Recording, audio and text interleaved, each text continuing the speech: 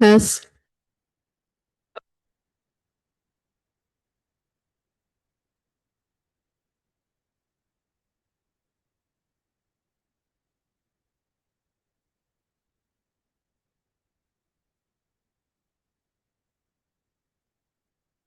testing.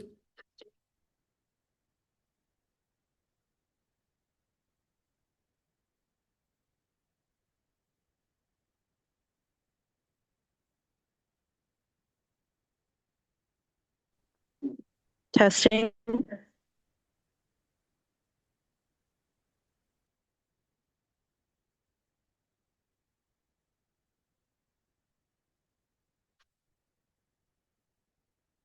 Welcome back, everyone. Moving on to citizens' communications. While the City Council welcomes and encourages participation in City Council meetings, adopt the rules allow no more than 5 minutes, resolution number 2007-106, for expression for non-agenda items. Matters under the jurisdiction of the City Council and not posted on the agenda may be addressed by the general public. However, California law prohibits the City Council from taking any action on any matter which is not posted on the agenda unless it is determined to be an emergency by the City Council. Citizens are entitled to address City Council on any agenda item subject to the 5-minute provision. Anyone wishing to address City Council must adhere to the rules of decorum, and the rules of decorum are posted outside the chamber doors. Are there any representatives here today that would like to speak?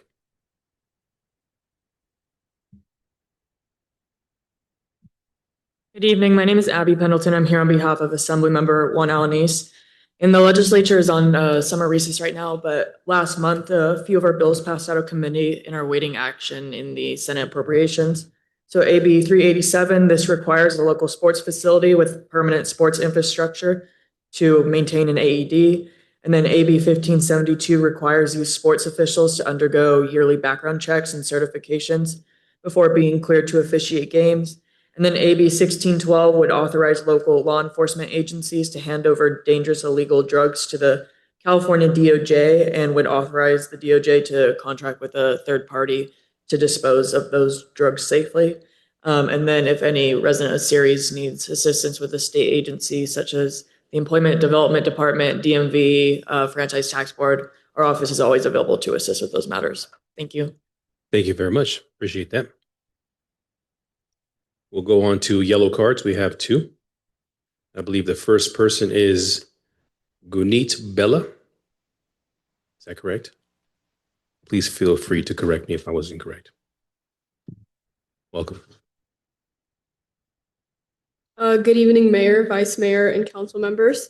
My name is Gunit Bella, and I'm a student at Modesto High and the founder of the Remedy Project, which is a youth-led nonprofit organization dedicated to promoting health equity, educational opportunity, and community wellness throughout the Central Valley. Thank you for allowing me the opportunity to speak tonight. I started the Remedy Project because I believe every young person, regardless of their background, income, or neighborhood, deserves equal access to health education, mentorship, and opportunities to succeed. As a student, I have seen firsthand issues that many families face, such as barriers to healthcare, educational resources, and youth development opportunities. Rather than simply recognizing these challenges, I'd like to become a part of the solution. Over the past year, our organization has worked to make a positive impact through a variety of community initiatives. We have organized school supplies and hygiene drives to support underserved students, hosted educational workshops focused on youth health and wellness, partnered with local organizations, interviewed healthcare professionals and community leaders throughout our podcast series, and created opportunities for students to learn about important public health topics such as mental health, nutrition, disease prevention, and healthy lifestyles. These experiences have exposed me to that when communities work together, we can make a meaningful difference in the lives of young people. As we look ahead, I'm excited to share that at the beginning of this fall, the Remedy Project plans to launch a segment of free STEM workshops for local students. And these workshops will introduce youth to careers in science, medicine, healthcare, engineering, and technology through the hands-on activities, guest speakers, and mentorship. My goal is to inspire the next generation of leaders while making STEM education more accessible to students from all backgrounds.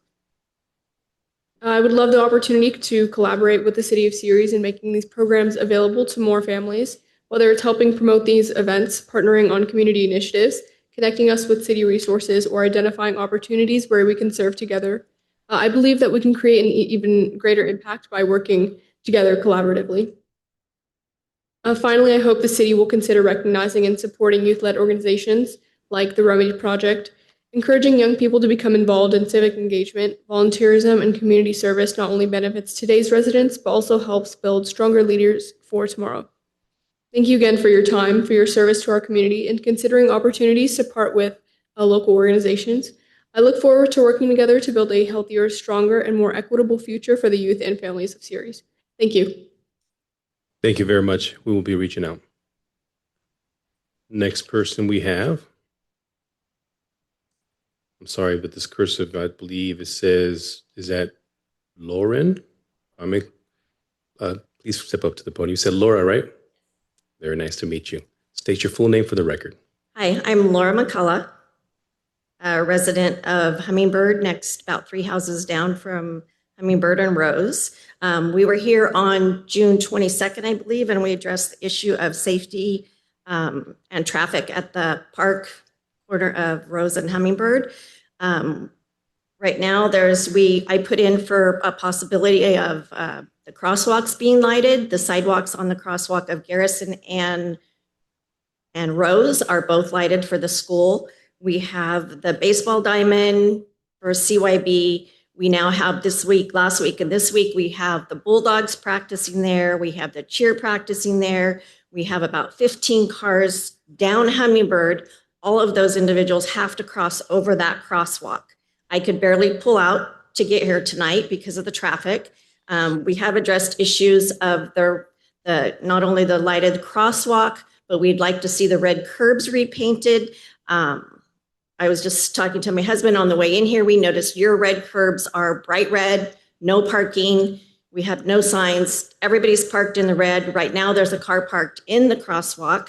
One of our neighbors has done some research, and as of January of 2025, the California law states that any vehicle has to be 20 feet of a vehicle approach, 15 feet from any crosswalk, whether it's marked or unmarked. We have the baseball still only has 1 gate out of 3 that is open. There's parking all along Garrison where the gate should be open for safety purposes if there were an emergency in that. Someone just brought to my attention last year there was a bomb threat. Kids had to go to neighborhood houses to get out of the area. There's no reason why at least 2 gates shouldn't be open. They only open, I know some of the baseball only opens because that's the paying gate, which, if you want somebody to pay, put somebody else at the other gate. But let's keep our kids, our fans, our family, everyone safe, not only crossing across the crosswalk, but at the baseball diamond.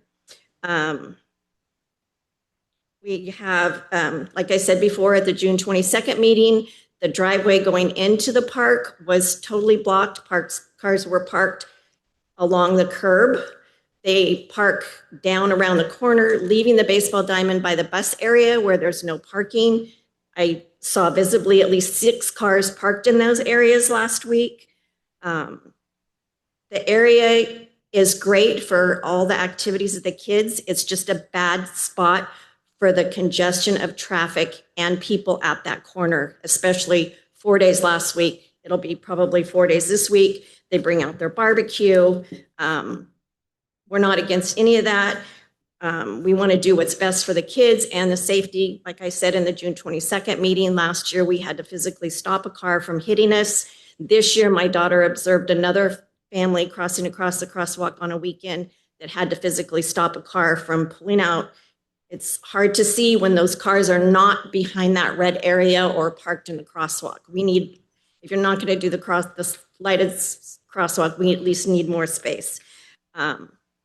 We feel like that. I know the lighting is an issue, and I think it's great that we're providing baseball. We don't mind the lights being on till 11 o'clock. That's not the issue. But I feel like if the city is going to spend an additional $24,000, which ups it to $248,000 for lighting for these kids to play baseball till 11 o'clock at night, we can at least provide safety for these kids. Thank you very much. Thank you very much. Is there anybody else that would like to speak?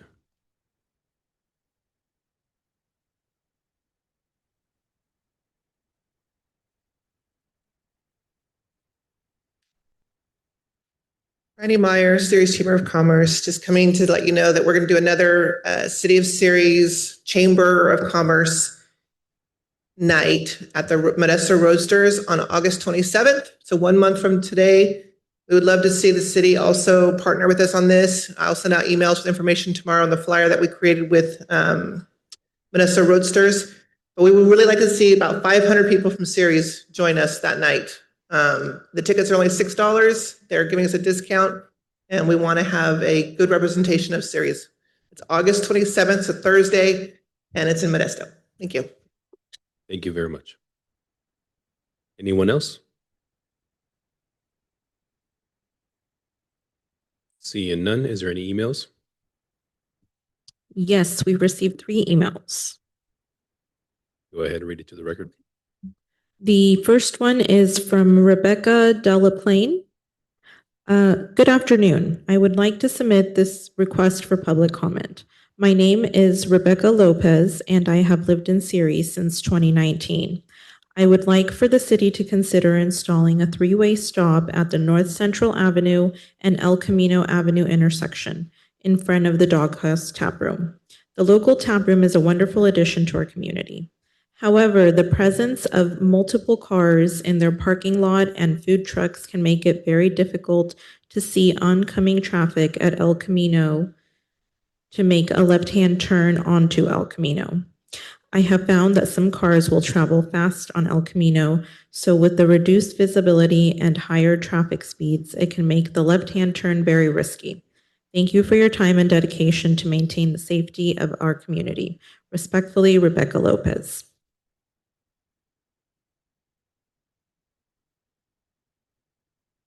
Okay, the second we have is from Melanie Casas. Good evening, mayors and city council members. My name is Melanie Casas, and I am a homeowner and resident of Ceres. I am presenting this letter tonight because many residents are concerned about the condition of our city. As homeowners, we pay city direct charges with the understanding that those funds help maintain our parks, landscaping, streets, bike paths, and other public areas. Unfortunately, many parts of our community do not reflect the level of maintenance that taxpayers expect or deserve. Throughout the Eastgate area, to be precise, overgrown weeds have been left unmanaged in parks, along sidewalks, bike paths, and landscaped areas. Some of these weeds produce sharp seed heads and stickers that can puncture bicycle tires, making it unsafe for children and adults who ride through our neighborhoods. Other overgrown vegetation and thorny plants create hazards for people walking their dogs, children playing in parks, and anyone using our public spaces. These conditions can cause injuries to people, harm pets and other animals, and make our parks and trails less inviting. Neglected landscaping, walkways, and poorly maintained public spaces send the message that our city is not being properly cared for. This affects our quality of life, our property values, and the pride we take in our community. We should not have to accept a city that appears neglected while continuing to pay fees intended for its upkeep. I am asking the City Council to make maintenance a higher priority. Residents deserve to know how city direct charges are being spent and what plan the city has to improve the condition of our parks, landscaping, streets, bike paths, and neighborhoods.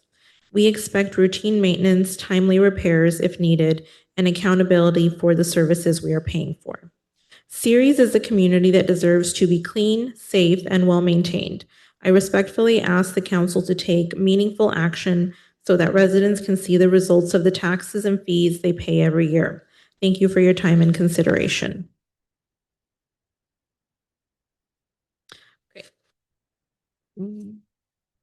The last one is from Evelyn Barra.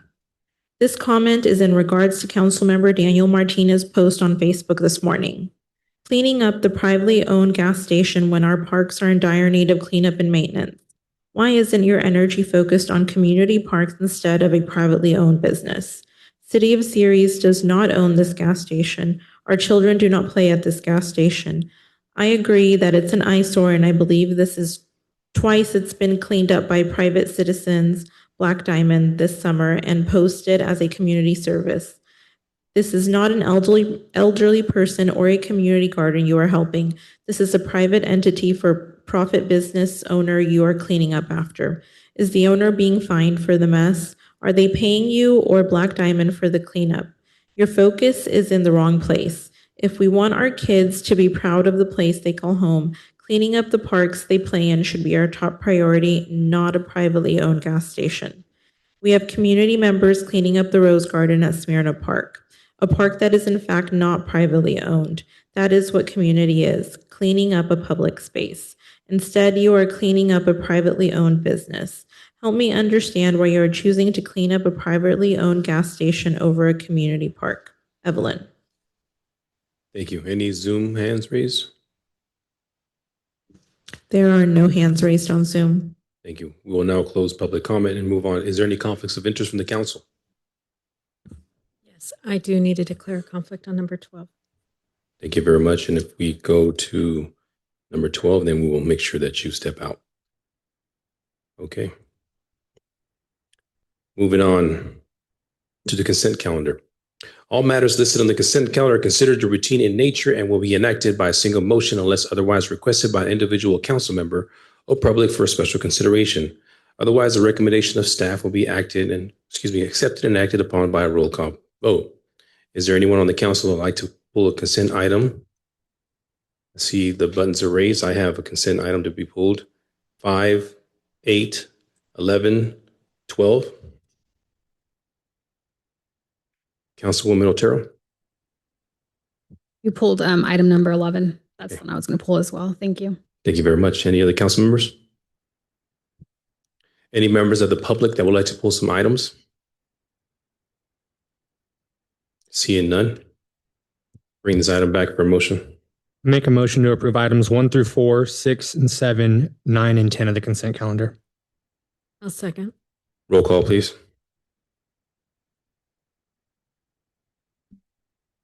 Councilmember Casey, Yes. Councilmember Vieira, Yes. Councilmember Otero, Yes. Vice Mayor Martinez, Aye. and Mayor Lopez. Yes. Motion passes 5-0. Thank you very much. Item number 5, Mr. Beltran. Thank you, Mayor, council members. So tonight we are asking the council to approve a contract with AM Signal for our citywide intelligent transportation system modernization project. So this actually includes all of the video detection at every one of our signals. Currently, right now, we have some intersections that have cameras, some intersections that have loops, which are in the ground. Some intersections don't have either. They're just on timed responses. So the video detection included in this will be a wholesale upgrade of our entire traffic system throughout the city. When we also look at this, we will also be upgrading our controllers, which actually have been on order for about a year now. And they are actually coming in at the end of August. This will also include, so the installation of the controllers and the switches and the timing, which will be traffic synchronization along our major corridors. Traffic synchronization is something that we have been working on. It has to do with the timing of those signals to make sure that during peak hours, so generally in the 6:30 to 8:30 range, we are looking at the lunch peak hour to see those traffic volumes, but we could have the lunch hour in there. And then in the evening peak hours, usually about 4:30 to 6 on where you will have traffic synchronization throughout these corridors. Now, please note traffic synchronization has to be adjusted. So once we've taken traffic counts, we've looked at all of these things, there will be an adjustment period as we move through this, and we will have to adjust throughout time to keep these coordinated as traffic increases in our city, depending on speed limits, all of those types of things. So that traffic synchronization will happen, and it will help move traffic through the city. And we will adjust it as needed, looking at cameras, looking at traffic congestion at all times during the day. The second part of this is the Avigilon cameras that will go up at 20 intersections within the city.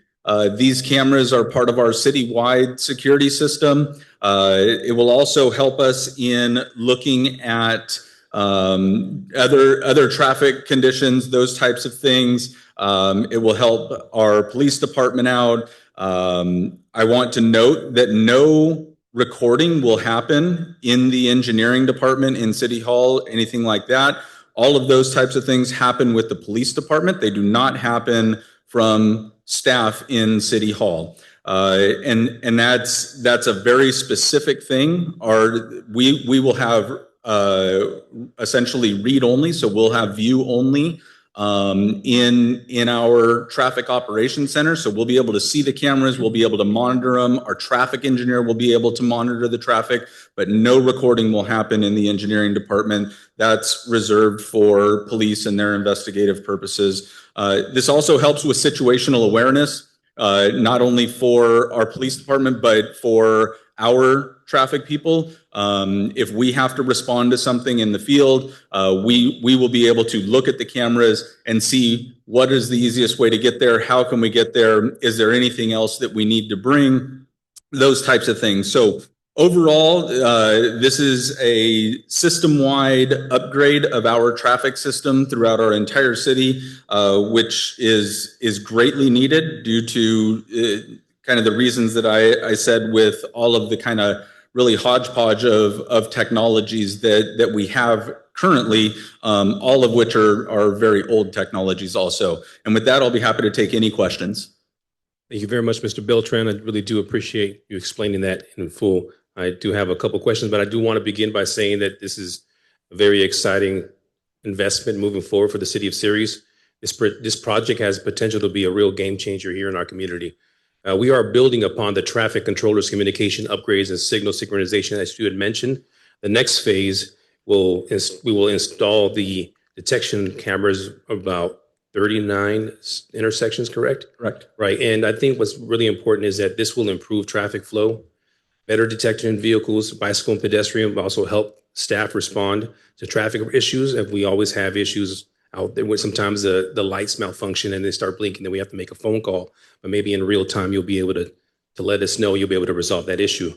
But one question that I do have is, how will residents experience and the improvements during this daily travel through Ceres?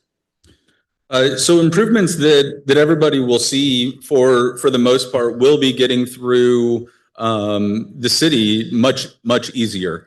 This detection, it does learn also, so it sees pedestrians. It knows if there could be somebody in a wheelchair, for instance, that needs an extended walk time. It can help with those types of things. With vehicular traffic, it will help move through the city. Right now, like I said, sometimes we get intersections that are timed, which means you could sit at an intersection for a couple minutes before anything turns. In this case, if you pull up to an intersection at 9 o'clock at night and there's nobody there, it should start cycling so that it can move you through the intersection. So those types of things will be improvements that everybody sees within the community. Now, I will say it takes adjustment. It's not something, traffic engineering is not a perfect science by any stretch of the means, but we can adjust those. We can have our traffic engineer. They don't have to come down anymore. All of that will be remoted in from their office. They can take a look at different things. We can detect if there is some sort of outage. It can alert us if there's some sort of outage. So all of those types of things actually come with this new upgrade. Okay. My follow-up question is, does this agreement include video management platform that includes the servers, the storage, the workstation, software licensing, and full system integration? or will there be additional components required for additional purchases? So with everything that we are putting in, it includes everything. It includes licenses, the whole 9 yards when it comes down to any video management software. We have that. We use it on a daily basis, or PD uses it on a daily basis. So this will be the full stretch of what we will need. And so all of those licenses, hardware, software, cameras, video management is all included in this. Okay. Well, I just wanted to say I'm supportive of this investment because it moves our infrastructure and public safety capabilities into the future. The 20 real-time cameras can improve coordinating among engineering, public works, police, and fire, which is very important. As we prepare for the future, I also want I want this system designed so it can eventually support a real-time crime center, right, Chief? I think that's important to acknowledge. And also with the addition of our existing license plate reader cameras, dispatch systems, and our public safety technology. And this should be viewed, in my personal opinion, as only a traffic project, and it should become part of a foundation of a safer, smarter, and a better connected city of Ceres. And I will be supporting this item. Thank you. I'll move on to Councilwoman Otero. Thank you, Mayor. For city engineer, what is the response time when you put something out to the traffic engineers if there's something wrong with the lights? So generally speaking, when we look at those things, I mean, if I make a call up to AMG, I have all of their cell phones. I can get anybody on the phone pretty much at any time.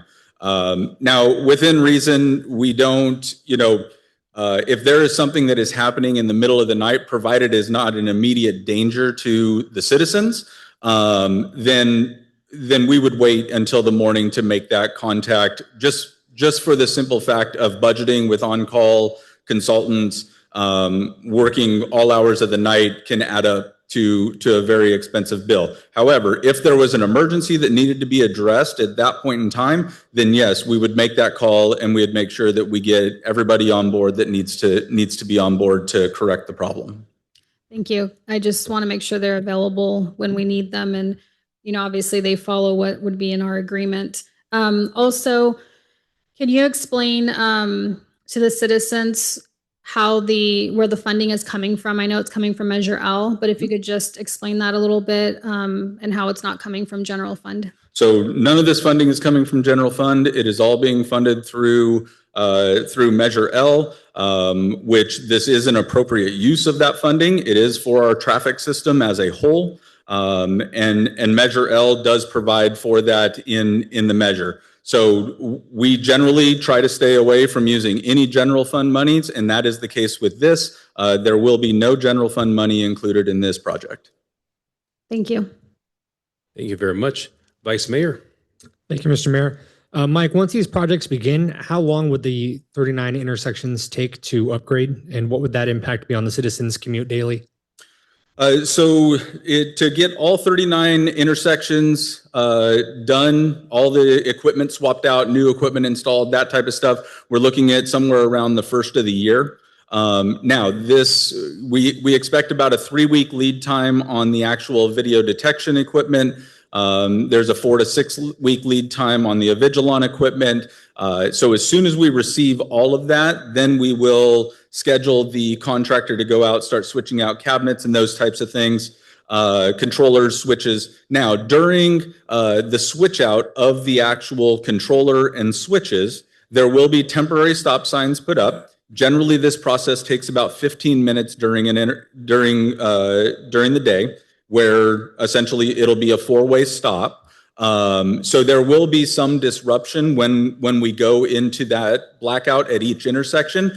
They will probably run 1 or 2 crews. So you will see those disruptions happen as we start to switch out those controllers. Unfortunately, there's not really a way to keep the lights on, as we have to unplug all power in order to switch out the hardware equipment in the cabinet. So you will see minor disruptions. You will not see disruptions that are lasting hours long generally. If something like that were to happen, because a piece of equipment came in and failed, then we would put the old equipment right back in and get the light up and running. The last thing we want to do is disrupt traffic as a whole when it comes down to switching these out, and we want to make sure that this process goes smooth for our citizens.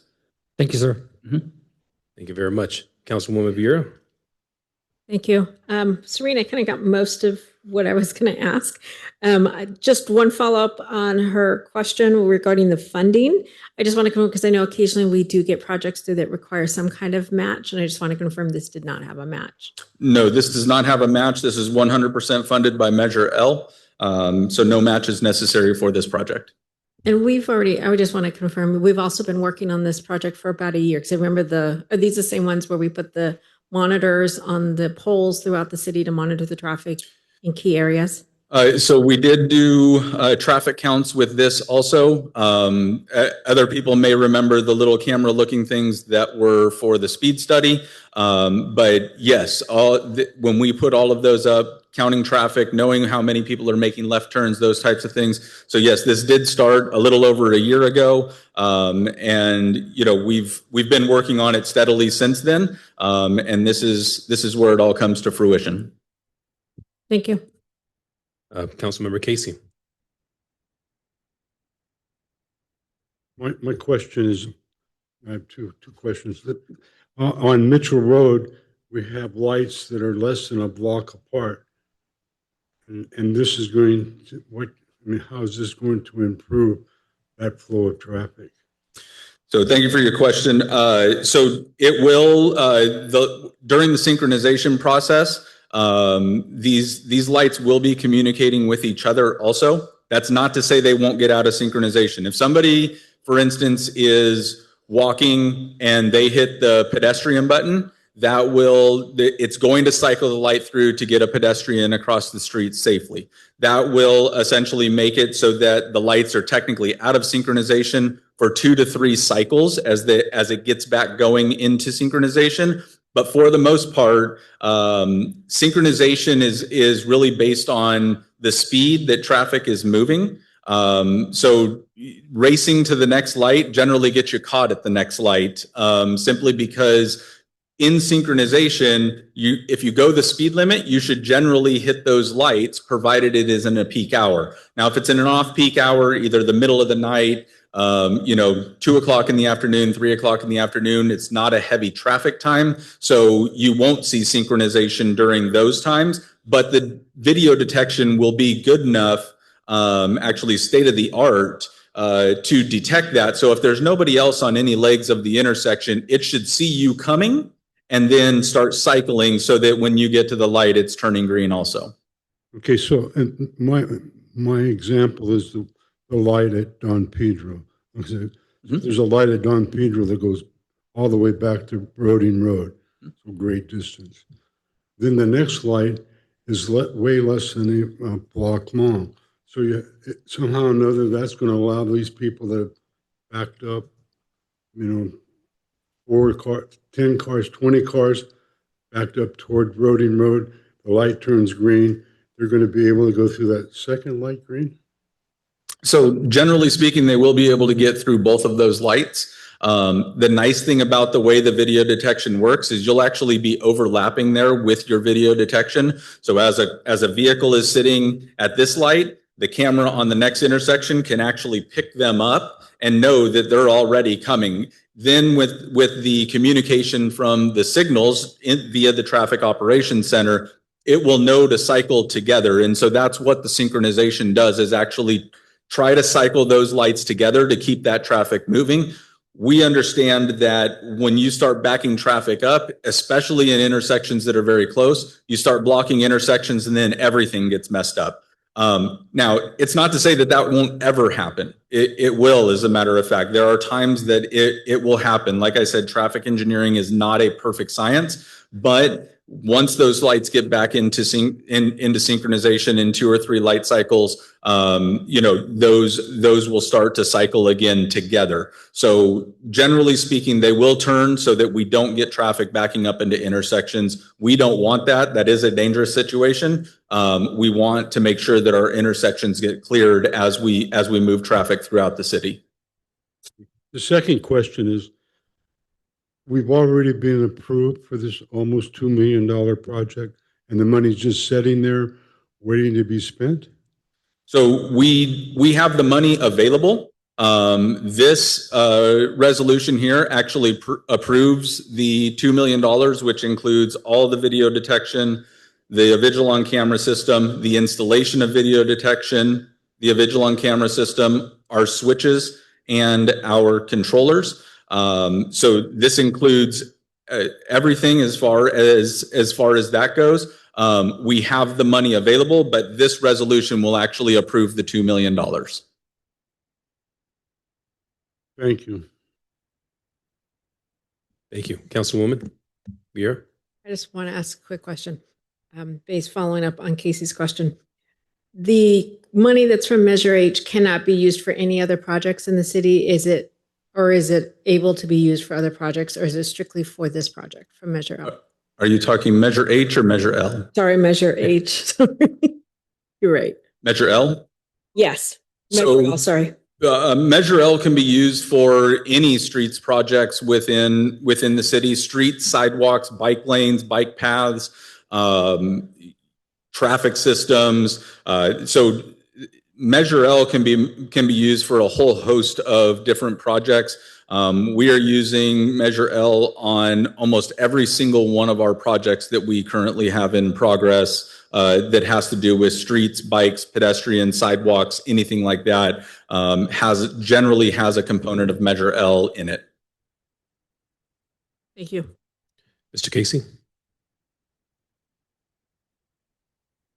How much money does the city of Ceres have set aside in Measure L? This $2 million, do we have another $2 million someplace else, or how does that work exactly? So during the budget process, we look at different projects that we're going to do with Measure L funding, and it comes as kind of an entire package. We look at Measure L funding, SB1 funding, money that we're going to get from any type of grants, those types of things. So we try and allocate that money to projects that we're actually going to build. The one thing that I do not like to do is to design a project for it to sit on a shelf. So generally speaking, all of the projects that we are approving throughout, whether it's Measure L, SB1, water, sewer, doesn't matter what that funding source is. We are looking to take from design all the way through to construction. So Measure L projects that we have currently, we've got Moffett, we have the bike lane corridors, which includes Herndon and the Eastgate area. We have our ATP projects that includes River Bluff Park and the Class 1 bike path that goes through that. We've got Crow's Landing from Service to Whitmore. We have Whitmore from Crow's Landing to Morgan. So there are a whole host of projects that we actually look at during the budget process to allocate money to. In the case of this, there is about $300,000 or $400,000 that is being transferred from projects that are already completed. And so that money is no longer needed, but it does need council approval in order for me to move that project. So that's why you do see a transfer from a bunch of different projects that will allow us to use this money that has been sitting in completed projects. Thank you very much. We'll now open this up to the public. Any members of the public would like to make a comment on this item? Seeing none, I do see 2 hands raised on Zoom. Josh, you may unmute your mic. Yeah, hi. Thank you, Mayor and Council. I'm not in support or opposition to this item. I just have questions or concerns.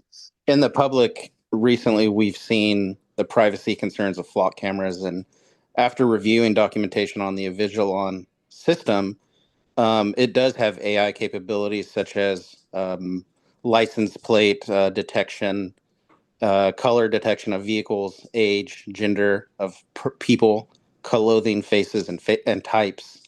What type of safeguards or privacy audit guards will we have to prevent, having a news article about an engineer possibly looking up ex significant others' whereabouts throughout the city? And the second question is, what is the retention period for these data points? And will these data points have access to other folks within city without an LE or law enforcement purpose? Thank you very much.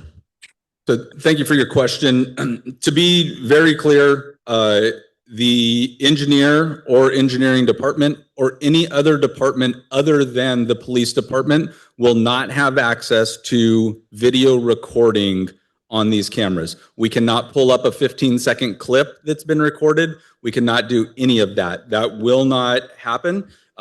It can't happen. And that way, only PD is the only ones that can pull up any video clips, recordings, anything like that.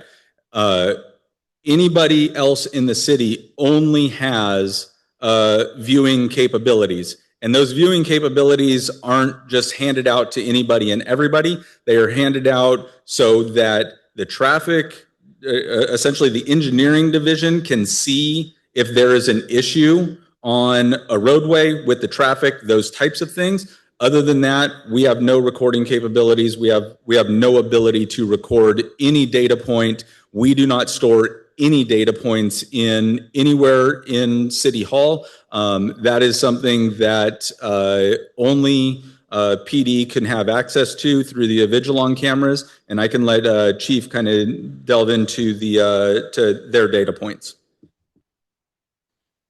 So we do use Motorola Avigilon cameras for license plate readers. We do not use any flock cameras or any of their systems. We have a policy in place that it cannot be used for personal use. So if one of the officers or one did use it or one of the employees use it for personal reasons, there's discipline behind that. I believe, and Dave is going to correct me, I think it's a 30-day retention, depending on what it is. We don't use it for any facial recognition, even though I think that is a capability. We don't use that. Thank you very much, Chief.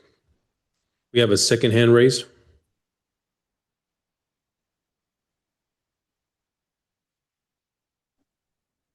Lucille, you may unmute your mic. Yes, does the city still have a program in place to do slurry sealing for different residential streets and series? Bill Trans. Thank you for your question. Yes, the city still does. Our next one on the list currently is Luran Estates, and we are working on that design to get Luran Estates slurry sealed sometime this fiscal year.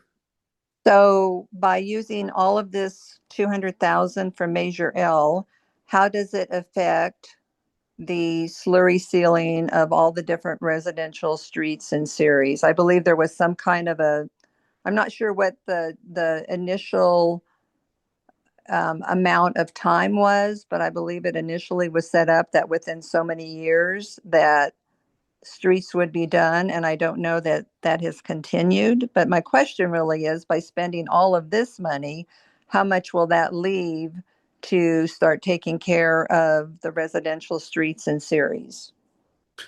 So thank you for that question. So last fiscal year, we did about 5 miles of slurry seal or cape seal throughout the city. We will be doing the Luran Estates this year, which should be about 3 miles. And then how it works is we actually will budget that in each fiscal year. We look at our pavement condition survey. And through that survey, then we go get eyes on the road with staff. Staff then confirms, yes, this is a candidate for slurry seal, or do we need a cape seal, or do we need a grind and overlay for it? Those types of things. And so we have a program that we do look at, and that we make sure that we're going to, because we don't want to slurry seal a road that is too far in disrepair. That's just going to waste the slurry seal. We want to place slurry seal on roadways in a very strategic sense, but we will be programming some sort of maintenance, whether it's slurry seals or cape seals, generally into every fiscal year budget as we move forward and into the future. So I just want to be sure that by spending this money, that we aren't taking away from providing that service of repairing the streets like had been talked previously. So none of this money was slated for slurry seals. The slurry seal that was in Luron Estates is still there. I believe there's about $500,000 in that project to do that slurry seal. And so we will make sure that the slurry seals get done. We don't like to program and then reprogram money or reprogram it again. The only general time we reprogram money is when we've completed a project. That project has money left over in the project and therefore can be reappropriated at the appropriate time. Perfect. Thank you. Thank you. Is there anybody else? Anyone else on Zoom? There are no additional hands raised on Zoom. Okay, we'll go ahead and go back to the public. There is a member of the public who would like to make a comment. This is Galen Guzman from City of Ceres. So, Mr. Beltran, can you tell me what exactly project these are, the ones listed on the agenda packet, 1, 2, 3, 4, 5?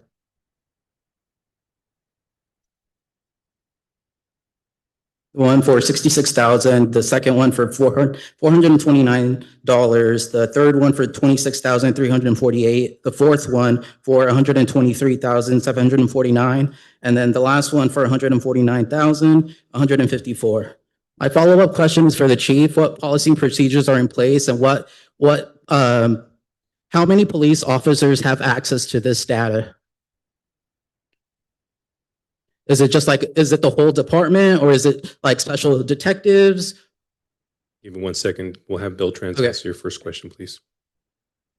Chief, if you want to take his question real quick, I'll get the names of the projects.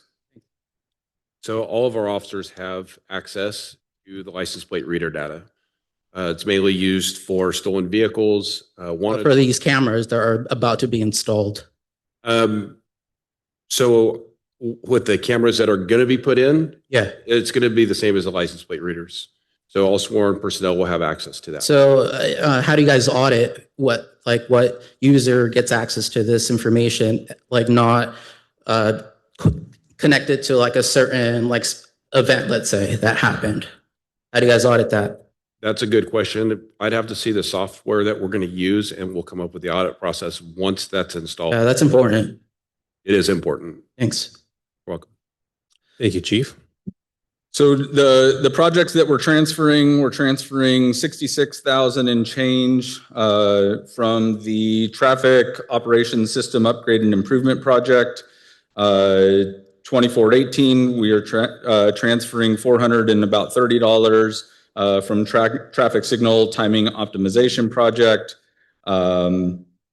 We are transferring $123,750 approximately from Fruit Ridge Gardens, which was one of the slurry seal projects from last year. 2513, excuse me, that was 2513. 2512 which is Fruit Ridge Gardens. Fruit Ridge Gardens, we're transferring $26,000. The $123,750 is from Northridge Heights, which is a slurry seal. And 2514, $149,000 is being transferred from Peachwood Estates, which was also a slurry and cape seal project. So 149 from the Fruit Ridge Gardens? 149 from Peachwood Estates. Peachwood. All right, and then the 123 from which one? Northridge Heights, All right, and then the 26,000? Fruit Ridge Gardens. All right, and then you can confirm that all these projects have been completed? All of these projects have been completed. Okay, what about for the Measure L quarterly update? Any update on that? Because it's outdated on the website. All of our quarterly updates, I believe, are up to date on the website. I believe you can go to the finance and take a look at it, but we do keep our quarterly updates on the website. Yeah, I just checked like 2 hours ago, and then the last one ends from March 2026. So I think we're missing one, yeah? I guess the big thing is that all of those have to be paid out for that time period before we can report on them. So you're not going to get the time period ending June 30th. You probably will get that in the next month or so as we get all of the invoices in from all of the consultants, from all of the contractors, all of those types of things. So no, we are up to date and we are caught up on what we need to be. And we will post the next quarterly report as soon as we have all of those invoices accounted for. I'll be looking forward to that. Thanks. Thank you very much. We'll now go ahead and move forward to closing public comment. I know that Councilwoman Otero. Oh, I'm sorry, ma'am. Go ahead. We'll go ahead and open up public comment again. Sorry. No, you're fine. I just had a question regarding the Measure L. Would that be something that would be in availability for helping us with the safety with the lighted crosswalk and the new painting of the curbs, or some signs that says do not park in the red so we can at least pull out from Hummingbird? So Measure L funds can be used for those types of things. I will caveat, when we look at crosswalks, when we look at three-way stops, all of those types of things have to be justified by an engineering study. They have to meet what we call warrants per the California Manual of Uniform Traffic Control Devices. It is very hard to make a three-way stop in a subdivision. And the reason for that is because when you look at what the warrants take, it takes generally a certain amount of traffic, a certain amount of pedestrians. Unfortunately, it takes injuries that happen. And I hate to say that, but those are the ways that we have to follow the California MUTCD and the various engineering studies in order to justify putting in three-way stops, putting in flashing crosswalks. Those types of things become very difficult when we look at them. We did do 3 different always stop analysis, which is the same thing as the three-way stop analysis. All 3 of those warrants were not met at very busy intersections. And so we look at those and we try to make an engineering judgment on whether we believe that will be justified, because they do cost quite a bit of money. So when we look at those things, we go to the police department, we look at crash data, we look at injuries, fatalities, everything that has to do with it, to see if we think that there can be a justification for putting those types of things in. In the instance of Hummingbird and Rose, I'll tell you, it becomes very, very difficult. That crosswalk across Rose is actually considered a mid-block crosswalk. 9 times out of 10, if we do an engineering study on that, it will actually say to take that crosswalk out. And that is simply because we want somebody to go down a couple of blocks. They have stop signs along Rose and get to a place where you can actually cross at a 4-way stop. And that is just, it's unfortunate that that's the way that it works. But it is something that we look at. It's something that we take very seriously when we look at those things. And there are a lot of different things that go into looking at warrants as they are presented to us, and that we have to meet in the MUTCD. So it wouldn't be available? I won't say it won't be available. I will look at crash data. It's easy for me to contact the police department see what kind of data is available. But most likely, if there hasn't been a lot of wrecks, haven't been a lot of pedestrian incidents, most likely a warrant analysis would say it's not eligible for a three-way stop. Painting red curbs, we can do those types of things. I did look on Google Earth. The paint is faded. We will need to look and make sure that it is in the code for red paint. That way police can enforce it. A lot of red painted curbs, unfortunately, while they're red painted and may be somewhat of a deterrent, if they are not codified, then even police can't enforce a red zone. They can enforce a red zone when it comes to parking too close to a crosswalk, parking too close to a fire hydrant, those types of things. And those don't need red curb for police to enforce those. But red curb in itself does not mean that it's an enforceable offense through the PD unless it's specifically stated in a law that it doesn't need the red curb. So just to correct the record, we weren't asking for a three-way stop. We were just asking for some support and safety with the crosswalk and the red. And I do believe the crosswalk on Garrison at Eloise going to Carol Fowler is, I don't know how many feet to the corner where there's a crosswalk. So when you say you have to have, you have accessible to go Thank you very to the much. Your time is now up. to the next crosswalk, doesn't measure out.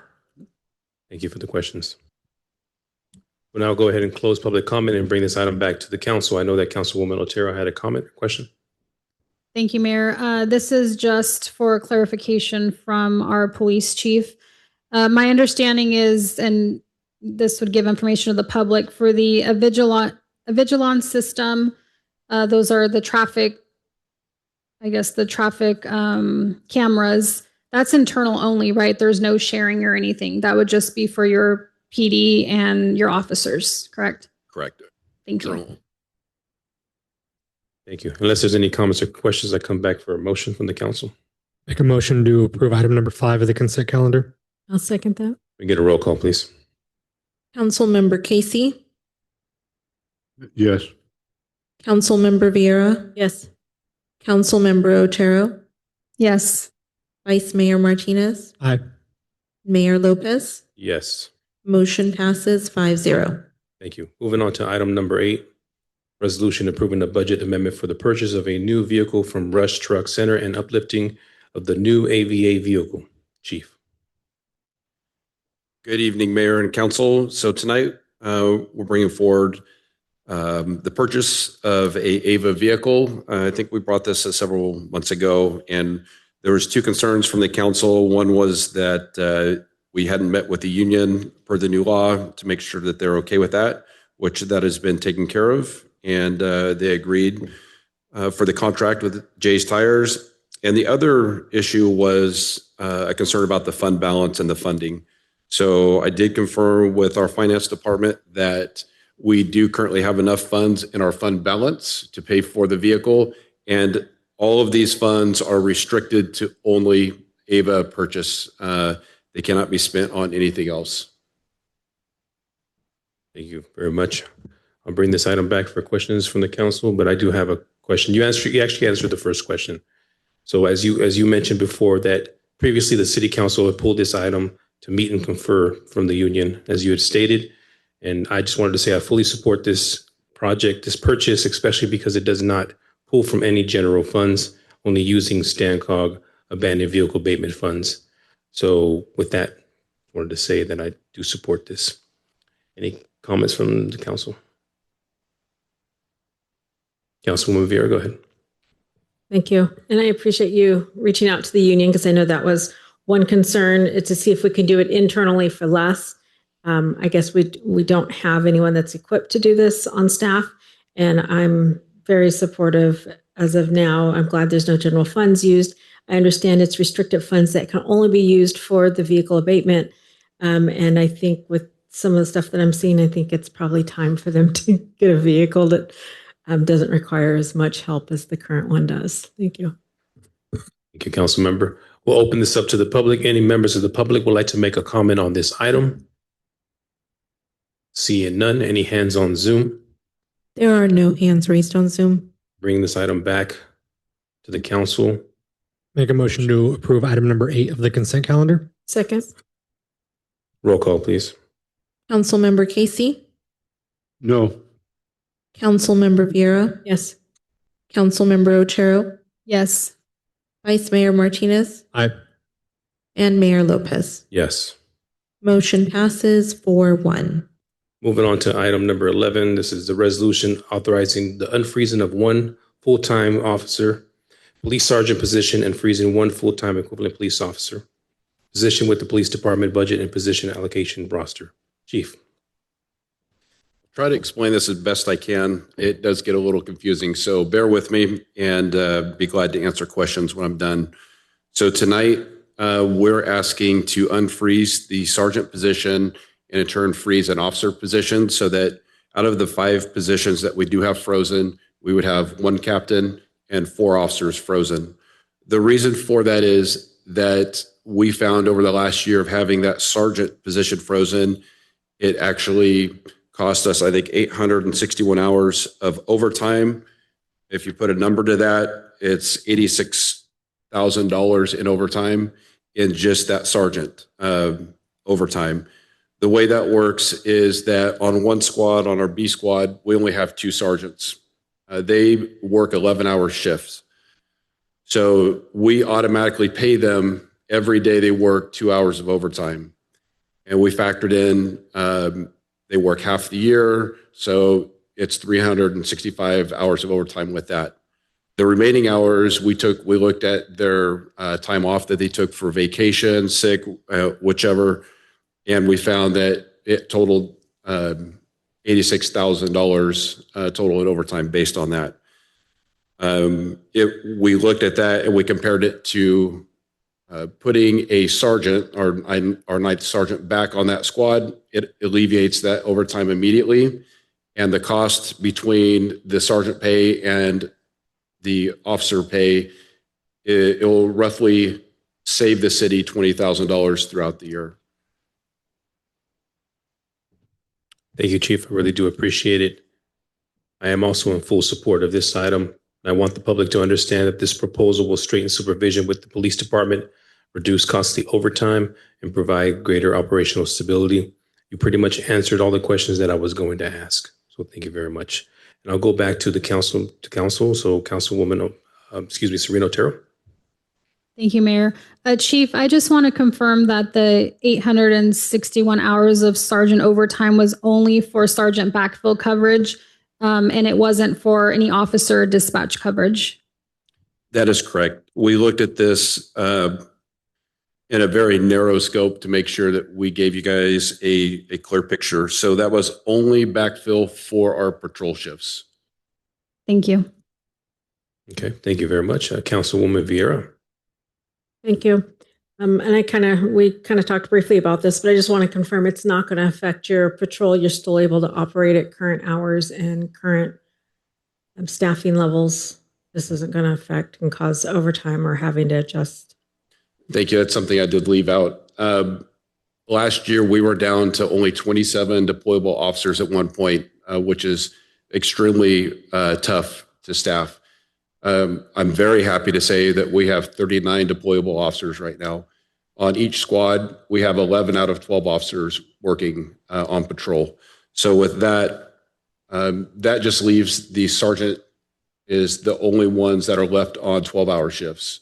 So we'll still be able to maintain our minimum staffing on patrol with this switch. Thank you. Thank you very much, Vice Mayor. Thank you, Mr. Mayor. And thank you, Rosalinda, for your question. I was just going to ask if that would alleviate stress or if that would create a misbalance on patrol officers. But I definitely support this. It's a $20,000 in savings, which is awesome for the city, but it also takes away stress from those 2 sergeants who are having to be consistently on overtime, gives them a little bit better work-life balance. But one of the bigger things for me is it also creates a path for promotion. So something that one of our officers has an opportunity to improve and continue to climb. So for those reasons, I'm definitely in support. Thank you very much. We'll go ahead and open this up to the public. Any members of the public would like to make a comment on this item? Shirley Rogers, Series. I'm for unfreezing the one position. I'm against freezing a position. Leave it alone. Thank you very much. Is there anybody else that would like to make a comment? Seeing none, any hands raised? There are no hands raised on Zoom. I bring this item back for a motion. Make a motion to approve item number 11 of the consent calendar. Second that. Roll call, please. Councilmember Casey, No. Councilmember Vieira, Yes. Councilmember Otero, Yes. Vice Mayor Martinez, Aye. Mayor Lopez. Yes. Motion passes 4-1. Okay. Item number 12. I believe was that you? Okay, so I need it. Linda Vieira will now step out before we start the conversations on item 12. We'll call you back as soon as we're done.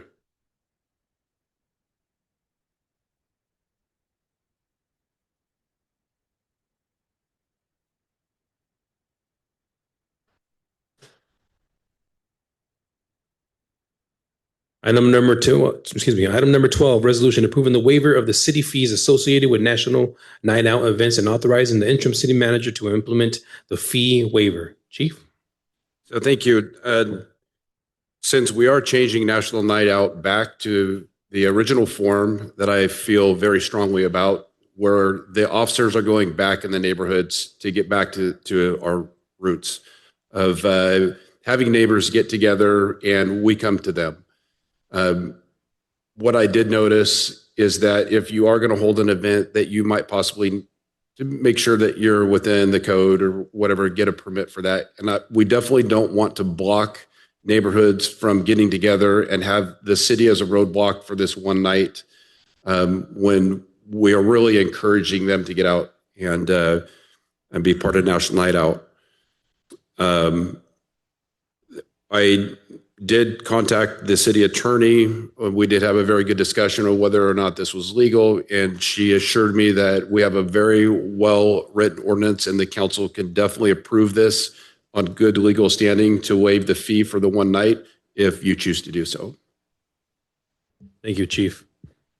We've had these long conversations about the goal of National Night Out is not to charge anyone in our city. And I know that Nathan Sanchez had made a comment to me at Constance in the Park, but also we had updated him at the last city council meeting. I think this is a good opportunity to let the public know that if the council so choose today, there will be no fees associated with National Night Out. Any other comments from council? Mr. Casey?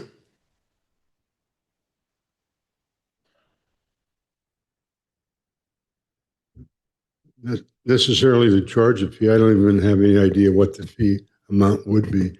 But someone, I guess, when you pay a fee, there's guidelines on how the event should be held. So by waiving the fees, the event still has to follow those guidelines. Chief? Correct. You still have to get a temporary use permit through the city. You just don't pay the fee associated with that permit. Typically, what is that fee? I believe it's around $200. I don't, Julian. You say 256? 276. Thank you. Thank you very much. We'll open it up to the public for any comments or questions on item number 12.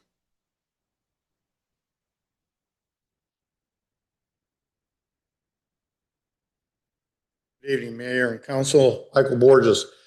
I want to commend the chief for moving into this format.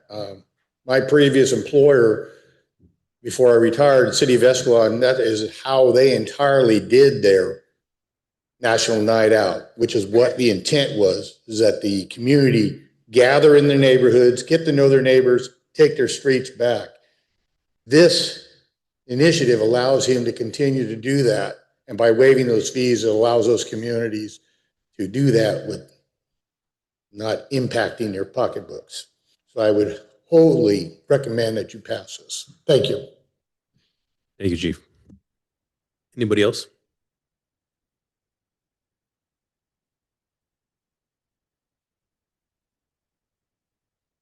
Good evening, Mayor, Vice Mayor, Council, City staff.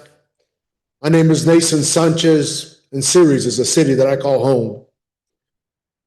National Night Out, we've been doing it for the past couple of years there on Saturn Court.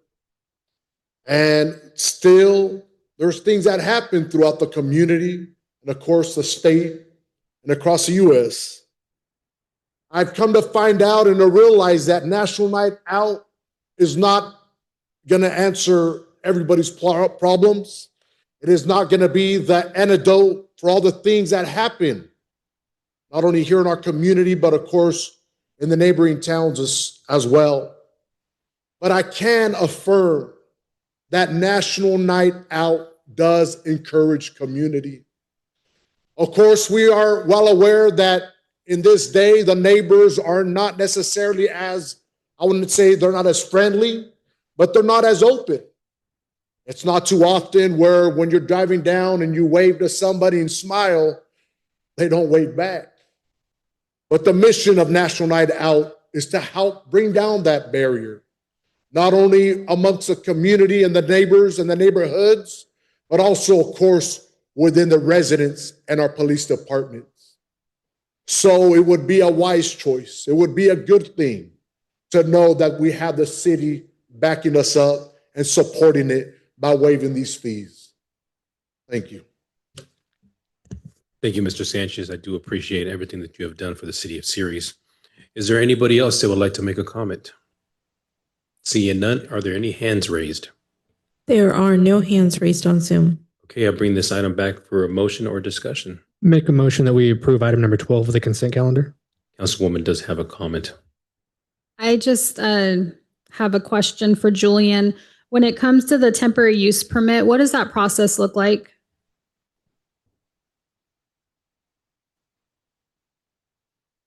So the temporary in general, or just for this evening?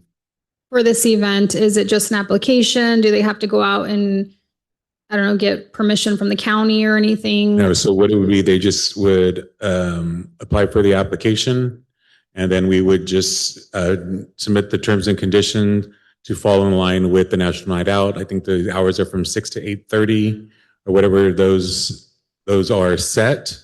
And then if there's a road closure, they would just have to get the permit for the road closure and then make sure that they are signed up with the police department.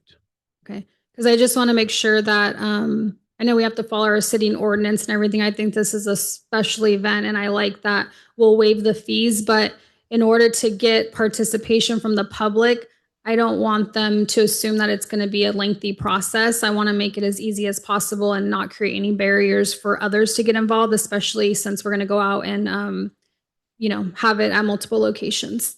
And just out of curiosity, is that how other cities typically take care of the permitting process? So my understanding for other cities for National Night Out is they're done, Modesto does it online, and it's just a couple of questions, but you do have to register with their police department, and then you're on their list. Very simple, very easy. So I think that's something that the city could consider for next year, to move it forward to make it more accessible to our community. That would be great, because right now they can't fill it out online, correct? And do like an online submission? They can complete it online, but they would have to and they could submit it in through email, through the planning department. Mm-hmm. Thank you. Thank you very much. Great question. Motion? There was a motion on the table, looking for a second. I'll second. Can we get a roll call, please? Councilmember Casey? Yes. She's not here. Councilmember Otero? Yes. Vice Mayor Martinez? Aye. And Mayor Lopez. Yes. Motion passes 4-1 with one. Thank you very much. We will now go into a recess. Thank you.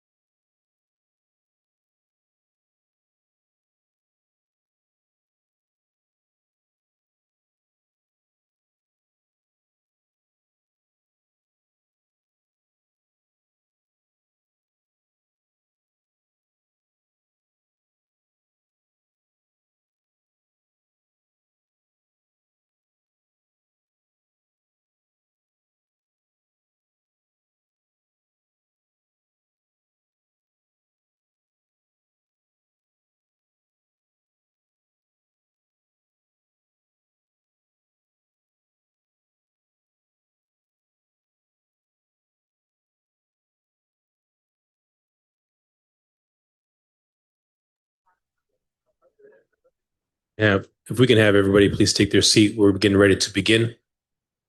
Everyone, please take their seat. We're getting ready to begin.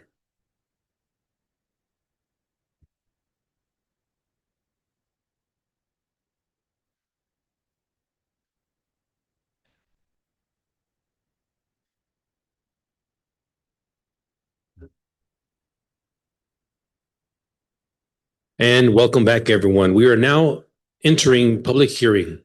Item number 1, ordinance of the City Council of Ceres approving the amendment to the Ceres Municipal Code to implement the 2023-2031 housing element. Resolution approving the adoption of the water and sewer service priority allocation lower income affordable housing policy. Julian. Yes, good evening, Mayor and Council. This evening, I have Leah Simbolowski, who is our planning consultant, along with EMC, and I will turn it over to her to introduce tonight's project. Welcome, Leah. Thank you, Mayor and Council. Nice to be back before you. So I want to introduce the item tonight. It is the implementation of our housing element. If you will recall, last March, you all certified our housing element. Ceres was the 3rd city in Stanislaus County to have a certified housing element. So great, kudos to you for doing that. Part 2 now is implementing the housing element. So Stanislaus County Council of Government issued a grant called REAP 2.0, which you authorized our city manager to enter into an agreement back in February for about $320,000 worth of funds so that we can implement some of the REAP 2.0 programs, which center around housing implementation, VMT reduction, and different housing elements, different housing programs. And we decided that the best way to use those funds would be to implement our housing element. The one caveat of the REAP 2.0 grant is that we only had 1 year to spend those funds. So we had to be really efficient with that money. So we were able to hire EMC, who helped us get our housing element over the finish line with HCD. And so we asked them to put together 2 programs, the first being the implementation of some of our housing element goals and policies, and then the second program, which will come before you later in the year, which is ensuring that our downtown specific plan aligns with our housing element. So tonight is just project 1, implementation of 14 housing element goals and policies. And we have Kylie Pope with EMC. She will go over all of the proposed ordinance changes, which are reflective of our housing element policies, as well as one of the resolutions that was part of a policy giving priority of sewer and water in the event we have a shortage to affordable housing projects. I also want to highlight some of the things that we have done recently. We've updated our housing website, which has a bunch of fair housing resources. That was part of our housing element. We've created a more robust housing element page, which provides citizens with resources that they need. All of those things are kind of obligations that we're trying to fulfill and have told HCD that we are going to do through our 2023 to 2031 housing element. You'll notice we're almost in the middle of that cycle, so it's really imperative that we kind of knock off these policies as we get the funds to do so. So with that, I'll turn it over to Kylie, and then we'll be both available for questions at the end.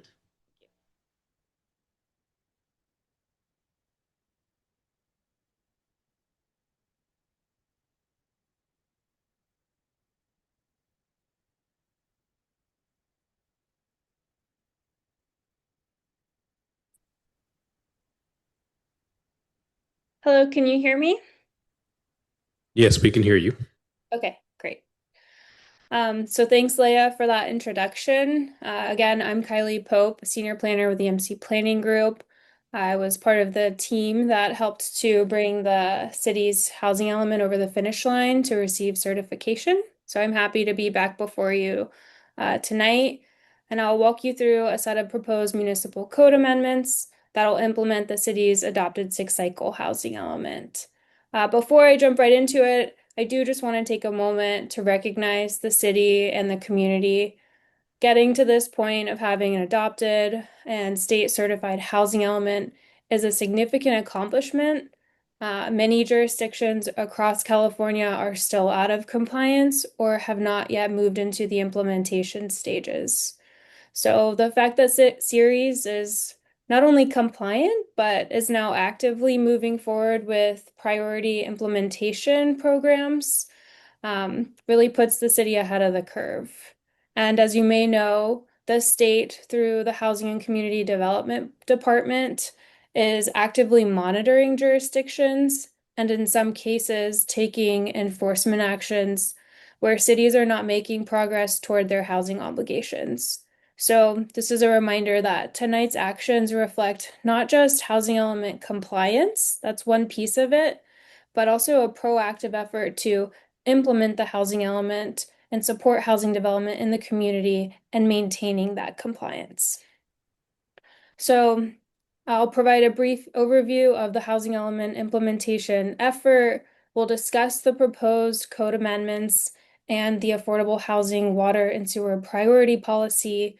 I'll just summarize what these amendments achieve, and we'll go through next steps and staff's recommendation. Next slide.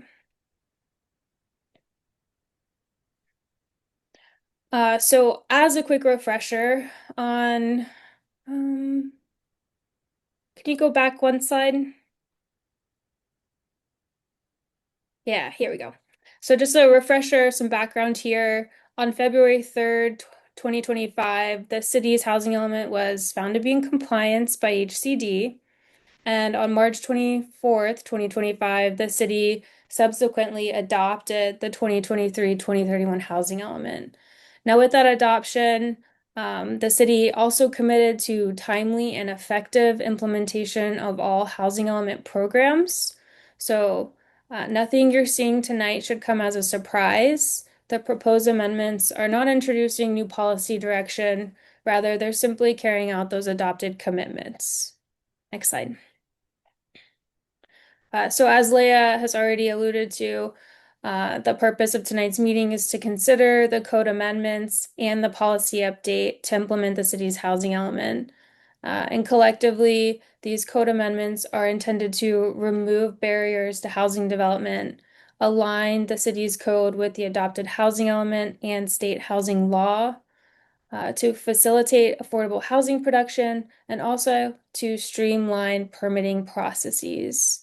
Now, many of these amendments are required to maintain consistency with state law, while others are intended to address development constraints that were identified during the preparation of the housing element.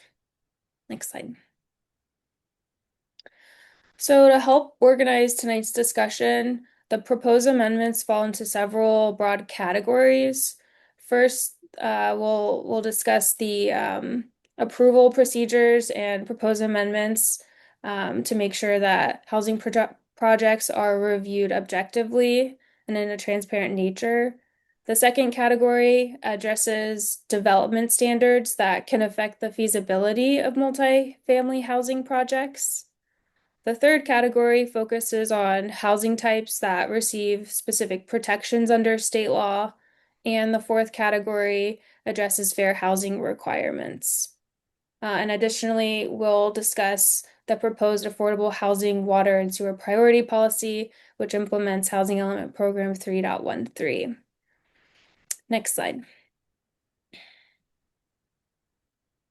So the First Amendment implements Housing Element Program 1.14, excuse me. Currently, the municipal code lacks approval findings for residential development projects. So the proposed amendment establishes clear, objective approval findings, which clarifies decision-making criteria and also improves consistency during project review. So the intent here is to reduce any ambiguity and ensure that residential projects, especially affordable housing projects, are evaluated using objective, transparent standards that's consistent with requirements of state law. This amendment will provide greater predictability for applicants and also strengthen the city's decision-making process. Next slide. Now, the next group of amendments focuses on residential development standards. These amendments implement Housing Element Programs 1.3, 1.9, and 2.6, which in your staff report, you'll see 2.6 is a bit of a laundry list. These are all intended to improve feasibility of multifamily and affordable housing development projects. The proposed changes include reducing minimum lot size requirements in the R2 district, establishing minimum densities in multifamily districts, increasing allowable lot coverage in FAR, reducing front yard setbacks and parking requirements, prohibiting single-family detached dwellings in multifamily districts, and removing certain development standards that may unnecessarily constrain multifamily development. Now, overall, the goal is to better align the development standards with the densities assumed in the housing element while maintaining compatibility with surrounding development. Next slide. Now, this slide summarizes several of the more significant development standard amendments proposed for the R3, R4, and R5 zoning districts. So currently, these districts allow single-family detached dwellings and generally regulate development through maximum density standards. The proposed amendments prohibit single-family dwellings in these districts so that multifamily developments are the priority, and so that land designated for more dense development is prioritized. In support of efficient land use, the proposed amendments establish minimum density ranges. So for the R3, R4, and R5 in the far right column, you'll see what is proposed as establishing a minimum density for R3 of 7 dwelling units per acre. In the existing standards, you can see there's only a max of 12. We're not touching maximum densities. We're just establishing the minimum to ensure that the land is utilized efficiently for those parcels that have a designation for higher density housing. The amendments also increase allowable lot coverage and reduce front yard setbacks, which provides greater flexibility in site design and building placement. And then a cleanup amendment also included, which increases the max building height in the R4 district from 35 feet up to 40 feet. And that's simply to align it with the existing height standards for the R3, with the R3 and the R5. I think that was just a typo somehow for R4, because currently the existing max height in R3 and R5 is 40 feet. So a cleanup amendment there. Yeah, and I'll just reiterate that these changes again are intended to remove development strains while supporting residential densities contemplated in the housing element. Next slide.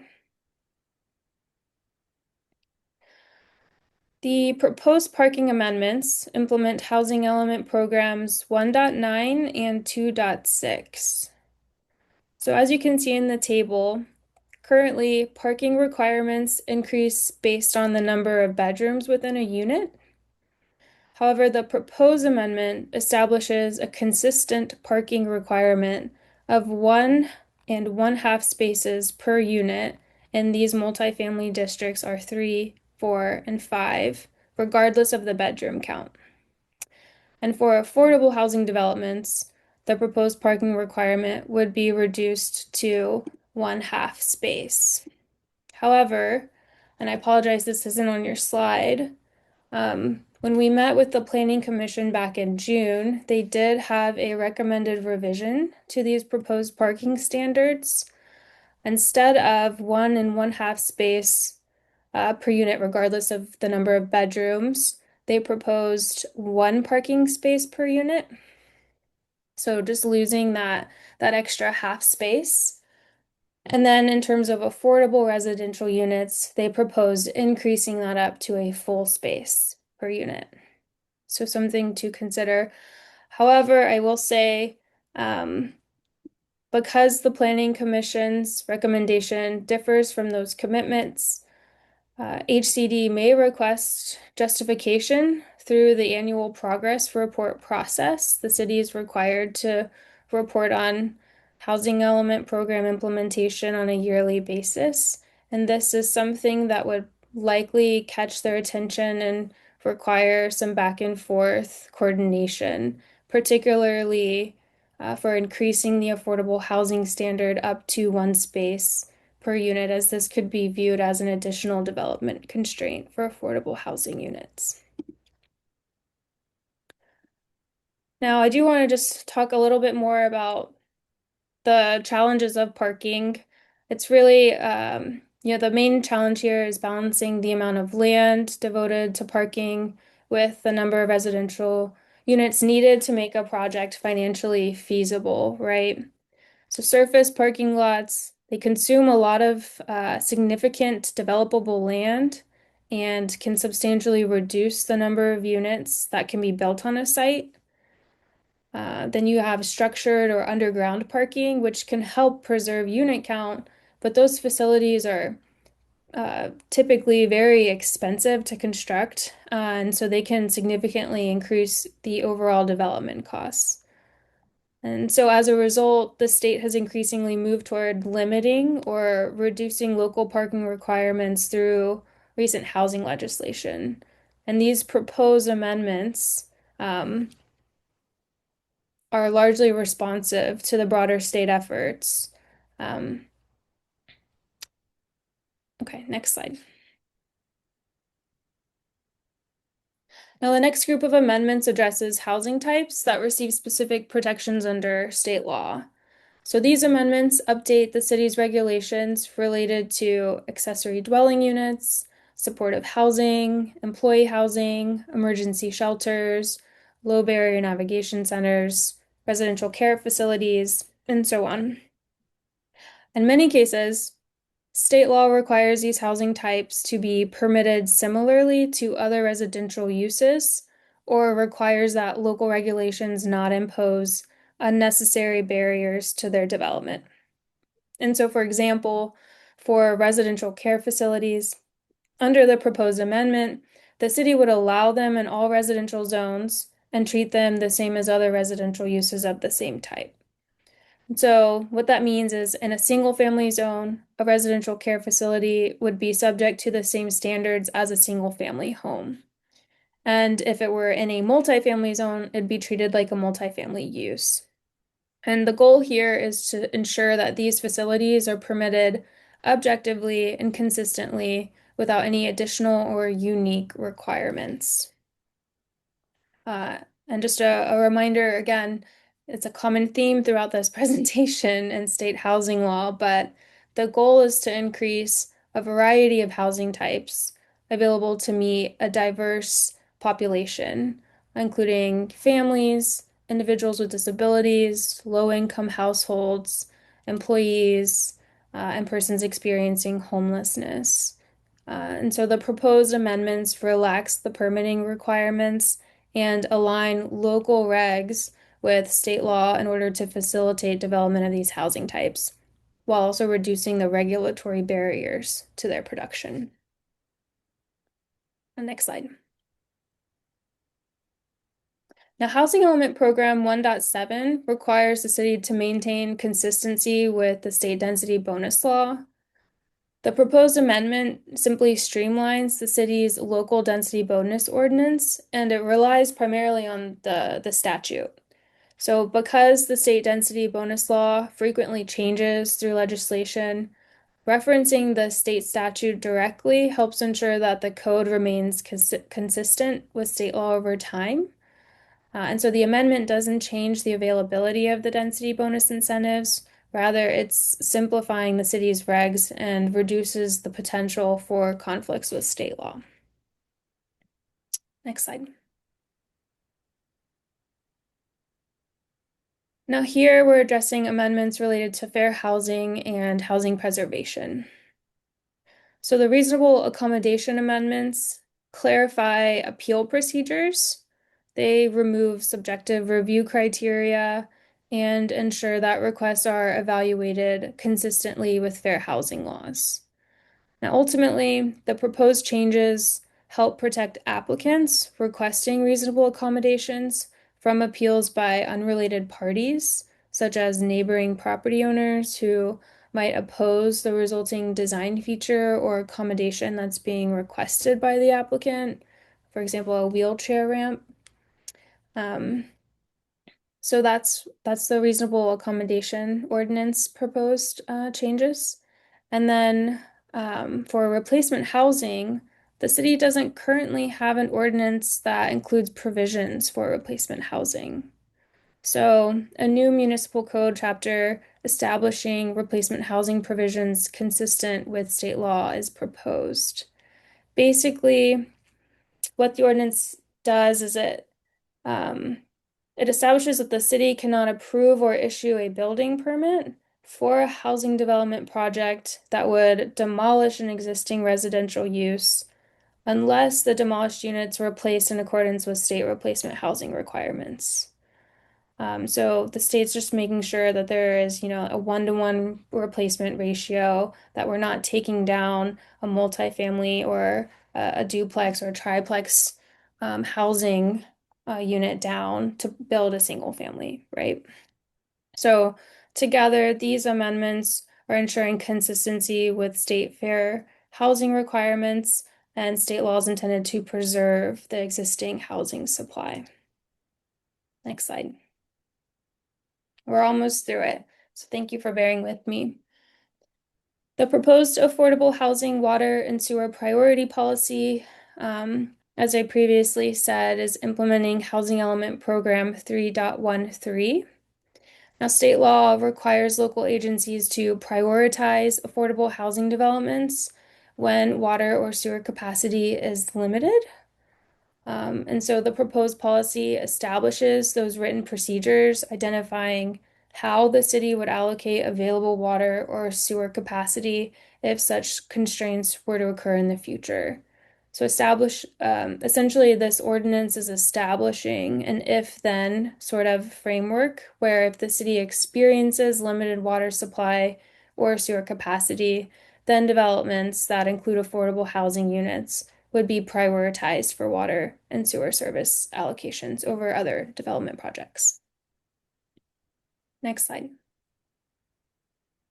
Okay, so collectively, the proposed amendments are doing a few things. They're implementing housing element programs previously adopted by the City Council, maintaining compliance with state housing law.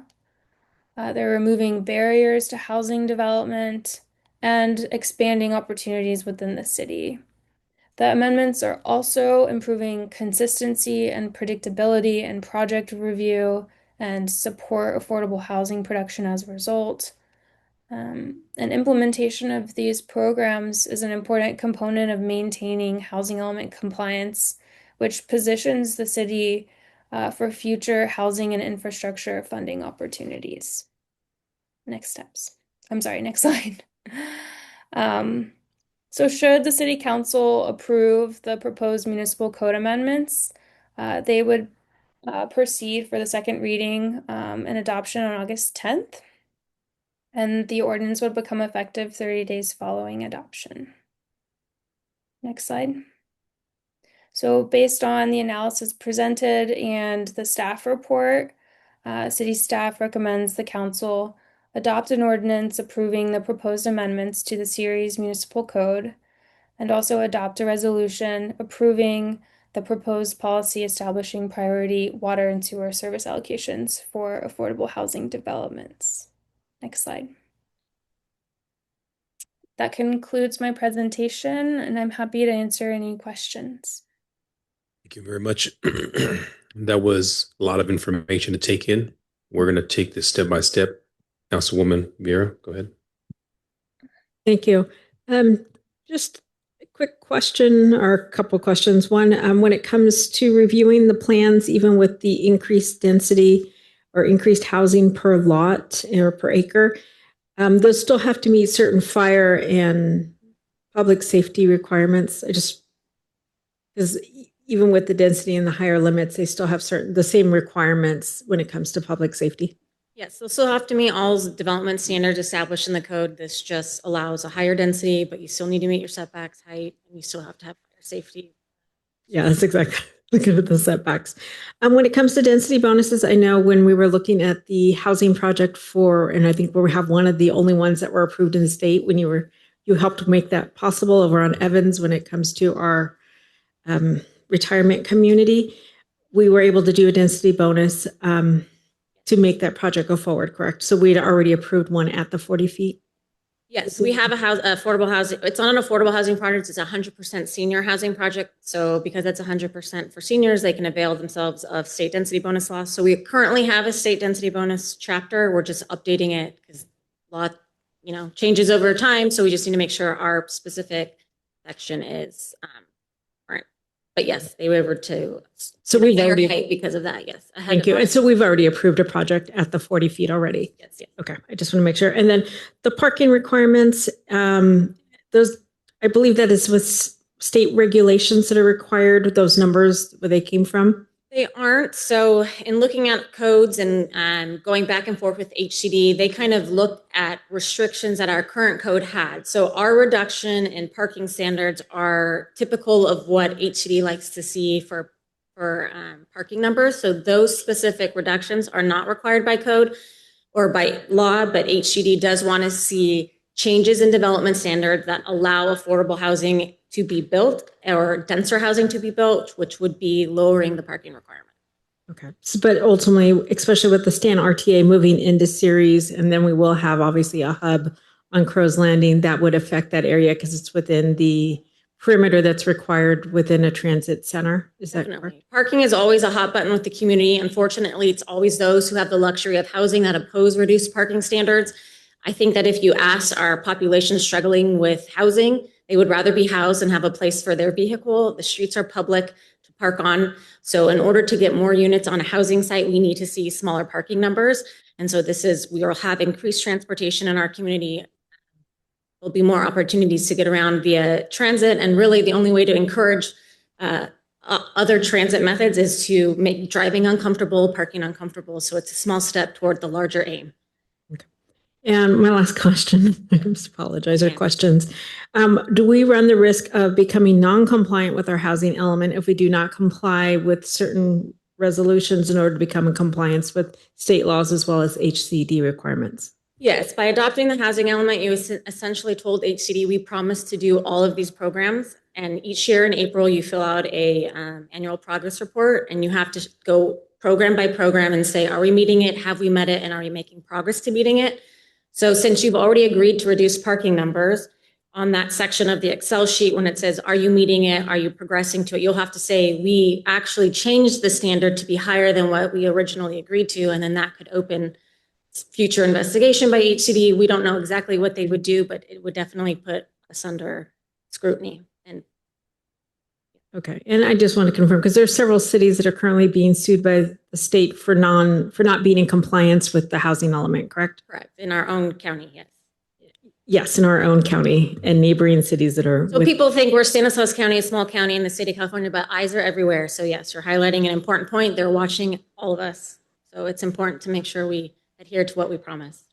Perfect, thank you. Councilwoman Otero. Thank you, Mayor. So I have a few questions and then comments.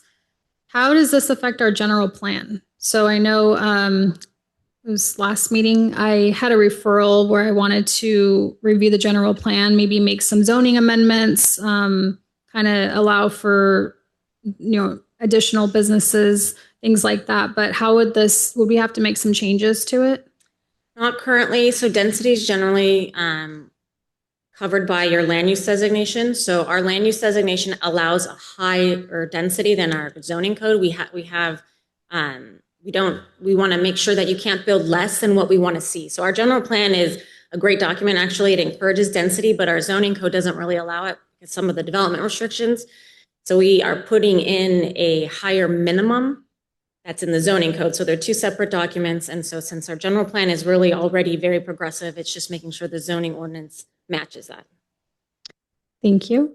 And also, I guess with these updates we're seeing in the housing element, are these same updates applied across the state? So even the bigger cities like San Francisco, Los Angeles, is HCD kind of using a one size fits all requirement? In some instances, like in a larger city, parking is probably 10 times more expensive to build than it is here. It's all relative, but really when you reduce your parking numbers in a city like San Francisco or San Jose, you are making a huge dent in someone's pro forma, and it makes a developer more capable of building more units. Here, is it relative? Yeah, it'll impact, reducing parking will impact the ability to construct units, maybe not in the same way. So all of the changes that HCD wants to see affect communities similarly may affect others more. You know, we don't get as much transportation funds as a San Francisco or a San Jose. So if we were to be fined, we may not experience the impact as severely as a larger city because we just don't get those funds, but we still could see a reduction in funds. So the impacts are all relative, I think, to different areas of the state. I wouldn't say any of the changes that we're making are because it's a one size fit all. We should make it easier to provide housing to our community in all the ways that we have. And I think those changes that we've proposed are good for Ceres. They're, you know, and they're, you know, to see a developer come in and implement state density bonus law, we were really lucky on that Evans project that it worked out. We haven't seen a lot of affordable builders come to Ceres, but if one does and choose to come here, they will be able to take advantage of state density bonus law. And I hope that they build, you know, the maximum units and then 10% or 25% above. We may not see that, but we still need to comply with state law. So in that sense, you know, yes, we're subject to something that may not happen here, but we still should be encouraging that on a smaller scale project should it come. Thank you. So it sounds like the state is pushing for residents to use more public transportation. And here in Ceres, obviously we're not like a San Francisco or Los Angeles, but especially with the reduction of like parking spaces and all of that, you know, we also had like the temporary moratorium thing come up with gas stations. I mean, one day, if there is a reduction of, I guess, cars in the area because people are using more public transportation, I feel like that could affect us long term.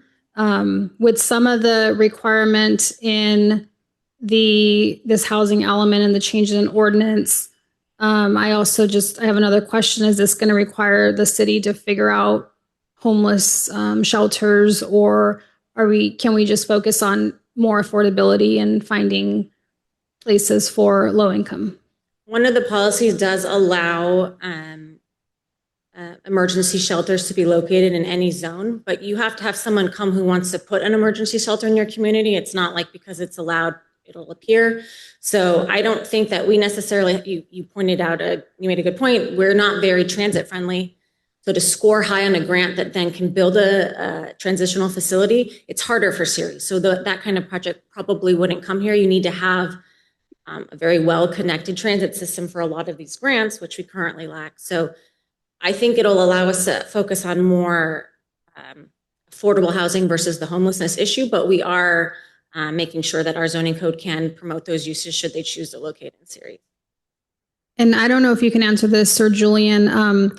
To Councilmember Vieira's point about the San RTA coming to Ceres, I just want to get clarification because I thought that that was just a like a maintenance center for them where their buses will be parked. I don't know that it's going to be a hub for like it is downtown Modesto. So thank you for your question. So when Stan RTA comes in, they're actually moving their entire headquarters, which will be their entire bus maintenance facility, the whole 9 yards of their operation. It will not be a transit hub. That's just where they will dispatch the majority of their buses from. Will be from Ceres, but it won't be a transit hub that people are actually going to catch a Stan RTA bus. That's helpful to know. And lastly, you know, just for some comments, here in our state, I know there's a housing shortage. You hear about Sacramento talking about it all the time. And we need additional housing here in our city. We need affordable housing. We need housing for individuals who are just starting off and individuals who want to start a family and have a larger home.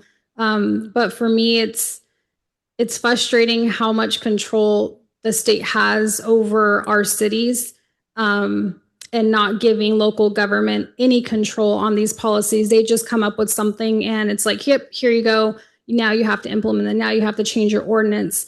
I think that as local government, we know what's best for our city. So I would hope that as all of this was reviewed, I would hope that if there was anything that we could push back on a little bit that does not benefit our city, I hope we did that. Because right now, I mean, we struggle with infrastructure. If all of a sudden we start growing, we have to make sure we have police and fire and all of that. So I just hope that, our city is truly prepared for what's to come once all the housing is added. Thank you. Vice Mayor. Thank you, Mr. Mayor. Thank you to Kylie for that presentation. Thank you, Leah, for being here as well. I just wanted to ask, maybe you could clarify, Liz. She had mentioned the Planning Commission had made a recommendation to make a flat one-car garage or one-car parking per unit, regardless of zoning. You or she had mentioned that, if HCD didn't approve that could get kicked back. What would that look like in the process for us if we were to do something like that and it get denied? I don't know. I don't know if our city attorney's on, I can't see, but I just know that during the review process, they approve or deny our annual progress report. And so if it's flagged for not complying, I don't know if anybody's not complied, or I guess it's 2026. These housing elements should have been in place by 2023. Finally, one of our local communities is being, sued by the state for non-compliance, but it took a long time. So if someone sees us not complying with one program, two programs, how long will it take for them to flag it? By 2031, we have to have we'll be in the 7th cycle of our housing element. We start over. Do they say, hey, make sure you fix it? I don't know. I don't know if anybody knows, because I think that the punitive actions, I guess, of the state are just kind of starting to let people know we're serious. So I don't know if we know. I can defer to the city attorney if you know what happens, but. Thanks, Leah. I can jump in on this one. I can tell the council that HCD has taken a very heavy interest in communities around the state, including in Stanislaus County, and are monitoring very closely cities and their efforts to implement their housing elements. And as Leah mentioned, in essence, in passing the housing element as it was, it essentially acts as a promise to move forward on implementation of certain policies. So I think that staff has put together these recommendations knowing that they're designed to stay in compliance with the housing element as presented to HCD, and any deviations will absolutely raise red flags, and they are monitoring very closely. I don't anticipate that they are going to take very long in getting, getting wind of any potential deviations to what they've recommended, because we have seen that now in several communities around Stanislaus County specifically. Thank you, Nubia. Okay, so with that, then I could definitely support staff's recommendation to maintain compliance with HCD.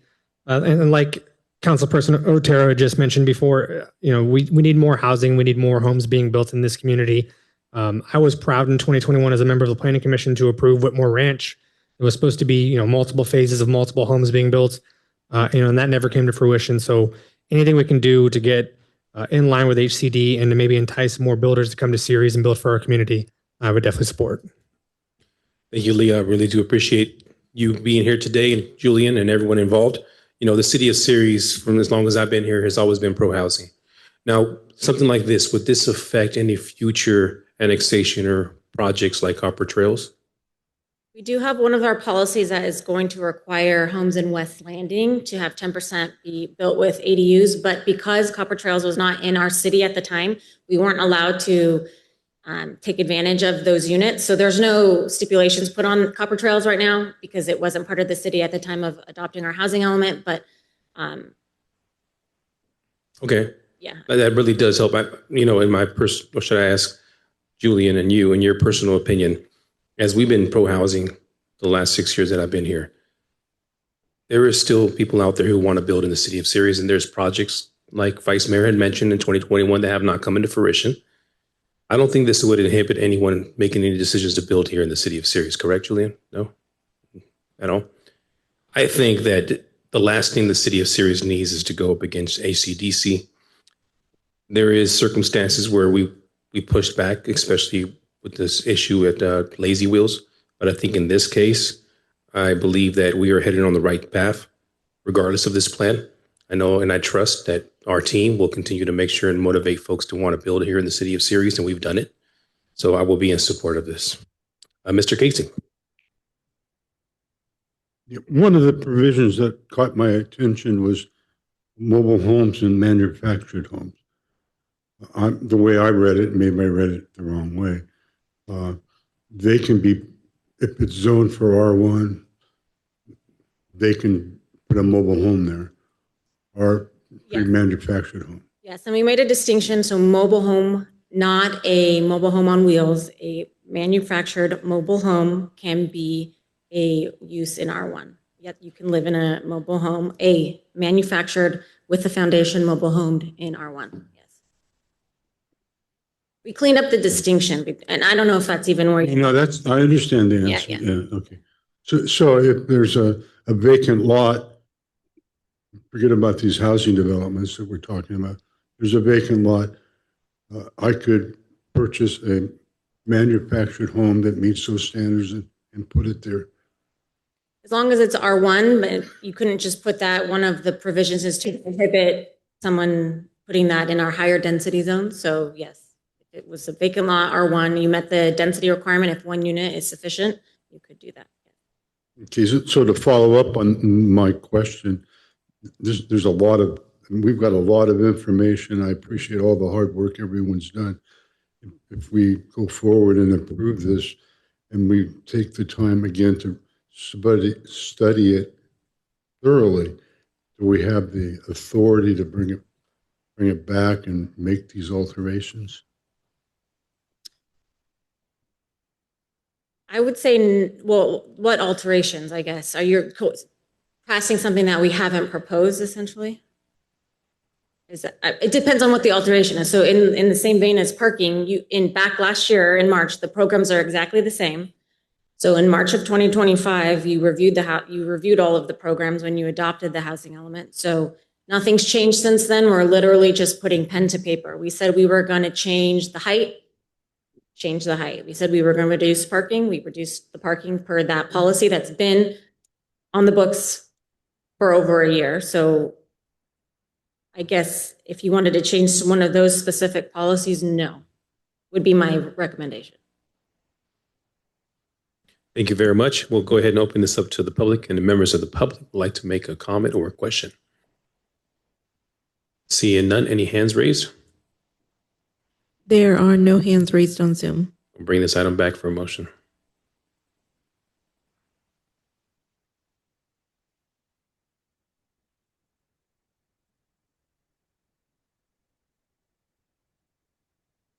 Mayor, if it helps, based off of the structure of the staff report, my recommendation would be for there to be separate motions. So one motion for introduction and first reading of the ordinance, and then a separate motion and vote for the resolution. Thank you very much. Did you want to make a motion? So a motion to approval of the ordinance, is that what you'd recommend it, Leah? There's two. The ordinance first and then the resolution once, if the ordinance passes, correct? So tonight, the council's considering the introduction and waiving of the first reading of the ordinance, and then the resolution separately, yes. Okay, so I hereby recommend approval of the first reading of the ordinance approving the amendments of the municipal code implementing our 2023-2031 housing element. Second. You get a roll call, please. Councilmember Casey? No. Councilmember Vieira? Yes. Councilmember Otero? No. Vice Mayor Martinez? Yes. Mayor Lopez? Yes. Motion passes 3-2. Sorry. This is the second part, which is the resolution, which is approving the adoption of the, is that the one I'm doing? That's right. You're correct. Okay. Of the water and sewer services priority allocated for low income affordable housing policy. Second. Roll call. Councilmember Casey? No. Councilmember Vieira? Yes. Councilmember Otero? Yes. Vice Mayor Martinez? Aye. Mayor Lopez. Yes. Motion passes 4-1. Thank you, Leah. And Nubia, you won't be expecting any calls from the state anytime soon. Thank you. Moving on to new business. Resolution approving a professional service agreement with Musco Sporting Lighting, LLC, for the George Costa Fields Lighting Enhancement Project in the amount of $248,552.84. Approving a 10% construction contingency in the amount of $24,855.28. Approving a budget amendment in the total amount of $273,408.12 from Fund 679, and authorizing the city interim manager to execute the professional service agreement. This presentation and report will be done by Mr. Beltrans. Thank you, Mayor, council members. This item requests approval of a professional services agreement with Musco Sports Lighting for the George Costa Fields Lighting Enhancement Project. George Costa Fields is one of the city's most heavily used recreational facilities and serves youth baseball, softball, recreational leagues, and tournaments throughout the year. Last year, the city replaced the original metal halide lighting system with energy-efficient LED fixtures. After the improvements were completed, staff received feedback regarding lighting uniformity in certain portions of Fields 1, 2, and 3. Musco Sports Lighting subsequently evaluated the facility and developed a site-specific lighting design that uses the existing poles and infrastructure. The proposed system includes 38 factory-aimed LED luminaires on 10 existing poles, ball tracker technology, turnkey installation, testing, guaranteed lighting performance, and a 25-year warranty covering both materials and on-site labor. The system is designed to provide average maintained lighting levels of approximately 50-foot candles in the infield and 30-foot candles in the outfields. With improved uniformity on Fields 1 and 2, the existing LED fixtures would be removed from those fields, will be relocated and reused on Field 3. This allows the city to improve lighting on all 3 fields while maximizing its prior investment. Musco will be responsible for the complete integrated system, including the design, proprietary equipment, factory aiming, installation, testing, performance guarantee, warranty administration, and long-term support on Fields 1 and 2. This provides the city with a single point of responsibility if the required lighting levels or uniformity standards are not achieved within those 25 years. The proposed agreement is $248,552.84. Staff also recommended a 10% contingency for a total project authorization of $273,408.12. The project will be funded through the Facilities Internal Service Fund, Fund 679. Sufficient funding is available and there is no further impact to the general fund. The city will also retain previously awarded $69,546 from the Turlock Irrigation District Energy Efficiency Grant associated with the original lighting project. This grant, we had to have discussions with TID. We had to give them all of our new wattages. And graciously, they have said that we can keep the full grant amount, which is one concern that we had as staff, was that if we increase lighting and the amount of wattage used, that they would pull at least some of it back. But they have agreed to allow us to keep all $69,546. Staff recommends that the City Council adopt a resolution approving the professional service agreement with Musco Sports Lighting, approve the contingency and the total budget of $273,408.12 from Fund 679, and authorize the interim city manager to execute the agreement. I'm happy to answer any questions that you or the public may have.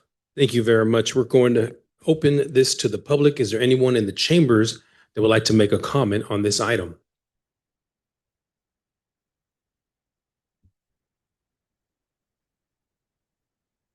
Just do it. You make everything so complicated. This needs to be done. It was screwed up. Fix it. Get it over with. Thank you.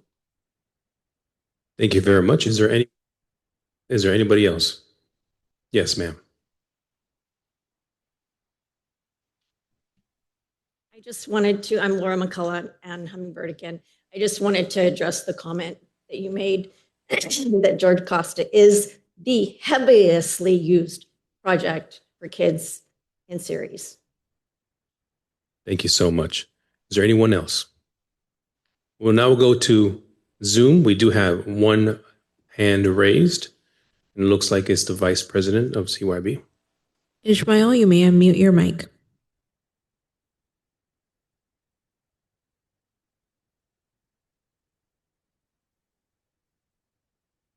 Ishmael, if you can hear us, please unmute your microphone.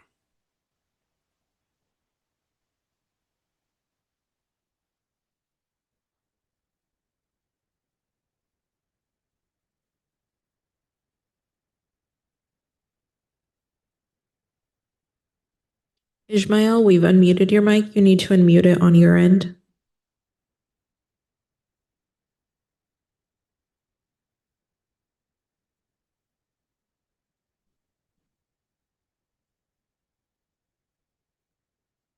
Nothing.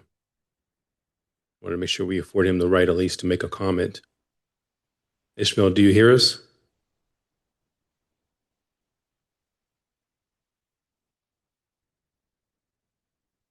Okay. Unfortunately, for the time being, there is no additional comments online. So we will go ahead and close the public comment period and bring this item back to the council for any comments or questions. I do have a comment.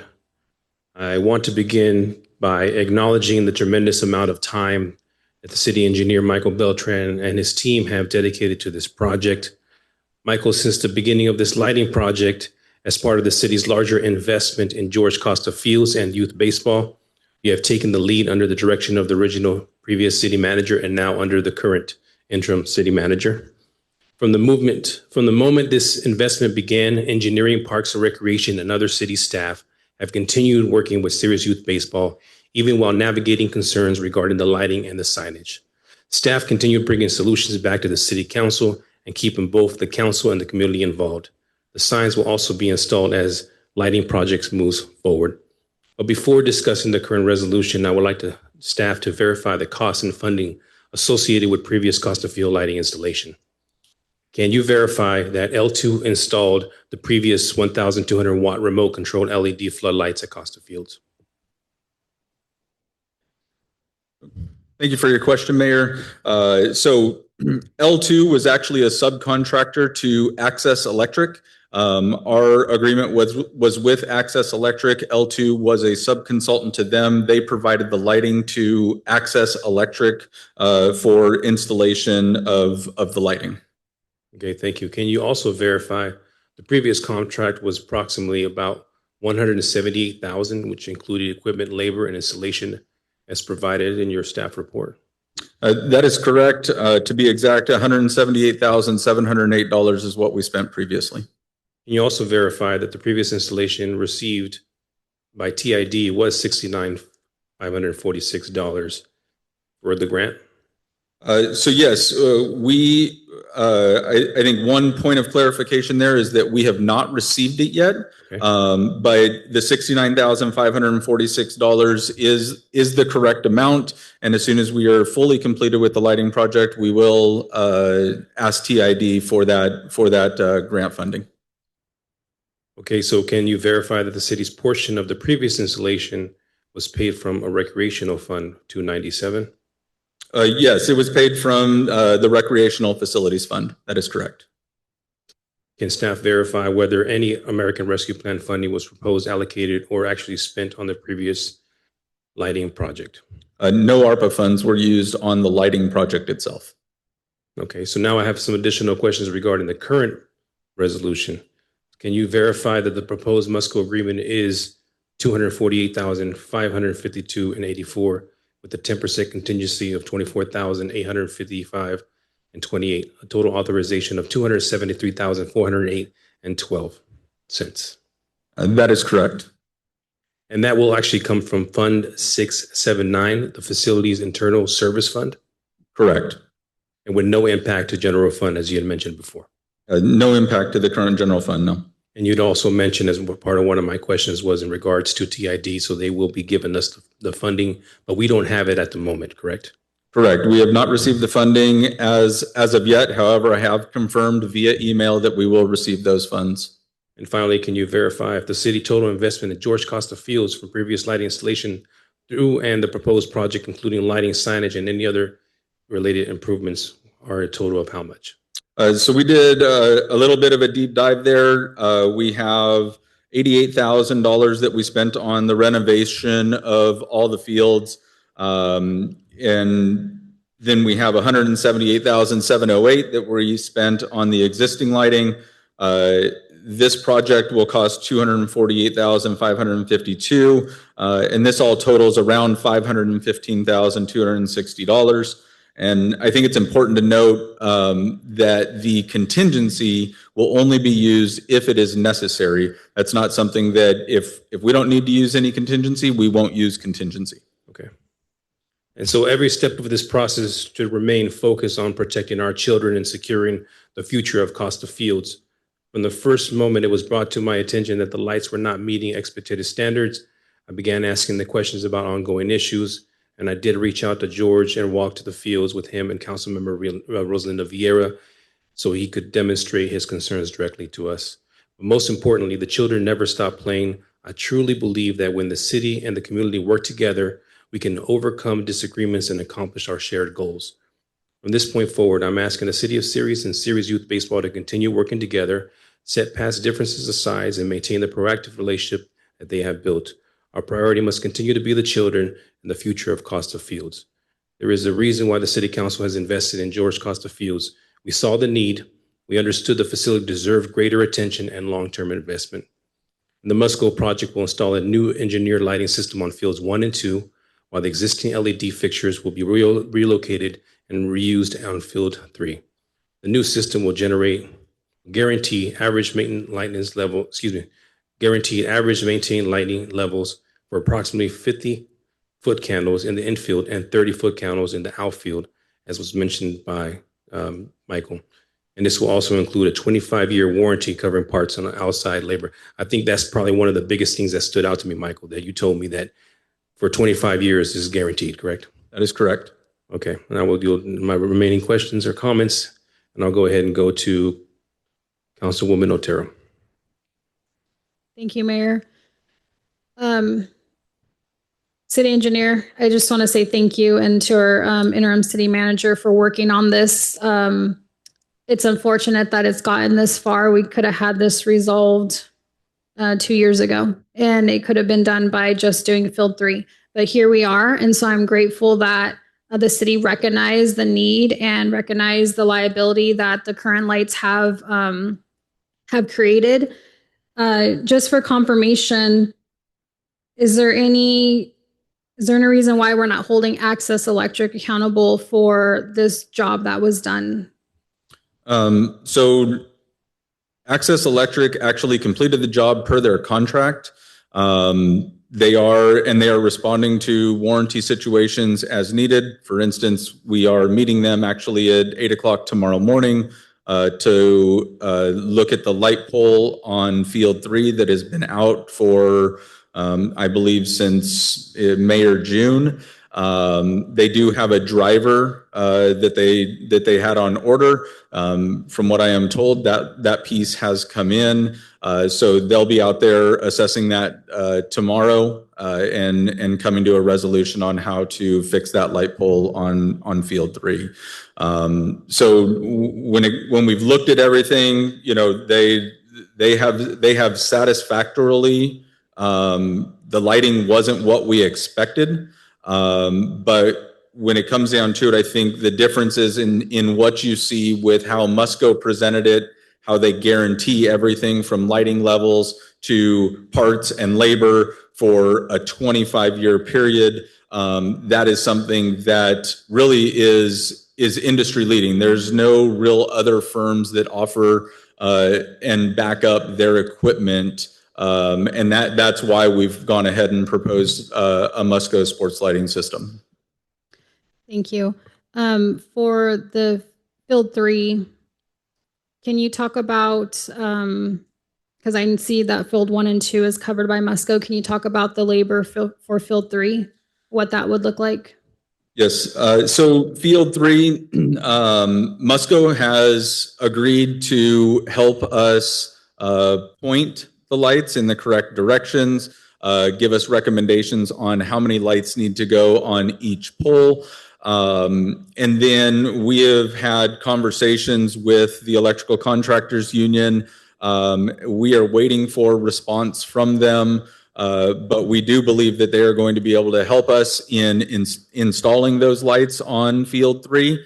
I'd also like to point out, I know Ismail was not able to speak, but I did meet with both Ismail and with George, the president of CYB, and presented them with what our solution was, and they were in full support of that. And so I don't want to put words in CYB's, in Ishmael or George's mouth, but that just comes straight from the meeting that we had with the city manager and Eric Soito, my senior civil engineer. And so when we look at these things from a whole, you know, with the help of IBEW, with the Electrical Contractors Union, and NECA on them, you know, we're hopeful that all of that portion of the project actually gets donated.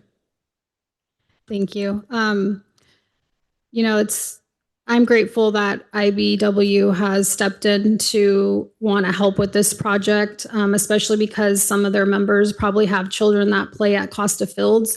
Overall, this is a long-term investment. It's for our youth. I've been on those fields for many years now, and I saw the lighting difference. So again, I'm glad this came forward, and I hope that everyone on the council will approve it. Thank you very much. Vice Mayor? Thank you, Mr. Mayor. Hey, Mike, I'm pretty sure I heard you confirm it twice, but just want to ask one more time. This is a 25-year warranty from Musco supporting this? Yes, 25 years, parts and labor, and on-site labor. So not just labor that they're going to do something behind the scenes, but if something needs to be fixed, they will come out and fix it for 25 years. Thank you, sir. Do you know the time frame of how quickly they'll be able to get this project completed? So once we get the lights on order, I would presume that it'll be a couple of months. It probably won't take them very long to actually get the lighting installed. But generally it's about a couple month process. Once we get the contract going and get the lights ordered, get them here, and then get their contractors staged, you know, we're probably looking at a couple months. Thank you, sir. Thank you very much. We'll go to Councilwoman Vieira, and I know that our interim city manager has pressed his button, but Councilwoman, go ahead. Did you want to chime in before she asked? Are you okay with that, Councilwoman?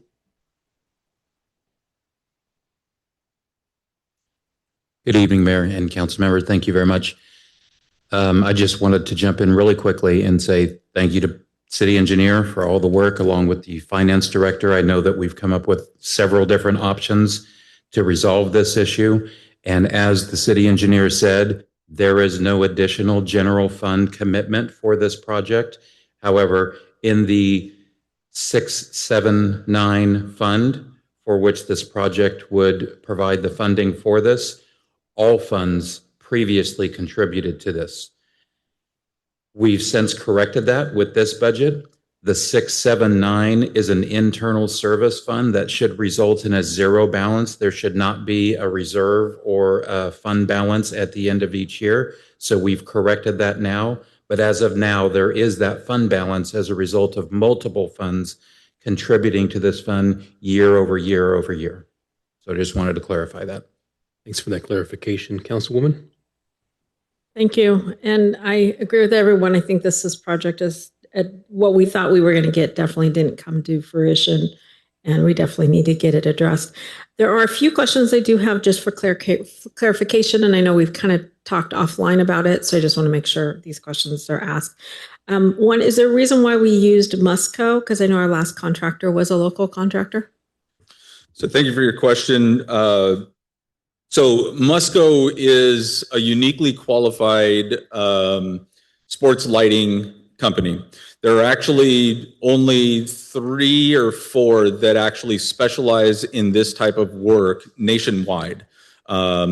and Musco, they each kind of have their own separate things that they generally do. Some of them specialize more in, internal like NBA stadiums, those types of things. And so Musco, they're right here in Northern California. They specialize in sports field lighting. I believe either one or both of our high schools have utilized Musco's sports lighting. Many facilities around here have used Musco's sports lighting, but because of the way their proprietary systems, they have a ball tracker technology. So on fields 1 and 2, you'll actually see what looks like an upside down light. And that ball tracker technology allows for lighting to come from above, obviously, because the lights are on the poles, but the ball tracker technology actually lights the underneath side of the ball, which provides for ball tracking wherever that ball is hit throughout the field. That is, I want to make sure that we're clear that that will not be on field 3. This will only be on fields 1 and 2. So when you look at the companies that actually offer sports field lighting, to the extent of the types of technology, the warranty that you get, all of those things, Musco is a very, very unique company, being that there are only about 3 of these companies in the entire United States to do this type of work. Thank you. And I know you discussed the fund because I thought it was coming from a park fund. Is it not? Is that changed? Because I thought this was something that was possibly could be used to expand our parks or repair our current parks. So I just want to make sure it's not going to impact some of the stuff that we need in our current parks, or be in a position where we're not able to make the necessary repairs at some of the stuff that's going on at our other parks. So this is not coming from a park fund. This is coming from the Facilities Internal Service Fund. We do have a Park Impact Fee Fund, which is Fund 253. That is actually for new or expanded services of types in parks. So for instance, Lions Park could be designed using Fund 253. I believe there's only about $1.4 million in that account.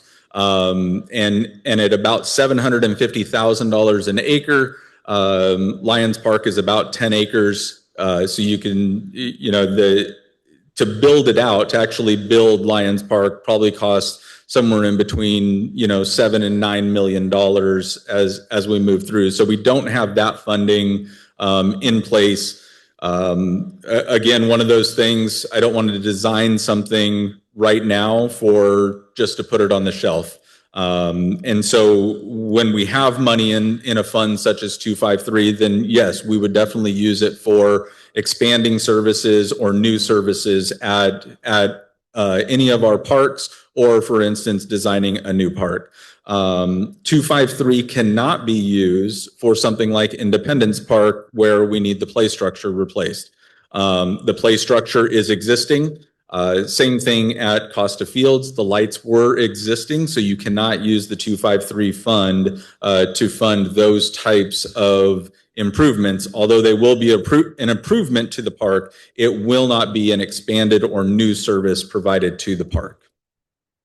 Thank you for that clarification again. I'm glad you met with them as well to make sure these repairs that they were okay with, and they feel these will meet their requirements for both the youth and what their needs are year round. Yes, and when we met with them, we were abundantly clear that on field 3, you wouldn't have the ball tracker technology, that type of stuff, but they still agreed that it would brighten up the field and make it much more playable than they believe it to be right now. And so they were in support of moving those lights to field 3. We looked at, there's a couple of spots on field 4 right by home plate that are dark.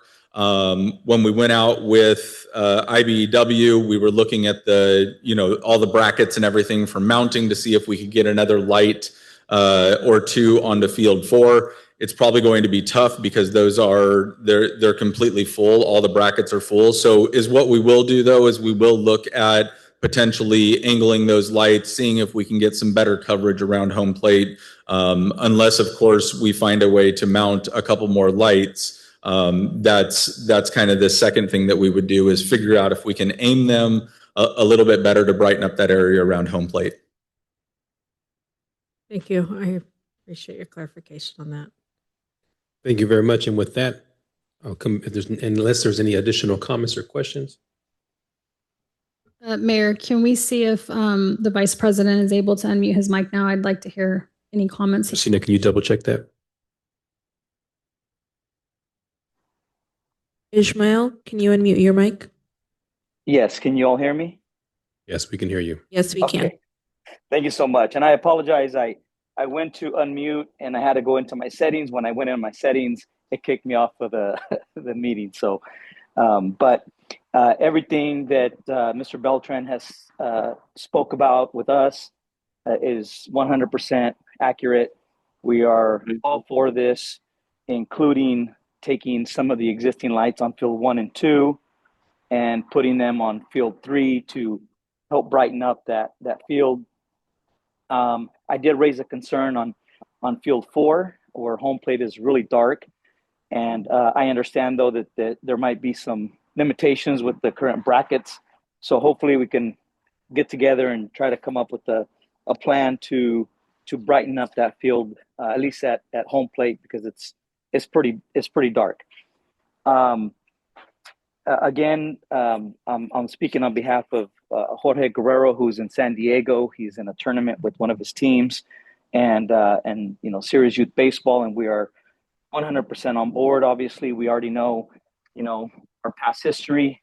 This whole situation hasn't gone as we hoped for, but I think that it's all's well that ends well. Hello? Yes, thank you very much. Is there anything else you would like to say? Yeah, just we're on board with this whole thing, and I thank you guys and Mr. Beltran for including us in on the meeting to get this going, and we're looking forward to it. Thank you. Thank you very much. And I'll bring this item back for a motion. Make a motion approving the professional services agreement with Musco Sports Lighting LLC. I'll second. Roll call, please. Councilmember Casey? Yes. Councilmember Vieira? Yes. Councilmember Otero? Yes. Vice Mayor Martinez? Aye. Mayor Lopez? Yes. Motion passes 5-1. Thank you very much. Congratulations. Moving on to resolution ordering the levy and collection of a special tax for fiscal year 2026-27 when the City of Sirius Community, within the City of Sirius Community Facilities, this time District 1, Public Service, Mr. Beltran. Thank you, Mayor, council members. Just for a brief clarification on this, I will actually be talking about both CFD 1 and 2 during this, simply because there's no reason to repeat pretty much the exact same wording with just changing numbers.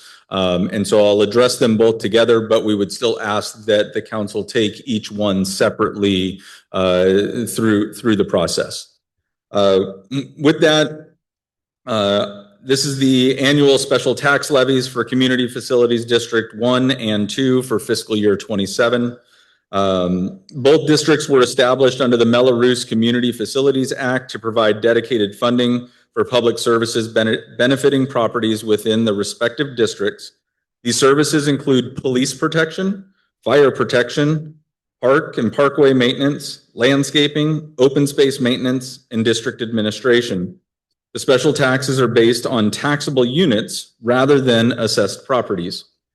The approved rate and method of apportionment for each district allows an annual special tax rate to be adjusted based on the Consumer Price Index for the San Francisco, Oakland, San Jose metropolitan area, with the annual increase capped at 4%. For fiscal year 27, the applicable CPI adjustment is 2.17785%. Now, to most people, that doesn't mean a lot. So what does it mean for our citizens? For CFD number 1, the current tax rate is $363.20 per taxable unit per year. Applying the CPI adjustment resulted in a proposed rate of $371.11 per taxable unit. This is an increase of $7.91 per year. CFD number 1 currently contains approximately 1,914 taxable units, and the levy is expected to generate approximately $710,287. For CFD 2, the current rate is $1,076.74 per taxable unit. Applying the same CPI adjustment results in a proposed rate of $1,100.19. This is an increase of $23.45 per year. CFD 2 currently contains approximately 128 units, and the levy is expected to generate approximately $140,823. The combined estimated revenue from the two districts is approximately $851,110. All revenues collected are restricted to services authorized under each district's rate and method of apportionment and the Mello-Roos Act. Approval of the resolutions will authorize Stanislaus County to place the special taxes on fiscal year 27 property tax rolls. These levies provide a stable and dedicated funding source for the affected services and do not require the use of general fund revenues. Should council want to or desire to reject these levies, that amount, depending on which one was rejected or if both were rejected, could result in $851,110 being picked up by the general fund. Staff recommends that the City Council separately adopt the resolutions ordering the levy and collection of special taxes for fiscal year 27 within CFDs number 1 and 2. At this time, I'm happy to take any questions and from you or the public. Thank you very much. We'll go ahead and open this up to the public. Is there any members of the public that would like to make a comment or have any questions on this item? Sir? Alan Guzman, City of Ceres resident. So I had a couple of questions last city council meeting, but no one answered them regarding like the company that did this contract or this that gathered all the data, right? When were they hired to do this study? And then why were March CPI numbers used? So I think that, so when we, as far as when they were hired, they're on a recurring contractual basis. So every single year they're hired to do these reports. The LLDs and the CFDs are two different items. So the LLDs use the March specific rate or index. That index is done like that every year. We do this so that it is very consistent, so that we're in line with the laws. CFDs use actually your previous year's consumer price index for the metropolitan area. So this year for for 2025, the inflation rate was 2.17785%. That is how they establish them for the CFDs. For the LLDs, they're actually used on that March basis every single year. Is there a reason why we're using San Francisco and Oakland CPI? Or is there like another district that we could use that's closer to home that actually fits our demographics? So the CPI for San Francisco, Oakland, San Jose metropolitan area is generally the closest metropolitan district that they use in the CPI. And I believe that is actually governed by the Mello-Roos Act. So I don't know that we have much control of that. Okay. You think, or you know? No, I think I don't know that for a fact. If the city attorney is online and knows the answer to that, that's fine. Nubia, you're online? Yes. I'm online. I can double check. I can tell you that is the CPI index that is used in the Central Valley because it is the nearest one. I'm not sure if it's required under the act, but that is the one that is utilized, that the city utilizes for all of its CPI metrics across the board. But I can double check. Okay, so like for Sacramento, which one do they use? The Bay Area one. Okay. It's the same one. Okay, and then the estimated cost for like landscaping services and maintenance and park and stuff, is that based on like previous contracts, or can we like estimate how much it would cost for like to hire city employees to actually do the job? I guess from that standpoint, and I'll defer to either Josh or Vanessa on what kind of the breakdown is for contracts, police, fire, personnel, those types of things. So the CFD 1 and 2, they have different amounts allocated to contract services and salaries. They can be changed. We can change the allotments, but either way, when you look at the whole amount allocated from the CFDs, it's not really enough to transition fully into all staffing or all contractual. A lot of the reports, the engineers' reports, they show the cost that's estimated to maintain these, and then what we're collecting is actually less than what the cost is to maintain those facilities. So like just for instance, this past fiscal year, the contract services from CFD 1 and 2 is about 50,000 and 19,000 respectively from those two. And there's no salaries from one of those. And in the other one, the only that's allotted to salaries is about $20,000.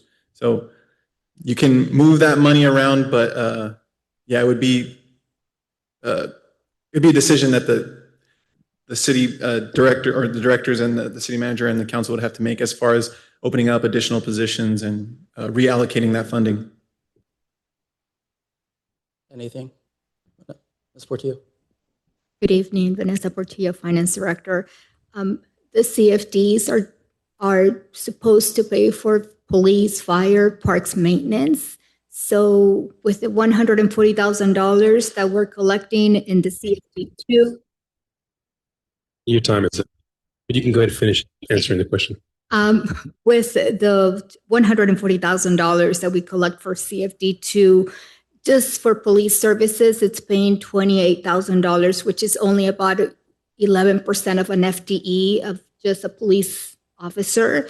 It pays about 1% of the fire services, which is about $81,000, and then the rest is allocated for parks maintenance. So when you look at the whole CFD, the funding that is coming in, it has to go through and it has to be designated to police, fire before it gets to parks maintenance. So once you get to the parks maintenance of $20,000, it wouldn't be enough to fully pay for a body to be on board for the city. And that's why it is looked at being more suited to have contracted services. So that is for CFD2. The same way it goes with CFD1. It also pays for police, fire. So we have to allocate a piece of those monies that are coming in to pay for those services. CFD1, it's picking up about $140,000 of a police cost, which is only 60% of a fully loaded police officer. It pays another 4% of fire, and then there is parks maintenance, where it is paying for some of the salaries of the parks maintenance staff. It's about $50,000. So like Joshua said, when you look at the monies available for either parks maintenance, it would not support a full body to be brought on board. Okay, well, my time is up, but I have other questions, but I'll just email you, I guess. Thank you very much. Is there anyone else that would like to make a comment and or a question? Any hands raised? There are no hands raised on Zoom. I'll bring this item back for comments, questions, or a motion. I do see Councilmember Casey has pressed his button. Go ahead, sir.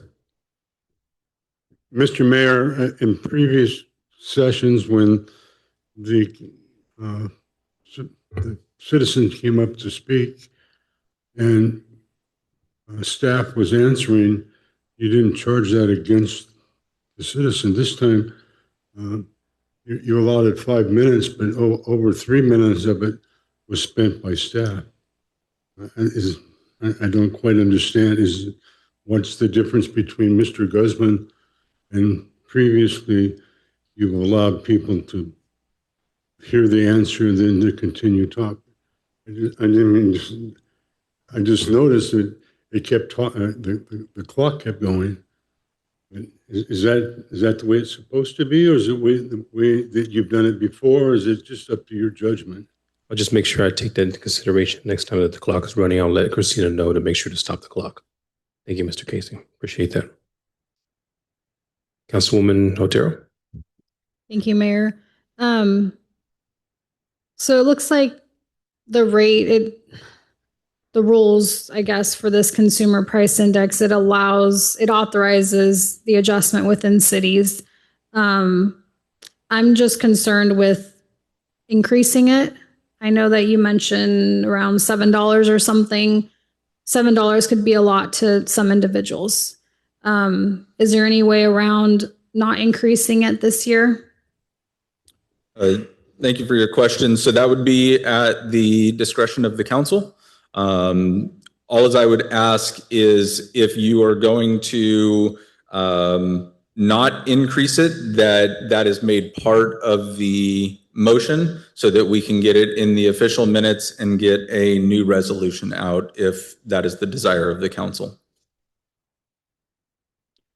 I would make a suggestion that we don't increase it. I mean, we are having issues right now with, I think, providing a service. And could it be that maybe we don't have enough staffing? Yes. But I feel like we owe our community some results from their taxes that they're paying. Thank you. Councilwoman Vera. Beltran, I just want to confirm the increase would be $7.91 annually or per month? Annually. So it would be a $7 or $8 increase for the year? That is correct. Okay, otherwise that would come increase from the general fund and ultimately may hit our reserves? That is correct. Thank you. Thank you very much. I have a question for the finance director. And we had this conversation offline. You know, it's unfortunate that over the past couple of years, there hasn't been a gradual increase.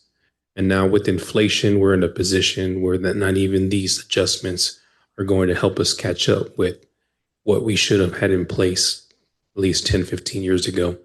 And with everything that we've gone through with trying to do our best to have a balanced budget, I think, unfortunately, we're in a position where we need to make sure that we can get closer to match the services and the fees that I think that we should have been at several years ago.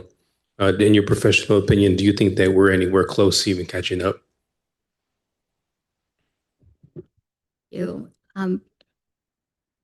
What I shared this morning or earlier today is that our expenses continue to go up, not by 2.18%. They go up. We have to account for COLAs for employees. That was a 3% that it was computed or it was adjusted for this fiscal year. You have to account for electricity and water and any other operating and maintenance costs that it gets charged in here. And the 2.1% that it's being asked to increase, the revenue continues to show that that our expenses outpace the revenue that we are collecting. So in future, yes, we do have a cap of 4%, and that would probably be a more realistic increase for the CFDs. However, we are also cognizant that a 4% would be a really high dollar for the residents, for everyone paying into the CFDs. So we have the ability to choose either the CPI from the the CPI rate increase or up to a 4%. So we're recommending to do the CPI percent increase, even though we also know that expenses continue to increase in ways that our revenue is not keeping track. Thank you for that answer. Vice Mayor? Thank you, Mr. Mayor. My question is actually for the city attorney. Nubia, Mike proposed both of these items in one setting. Do I need to make the motions separately? Yes, they're technically separate items, so I'd recommend making separate motions. Okay, then I'll start by making a motion to accept the levy of the collection of special tasks for fiscal year 26-27 within the series Community Facilities District Number 1. Second. Roll call, please. Councilmember Casey, No. Councilmember Vieira, Yes. Councilmember Otero, No. Vice Mayor Martinez, Aye. Mayor Lopez. Yes. Motion passes 3-2. And then I'll make a motion ordering the levy of collections of special taxes for fiscal year 26-27 within the City of Ceres Community Facilities District Number 2. Second. Roll call, please. Councilmember Casey, No. Councilmember Vieira, Yes. Councilmember Otero, No. Vice Mayor Martinez, Aye. Mayor Lopez. Yes. Motion passes 3-2. Thank you very much. Moving on to resolution accepting Proposition 64 grant funds, approving a budget amendment and authorizing the interim city manager to execute the grant documents. Good evening, Mayor and Council. I'm excited to bring this to you guys tonight. Lieutenant Hudson will be presenting this, but I would like to go over two things I think is very important. Number one, this grant is for almost $1 million, and it is to target illegal cannabis, and he'll get into that. But it also will make sure that we get to keep our third code enforcement officer that we were going to be losing due to ARPA funds running out. This will allow us to keep our third code officer. And with that, I'll turn it over to Lieutenant Hudson. Hey, good evening, Council, Mayor, Chief. He took the wind out of my sails. I don't know what else to say, but we can jump into the slide. But before we do, I think this is really good news. All right. As he mentioned, this is Lieutenant Hudson. I'm the Special Operations Lieutenant for the Ceres Police Department, and one of those jobs is to oversee the code enforcement unit. Knowing that we could possibly lose a code enforcement officer when this ARPA money runs out in December, we were kind of looking for avenues of how we could help them out. Luckily, our friends over at Capital Advocacy Partners, I think a few of them are on. They should be. So if there's some questions after this I can't answer, the chief can't answer. They're the experts on this. But they told us about a grant that we could shoot for, and working with them over the last several months, exchanging information. They've been authoring. They're really the backbone behind this whole thing. But the good news came in about 3 weeks ago that we were selected as one of the awardees for this. It's just under $1 million. It's $998,000, something like that, dollars to fully fund a code enforcement officer for the next 5 years. As Chief stated, it would change a little bit of the dynamics of the code enforcement team, but it keeps that third officer, which is extremely important to us. So they're critical to the operations of the city. But as Chief mentioned, it will be specifically to marijuana identification, eradication, enforcement, education, prevention, all that stuff. So it does change a little bit of their duties, but they're still here to assist the other two code enforcement officers in what they need, and they'll assist each other in everything we're doing here. We have a quick, just a 4 or 5 slide presentation. It'll kind of give you some background on the grant or what the ideas of the grant are, and then I'll go on a little bit more detailed about what the funding is.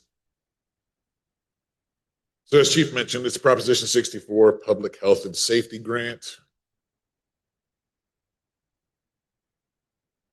All right, so what is the Prop 64 project? It's just California's Proposition 64 Public Health and Safety Grant Program provides state funding to eligible local governments to address public health and safety impacts associated with the now legalized cannabis, adult use cannabis. So the whole idea of this grant is to strengthen the city's ability to address illicit cannabis activity and associated public safety impacts while expanding prevention and education for our local youth.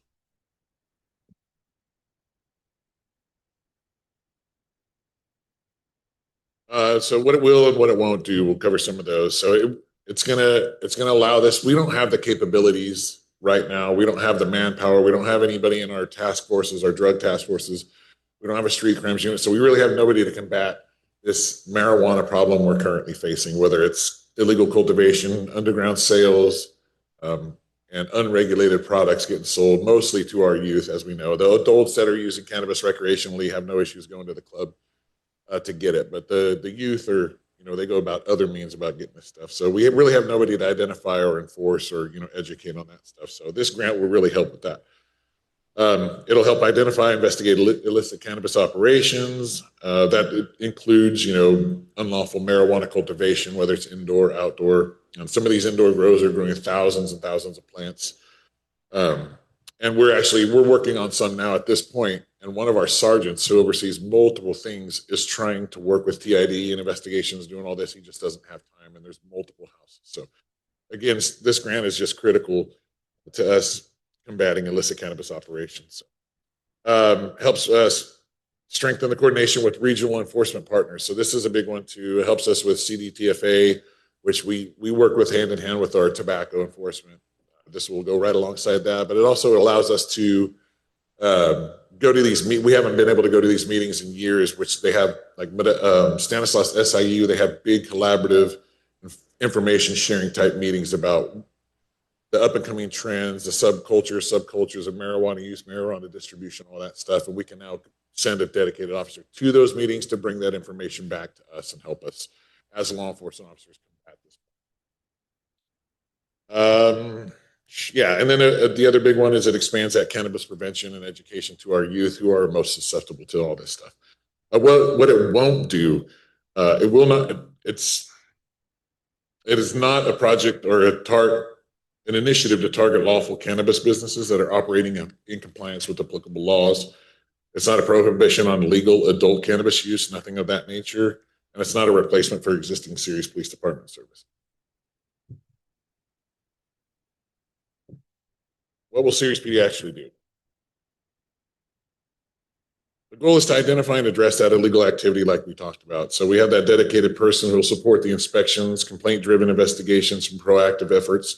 Instead of being reactive like we have been for the past several years, we'll be a lot more proactive with this.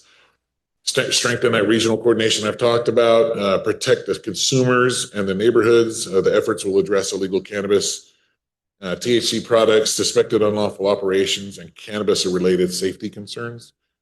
And then the project, again, as I mentioned quickly on that last slide, will provide school and community-based cannabis prevention, whether that's us going to schools and giving presentations to the schools, giving presentations to the credential program at the colleges, assisting with town hall meetings. We have town hall meetings all the time, and they're always asking us to come join. This would be the perfect opportunity for us to spread that education not only to the students, but to the parents. And through that, hopefully that will disseminate through the whole family.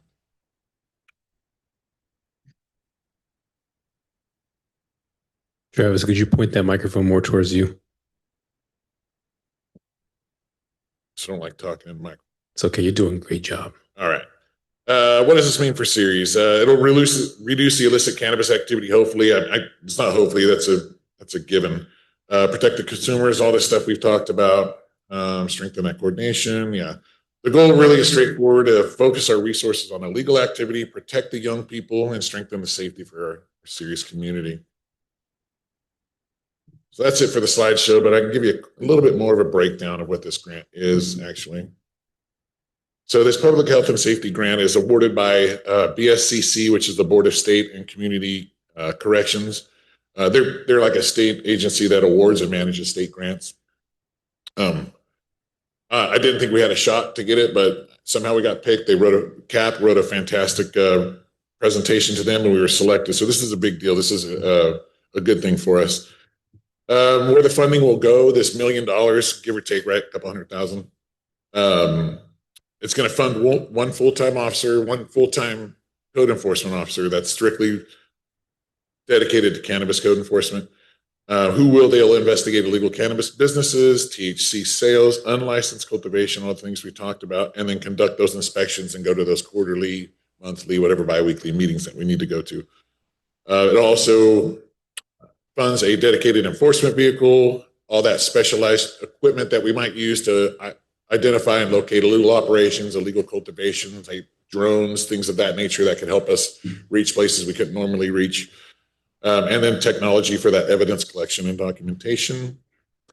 And then grant management data, that's all written into the grant. They'll help us with all that management, a lot of quarterly reports. This is a long-term 5-year grant. So there's a lot of quarterly reports, a lot of documenting that we have to do over the next 5 years. And then, like I said, the most important one is that youth prevention and education. So it's supporting that school outreach, parent education, prevention messages, educational materials, pamphlets, trifolds, whatever you want to say, and those community awareness efforts and partnerships with the Ceres Unified School District. What the grant targets, again, we've covered all that. I don't want to repeat it. See if I missed anything. Sales of cannabis to minors, again, it's a big focus on minors on this because they're the ones that are most at risk. What it doesn't target is that lawful adult cannabis use. Again, it's all legal. It doesn't target the licensed cannabis businesses that are following all the rules and regulations of operating a cannabis club. It doesn't target an expansion of legal cannabis sales or anything of that nature. So really the bottom line is that the grant provides the city of Ceres with nearly $1 million in dedicated funds to combat illegal cannabis activity, protect our youth, support legitimate businesses, and enhance public safety without one iota of an impact on our general fund. Well, thank you very much. We'll go ahead and open this up to the public for any comments and or questions. Get it? Come on down. Shirley Rogers, any way of adding hard liquor to this? Yeah, this is not a prohibition grant. Any other? There is one more question in the back. If she would like to come up, please.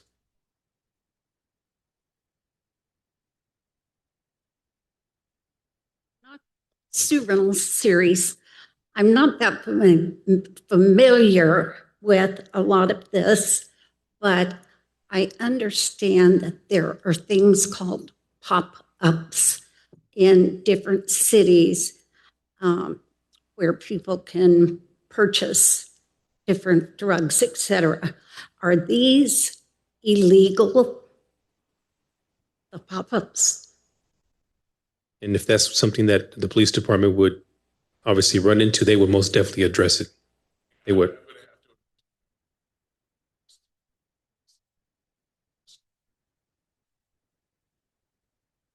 Sell, they can't. Right.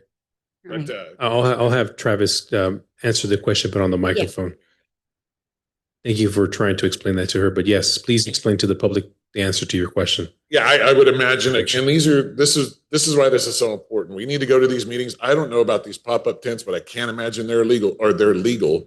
They've got to be illegal. There's very specific rules surrounding the sales of alcohol, the sale of marijuana, things of that nature, on premise, off premise, or things of that. So no, I can't imagine they're legal. And this would be one of those things we can go to these meetings and send our code enforcement officer to these meetings to learn about things like that, stuff we don't know about right now. That's a great question. Great question. Is there anybody else in the audience? Galen Guzman, City of Ceres resident. So what triggered the Ceres Police Department to apply for this grant? Was it the actual need of enforcement? Is there a lot of illegal marijuana, people doing this, or homes or places, or was it the lack of a future code enforcement officer that triggered you guys to apply for this grant? Secondly, sorry, not yet. My time. I'm on the clock. The second one is will you guys be providing any test strips to test for any laced fentanyl or stuff like that? With illegal marijuana. I don't know how it works, but sometimes it could be laced with something else that's not just marijuana. It could be laced with fentanyl or, other street drugs, and the consumer has like this trust on what's being supplied, right? But you don't always get what you pay for, kind of thing. Does that make sense? So how are we protecting the consumers in that sense from this like illegal marijuana purchase? Does that make sense? Okay. Third is Mr. Guzman, could you please address us and then he'll step up to the podium? Sorry, just so the Sure. You want to go over there? No, I'm just kidding. Third is how do you plan on disseminating important information, and how often? Like you discussed about going to schools and stuff. So will that include like brochures or what do schools say? I don't have any children, so there's like school assemblies, what does that, would you guys go to those kind of things? And then over the years, and I remember last year, there was a news article regarding that actually put Ceres on the map regarding like an increase that's related to fentanyl overdoses. You guys remember that? I do. So how are we just not focusing on the legal marijuana, but actually taking care of our community in a whole with these other dangerous drugs that are more lethal than illegal marijuana sales? That's it. Thank you very much. I'll have the chief answer those questions if that's okay. For one, chief, there has been 0 fentanyl deaths in the city of Ceres. There has been one in Modesto a couple of years ago, right?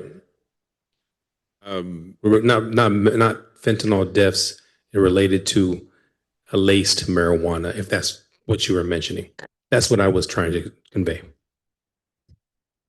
I'm not sure if I remember all the questions, but let's just start with the reason that we got the grant in the first place. So there is a need for, like Lieutenant Hudson said, for somebody to go out there and enforce illegal marijuana. That is a fact. It is a concern that we have marijuana on our streets that our children can get that is laced with fentanyl. That is a fact. That does occur. That's very dangerous, and we need to put a stop to that. This does not target the dispensaries that conform to all the laws. It's just like the street vending problem that we have. The restaurants conform to all the laws, and they pay their permits, and they're governed. But the street vendors and what's coming out is a horrible condition of their food. We need to control that for the public safety. So that's kind of where we stand on the grant. The bonus is we were going to lose a code officer. We don't have this program in place. It became available. It serves both purposes. And I think that's a great thing for the city of Ceres and for the youth. As far as how we're going to message it out to the youth, the school district does a great job with town hall meetings because they provide food for the families, and they also have translators that will translate in Spanish so that everybody can understand. We will often assist in those and talk on whatever topic that they would like us to address, and I guarantee this will be one of those, and it's funded through the grant. I don't remember the third question. Oh, test strips. That's probably something more that Lieutenant Hudson could talk about. He was in the drug task force at one time and could probably thank you some more. So no, we wouldn't hand out test strips. We wouldn't typically test marijuana. Chief touched on it. Yes, is it possible that marijuana is coming laced with fentanyl? Yes, but both the BHRS, the Opioid Safety Coalition, that both Lieutenant Godfrey and I are part of, hand out free test strips to the community anytime they want. It's on request, and they also do a proactive approach, and they go out to all the parks and hand out test strips for people to test all sorts of drugs, and marijuana being one of those. Any additional comments or questions? No problem. Anyone online? Hands raised. There are no hands raised on Zoom. I'll bring this item back. I do have a couple of questions and some comments. I do fully support in accepting this $1 million funding for Proposition 64, especially because it will strengthen our enforcement prevention efforts while not using general funds.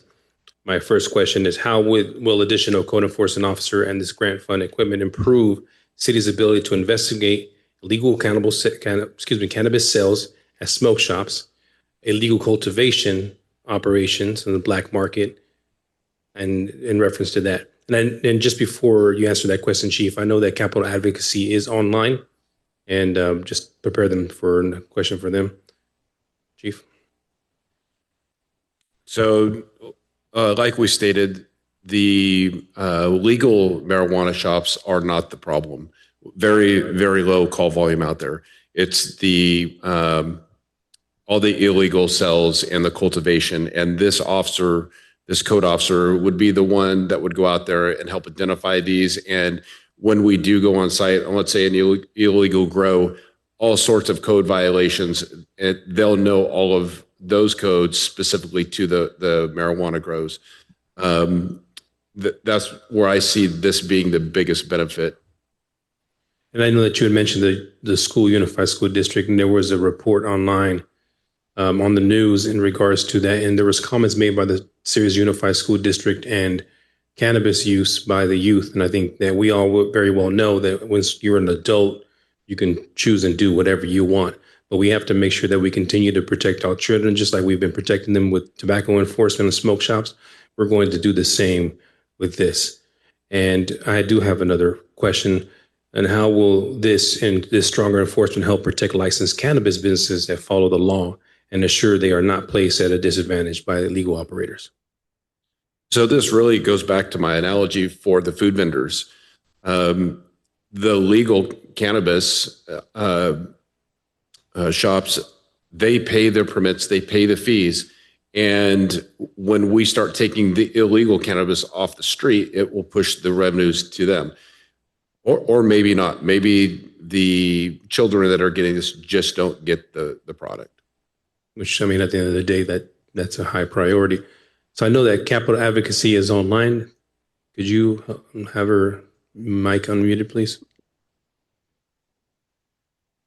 I see your Dana. Dana, your mic is unmuted. Oh, Vanessa would like to speak. Hi Vanessa, there, please. members Vanessa. of the council. Hello, can you all hear me?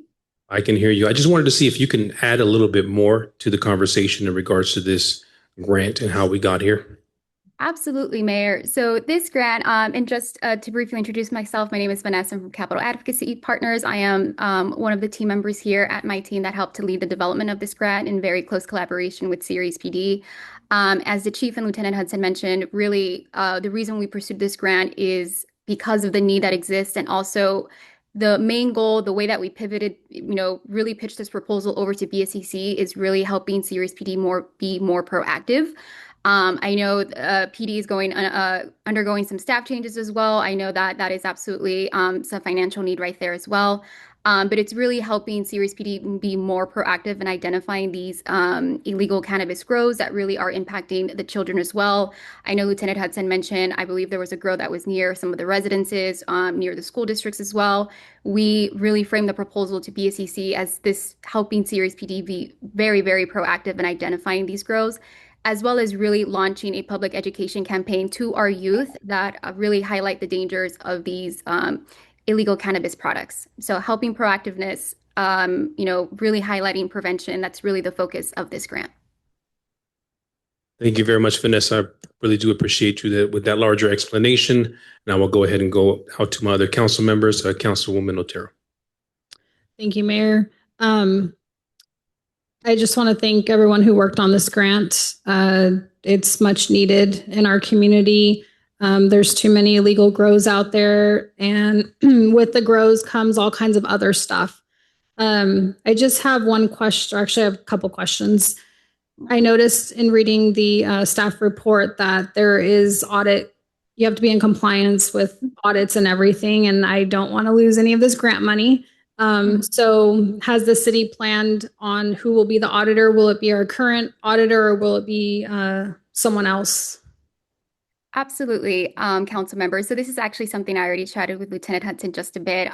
This will be ultimately a conversation we will have with our program officer. BSCC right now is actually in the process of getting some of the orientation set up for the existing grantees. What I can't tell you is that audit, the city right now upfronts the cost for that, and then BSCC is able to reimburse you guys later up to $25,000. In terms of who conducts that audit, that would be an excellent question that we would ask our program officer. Absolutely. Thank you, Vanessa.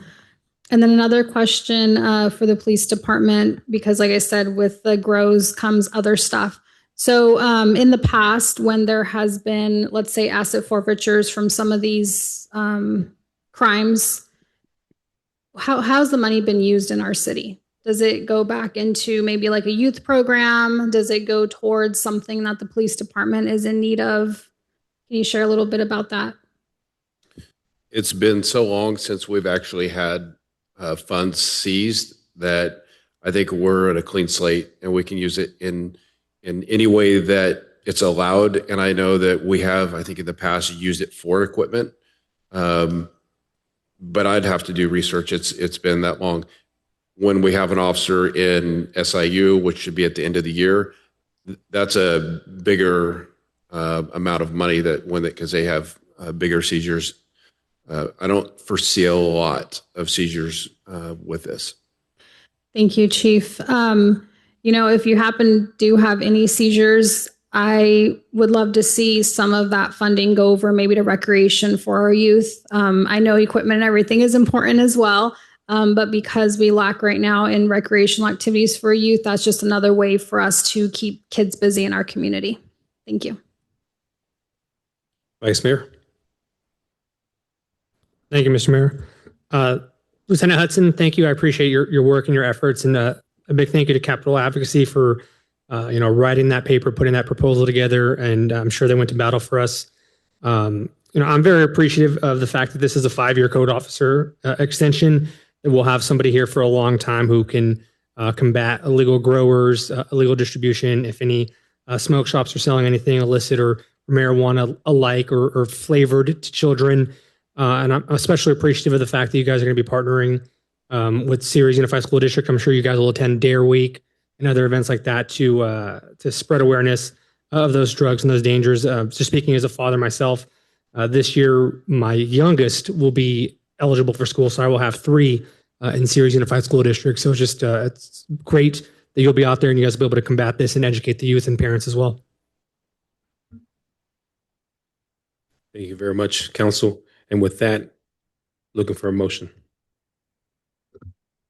Make a motion to accept Proposition 64 grant funds and approve the budget amendment authorizing our city interim manager to execute the grant. Second. We get a roll call, please. Councilmember Casey, Yes. Councilmember Vieira, Yes. Councilmember Otero, Yes. Vice Mayor Martinez, Aye. Mayor Lopez. Yes. Motion passes 5-0. Thank you very much. And now we're on to a discussion item.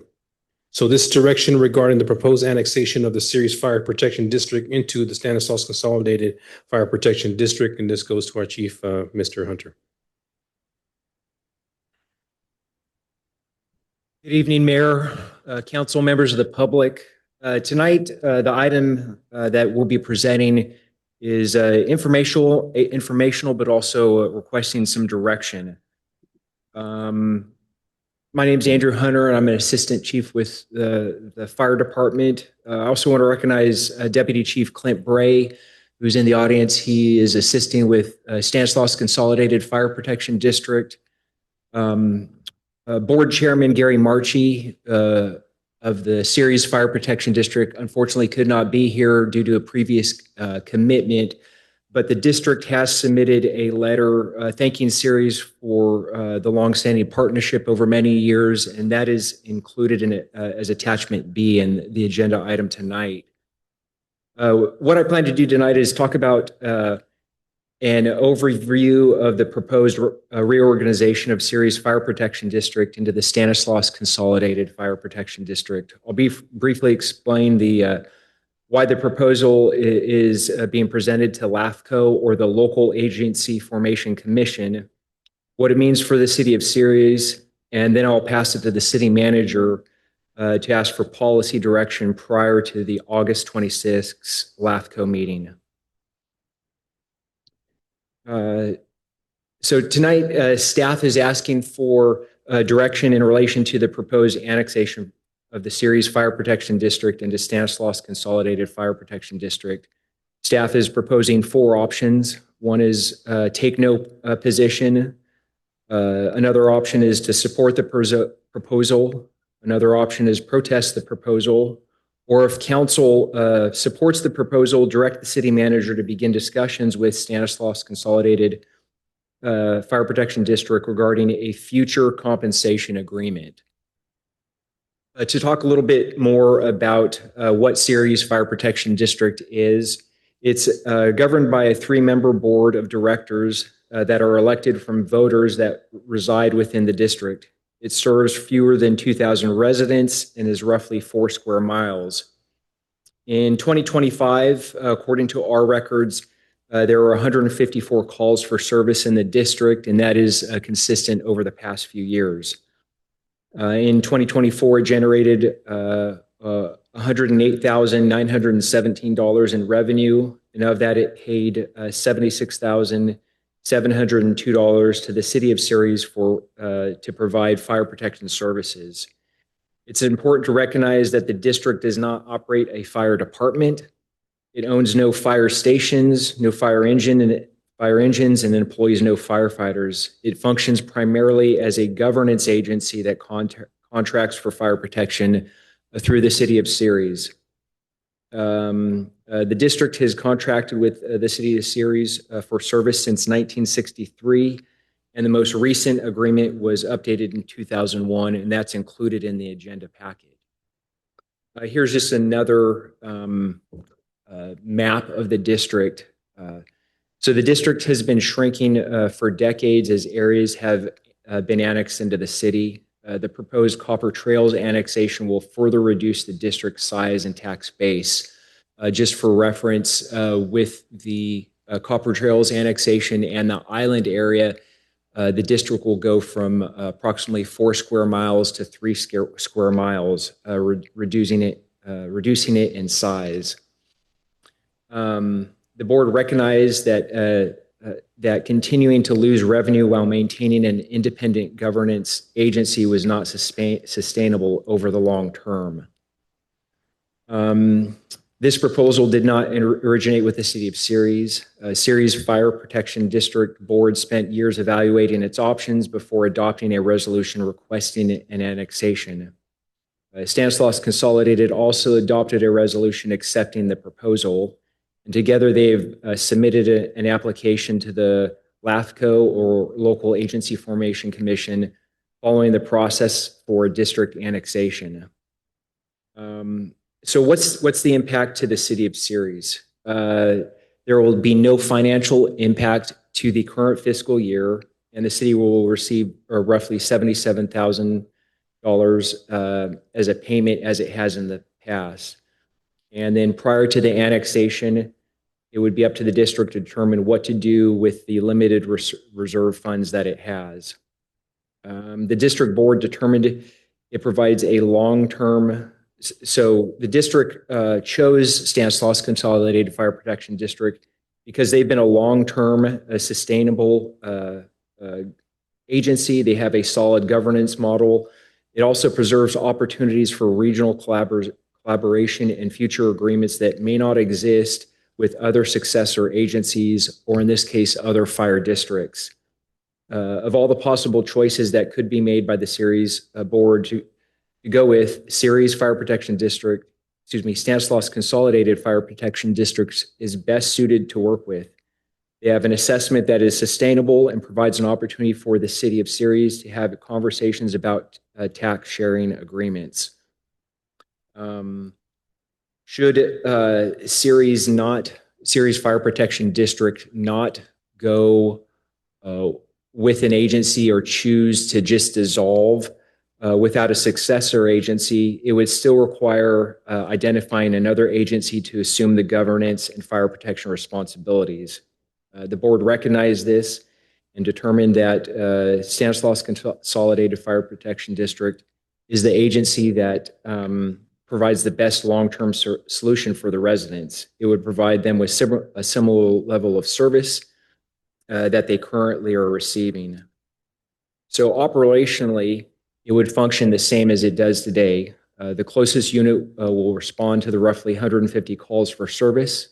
And considering that the annexation will go into effect around the same time as the Copper Trails annexation, there will be a reduced number of calls into the former Ceres Fire Protection District with an increase of calls into the city of Ceres.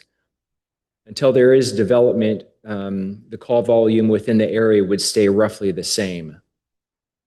What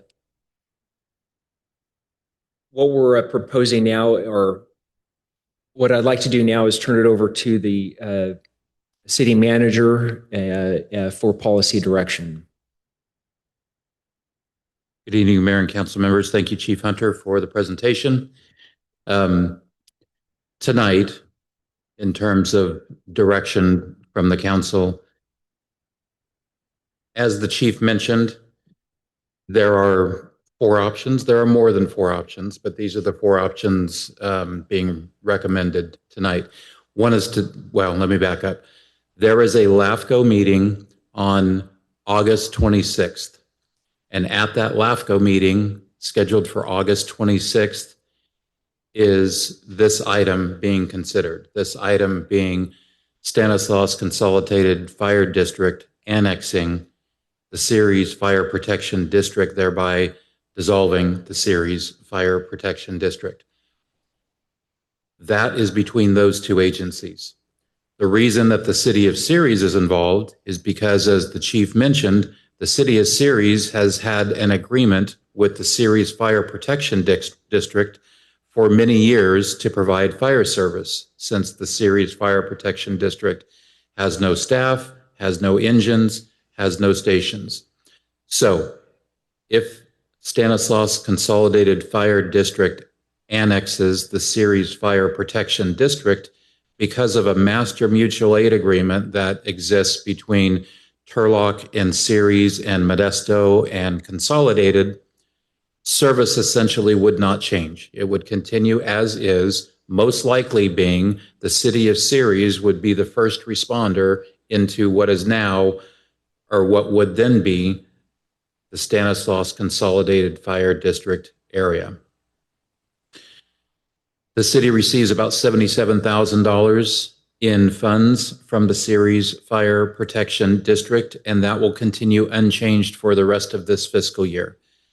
So the request before you tonight is to give me direction on what position the city would like to take for this proposed annexation.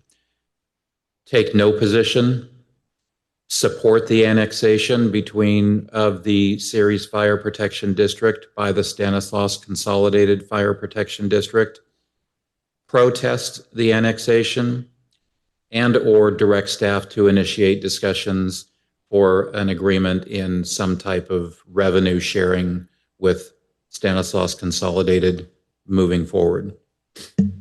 Thank you very much for both of you for your presentation. We'll go ahead and open this up to the public. Is there any members of the public that would like to make a comment or have any questions on this item? Is there anyone on Zoom? Okay. Double check. Any hands raised? Okay. Bring this item back for the council. I do have a couple of comments and then followed by some questions.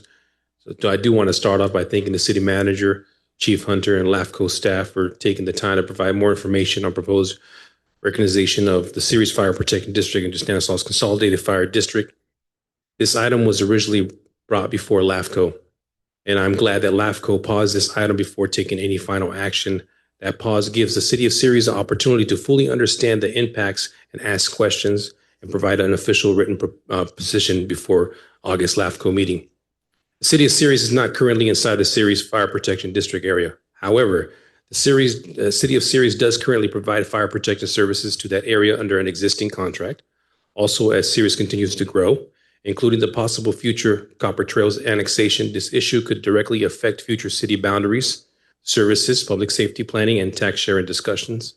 My concern is simple. If residents in that district are going to be asked to pay a higher assessment for fire protection services from what they're now being charged to possibly maybe $312, Ceres may still be responding to calls as the closest available agency, and the city of Ceres needs to understand and negotiate those terms before the final LAFCO action, in my personal opinion. And this is not about opposing a better fire protection for residents in that area. It's about making sure the city of Ceres, our taxpayers, our fire services, resources, and our future growth areas are protected. And I did provide over 10 questions to you, Hunter, but I'm not going to go through all of them today. It's getting really late.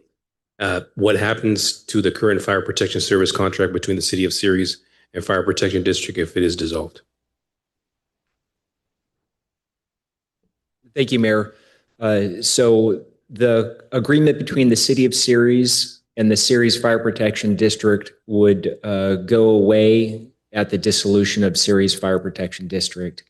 And although it's going away, the relationship with Stanislaus Consolidated Fire Protection District provides an opportunity to have a similar agreement, have discussions about a similar agreement with Stanislaus Consolidated. So what would be the financial impact? And maybe if not you or finance director, if that contract revenue goes away with the Ceres, and Ceres continues to provide that service, which is our contract with Modesto Fire? The loss would be that annual revenue that comes in from Ceres Fire Protection District, which is now about $77,000. Okay.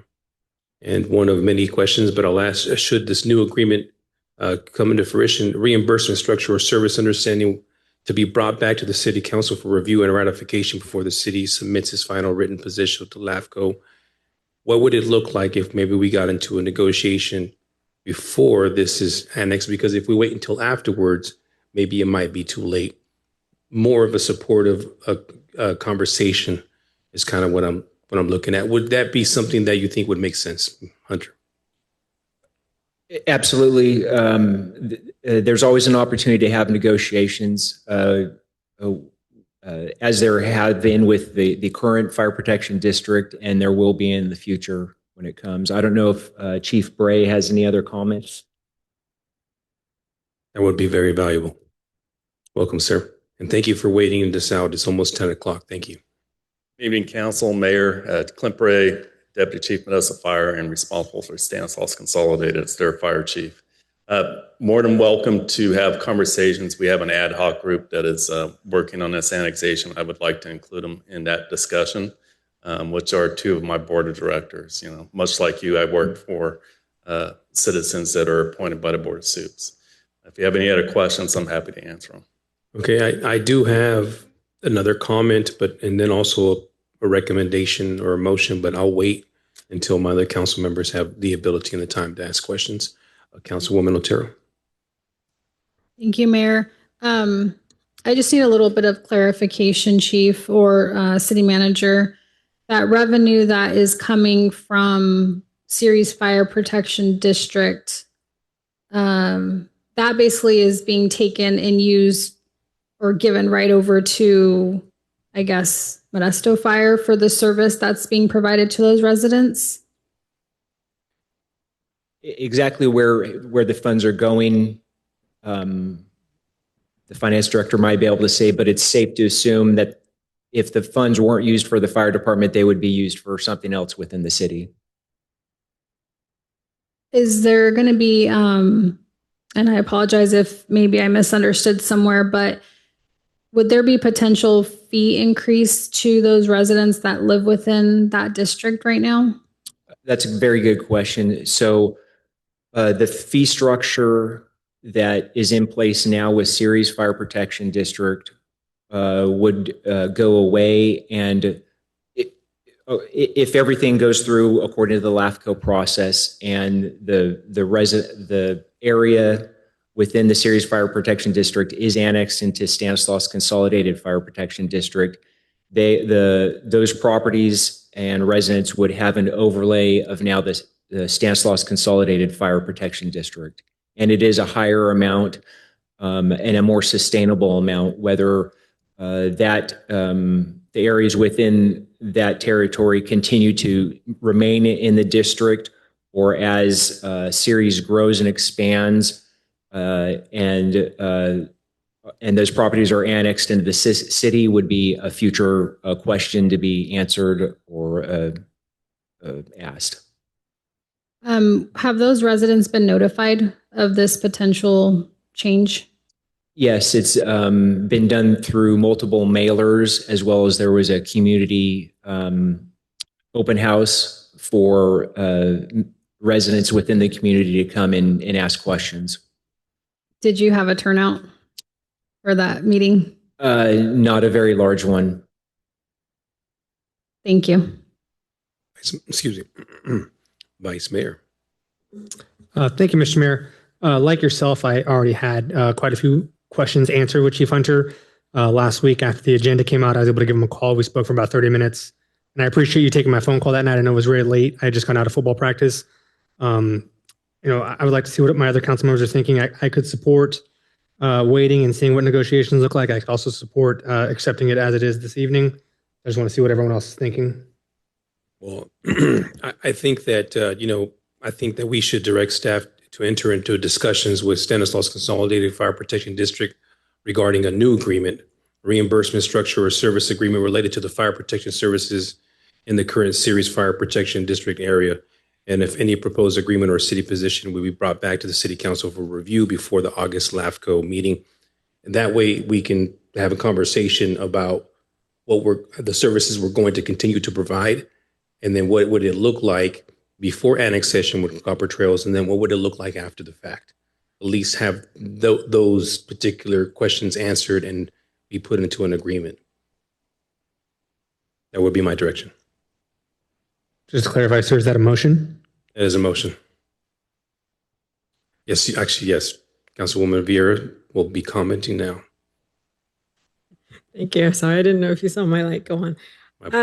I guess I don't want them to be without services or reliable services, so that is my concern. I think it's important that they do engage in a discussion to see what the compensation is, what the services are going to be like, and kind of what it's going to look like for their community, because everyone needs to be having appropriate resources and a response. And I think that's my biggest concern, and seeing what that's going to look like before I can say where exactly this is going to go. Because again, I don't know what it's going to look like. And I think when it comes to what's the cost, what's the response time, who's going to oversee it, how it's going to work is important in this discussion.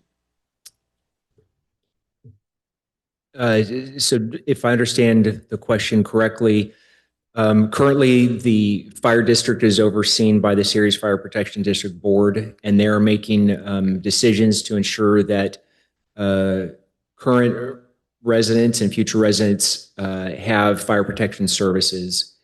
They're making a decision to have their district annexed through the LAFCO process with Stanislaus Consolidated Fire Protection District to maintain service, a similar level of service as they are now.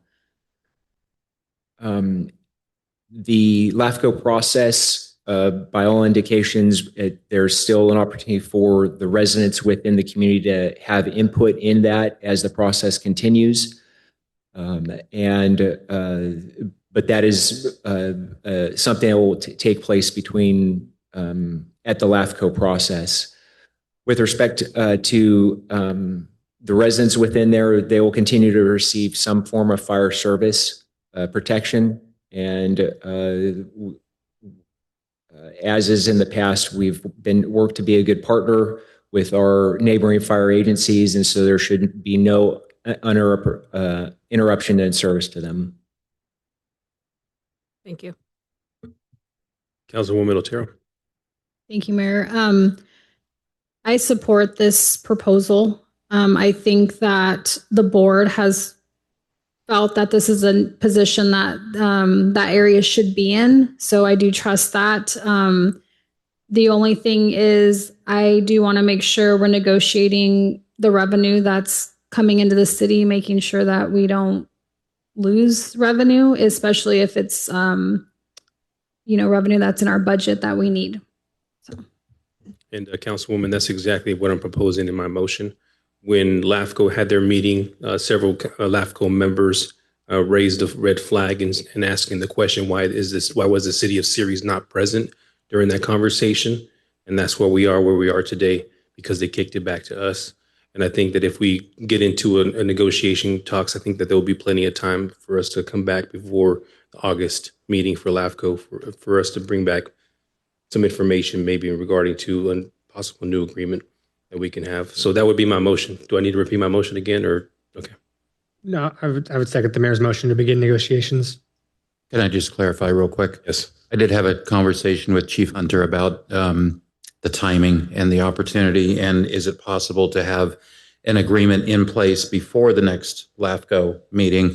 And Chief Hunter seemed to think that there is still time. So I just want to clarify that the motion is that the council would be supportive of this. We have an August 10th and I believe an August 24th city council meeting. So 2 more opportunities before the LAFCO meeting on August 26th. So is the direction that you would be supportive as long as there is an agreement or progress towards an agreement? What level of comfort would the council like to have before being fully supportive at the August 26th meeting?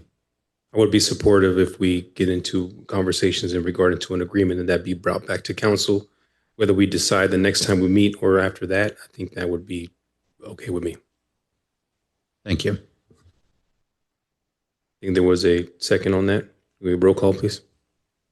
Councilmember Casey.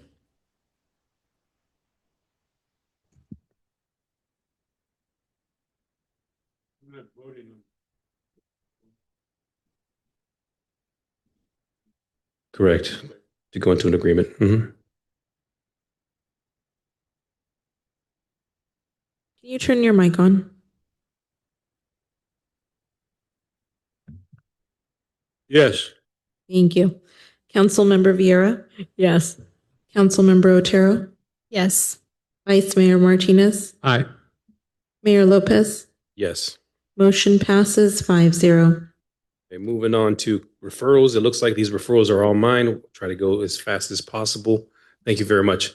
My first referral is the Arts Culture Commission and the creation of an Arts and Culture Commission. In November of 2023, the City Council considered a discussion item titled 16, Public Murals and Creation of a Mural Ad Hoc Committee.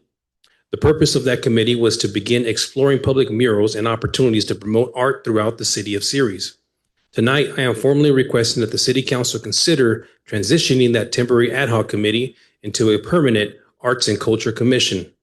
This commission would continue and expand the city's work involving public art, local history, and cultural projects.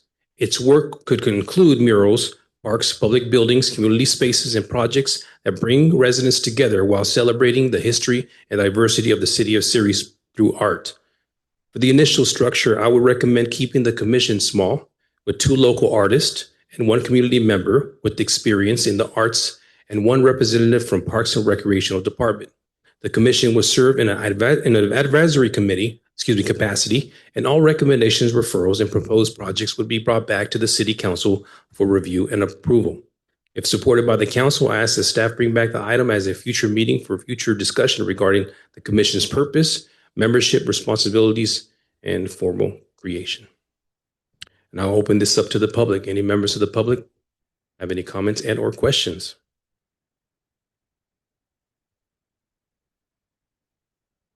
Shirley Rogers. When I seen it said Art Culture Commission, I thought you were bringing back the art show. We used to have an art show at Ceres every year, but this is, oh, forget it. Well, if I can clarify, an art show would be a prime example of how this commission would bring back more to the city of Ceres, if that makes any sense. What I'm trying to say, if you're going to have an art commission, have a commission on art. To have a commission on people painting on the sides of buildings, come on. It's a combination of much Come more on, than that. get alive. Thank you very much, Shirley, for your comments. Is there anybody else? Yes. Alan Guzman, City of Ceres resident. I think it's a great referral. I'm in support of it. I think there's a lot of opportunity throughout the city For example, on Morgan Road in District 2, where I live in, it's currently, there's like 3 feet of weeds. So I think that section of Morgan where it's like the new roundabout and then Kinzer, on that back wall, I was driving home the other day and I was like, that would be a great mural spot. So I know that that's not the only location in City of Ceres. So I'm in support of this. So yeah, I hope it goes through. Thank you very much. Is there anybody else that would like to make a comment on this item? Any hands raised? There are no hands raised on Zoom. Bring this back to my council for consensus or any comments. Councilwoman Otero. Thank you, Mayor. I'm one that supports committees, commissions. We have to do a better job of getting our citizens involved. But I do have a question for the city manager because there are some outstanding staff reports for other committees, such as the TOT committee. We haven't got a staff report yet for Ceres Community Foundation. It took 6 months to get the military appreciation application out. So, I mean, I don't know where we're heading with this, but how does staff prioritize which staff reports will be worked on and what time frame should we expect those to come back to council? Thank you, Councilmember Otero. I believe I might be wrong, but I believe there are 26 referrals that have been approved where there has been no staff report brought back. So our plan is once we get these 5 referrals acted on to decide whether staff is going to work on them or not, starting this week at the Wednesday leadership team meeting, we will start deciding as a team which referrals we're going to work on first. And some of that is a combination of staff capacity. Some of that is a combination of timing as it relates to other issues like the Finance Committee and the Budget Oversight Committee. Can those be combined? Some of it is urgency related. So I don't have, unfortunately, a direct answer for you to tell you this is how it's going to be done. I can just tell you that with the approval or the disapproval of these 5, we now have all the referrals in place and we will start working on them this week. Thank you. With that, I'm open to seeing the staff report on what this would look like. I don't know if it's going to be open to the public to put in for the commission. I would hope so. But again, I think we have to see a staff report to actually make a decision. Thank you. Thank you very much. And I'm looking for consensus. Vice Mayor, yes. Councilwoman? Yes. Me, yes. All right. You got your consensus. Okay, bear with me. I'm going to try to get everybody out of here as soon as possible.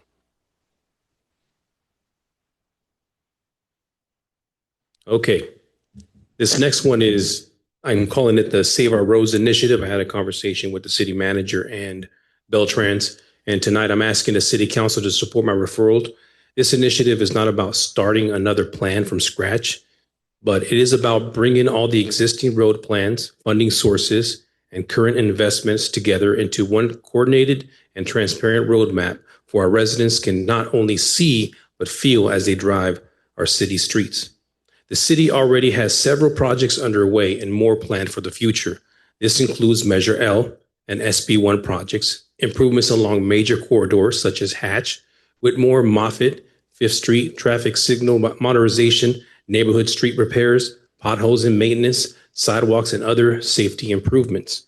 Residents should not have to search through multiple budget documents, reports, and projects lists on our site and agendas to understand what is happening with their roads. They deserve one clear plan showing what already has been completed, what is currently under construction, and what is funded and being designed, and what projects are coming next. This initiative would also help us understand and coordinate road work with water and sewer and underground infrastructure improvements so we are not paving a road only to tear it up again shortly afterwards after a plan that meets the expectations of our residents and what they deserve. It will allow us to see how we use our limited local dollars more effectively, pursue additional grants, show existing funding, and establish a clear priority and timeline. Most importantly, this is about accountability. We need to show our residents the progress is being made, but whether their transportation dollars are going to all in one place they can see and the results they can feel, and a long-term path for improving the maintenance road throughout the city of Ceres. But we must move beyond simply just patching roads. and potholes, and hoping for the best, Ceres needs a coordinated plan that protects our existing investments and allow us to invest like a competing city. What I'm asking is the City Council to support a referral and have staff return with the comprehensive public-facing engagement, Save Our Roads, plan to combine our current maintenance program, Measure L, and SB1 investments, capital improvement program projects, current construction, future projects, funding sources, an estimated timeline, and a process update to the public. I'll open this up to the public for any comments or questions.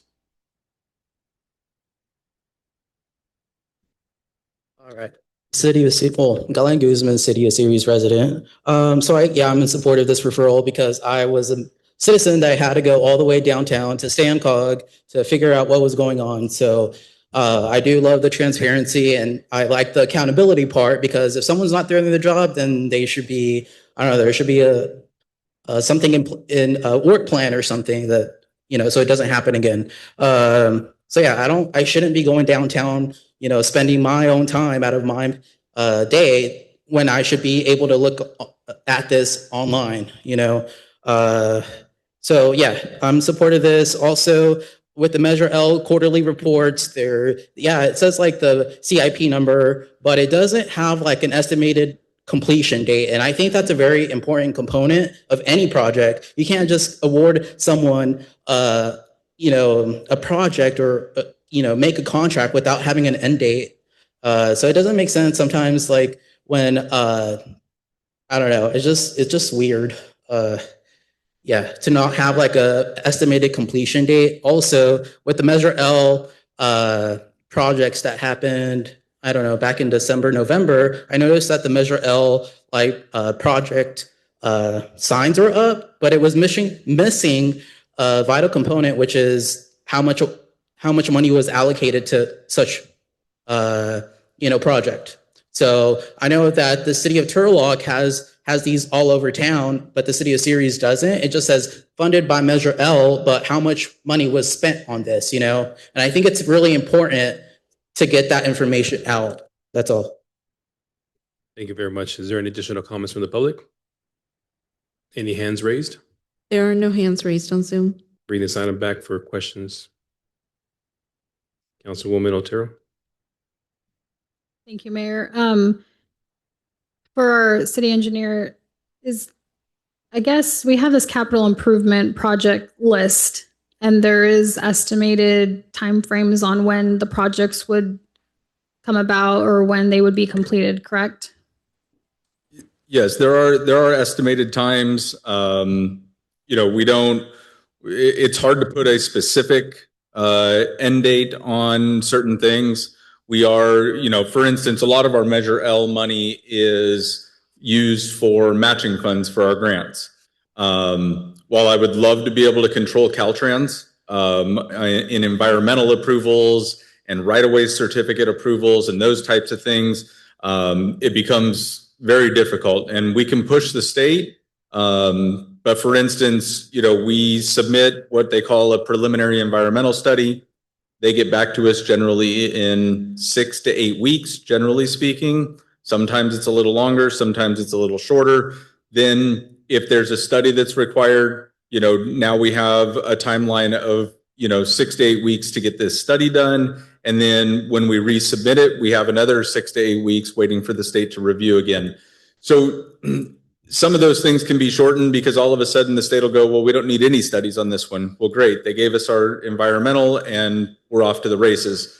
So it's those types of things that are variable within all of our schedules in order to get a schedule that is, 100% accurate. I would never say that we could have a schedule that is 100% accurate.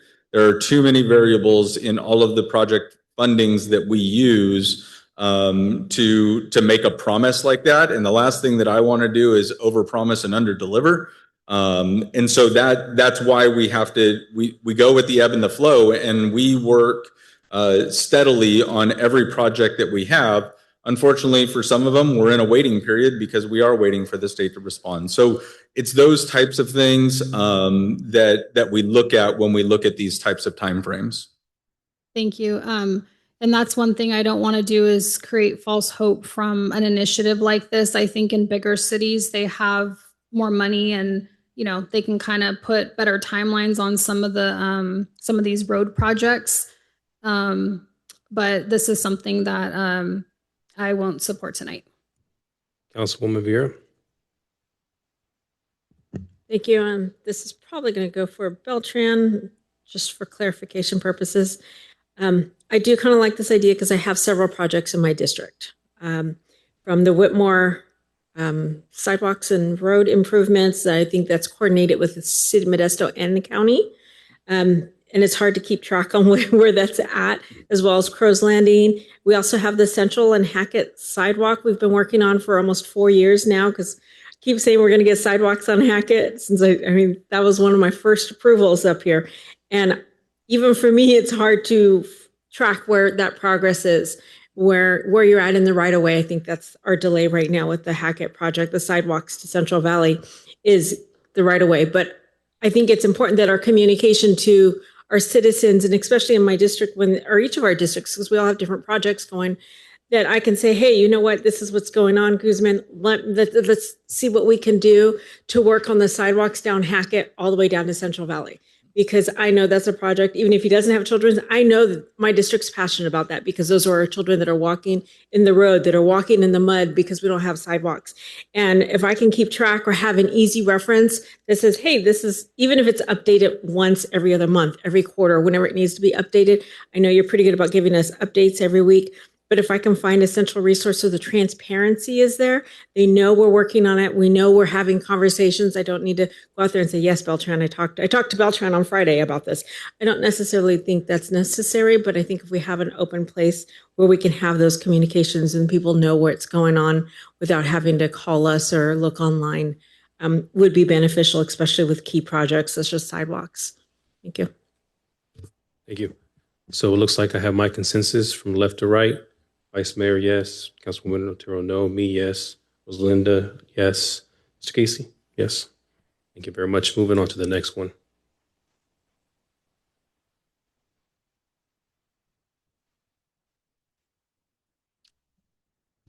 This next referral, Parks for All program. I'm requesting the City Council consensus for staff to return with a presentation on the current condition of future of every City of Ceres park.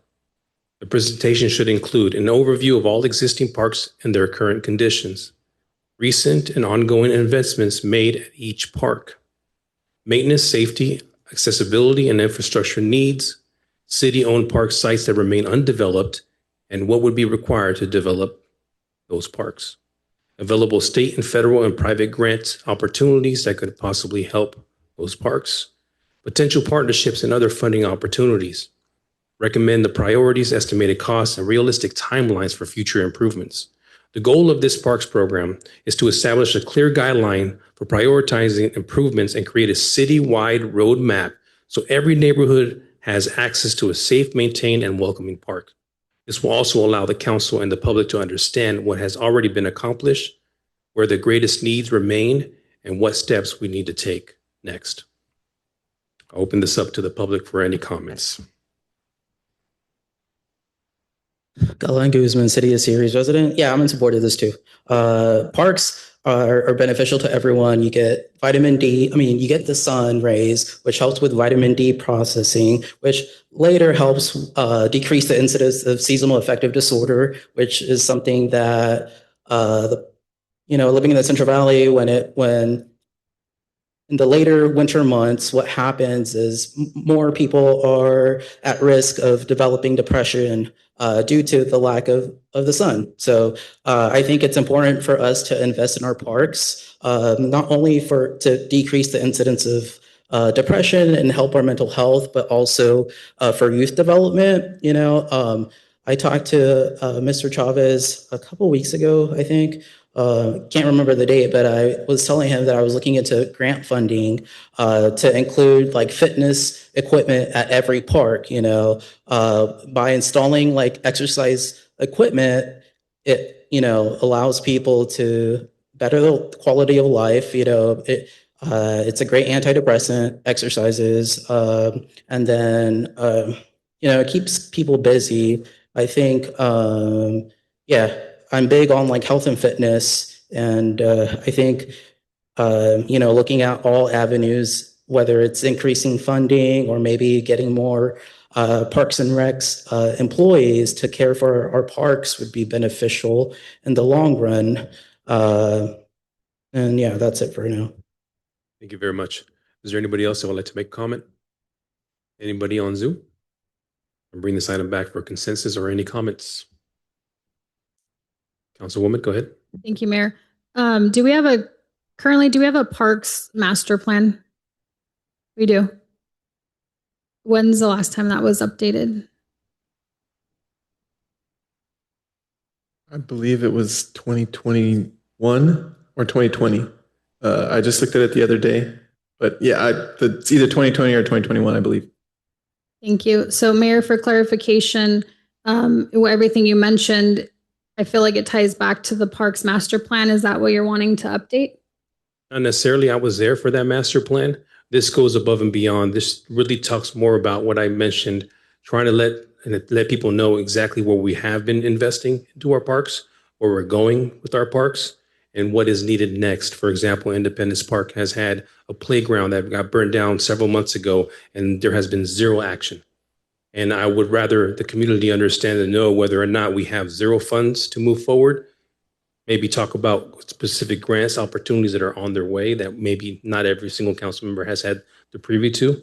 So not necessarily that exactly, but I think a little bit above and beyond, but more of a report. And then maybe from that point, if we decide that maybe we don't want to reinvent the wheel, maybe we need to add to something like that. But I want to at least have that discussion. So why hasn't the master plan been updated? I don't know.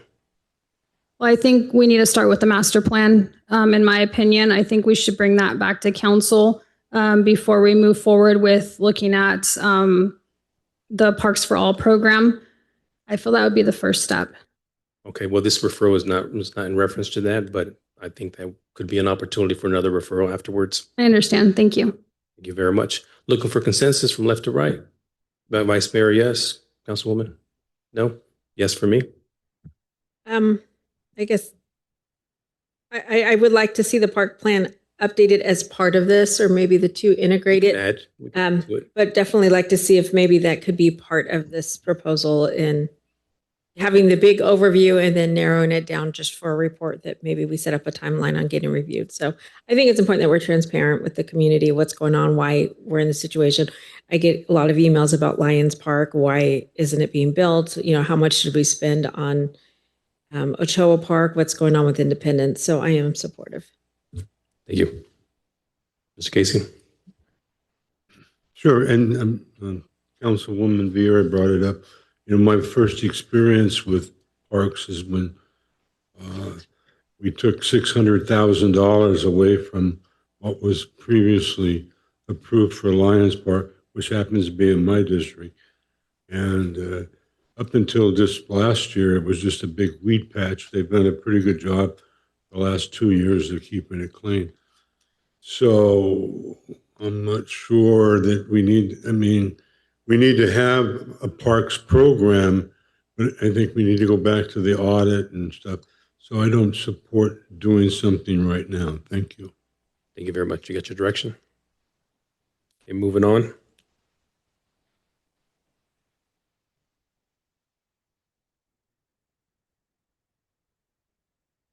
This is the home buyers assistance program. With all the current and future development taking place in our community, I would like to make a referral for the home buyers assistance program to return to the city council as an information item only.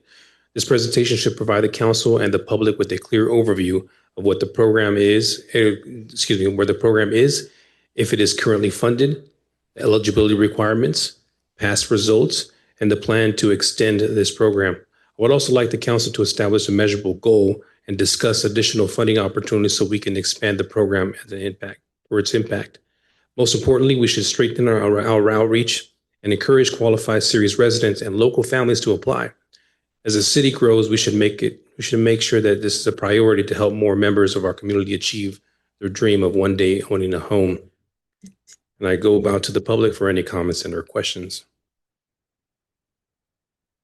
Bring this item back for comments, questions, or consensus.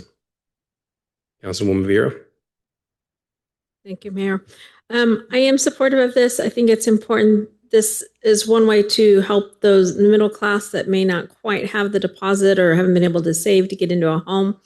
My other one, why I'm supportive of this as well is because it allows the homes to stay with Ceres residents.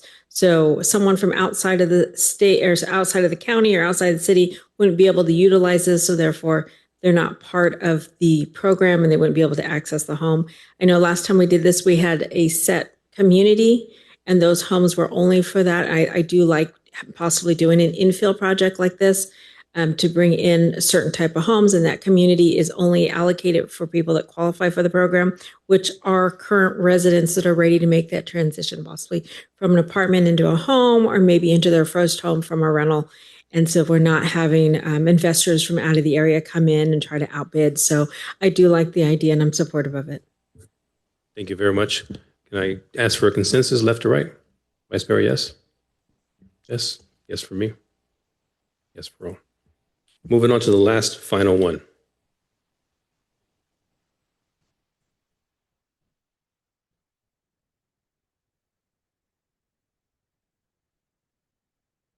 Okay, this one here is the referral. This is establishing quarterly City of Ceres town hall meetings.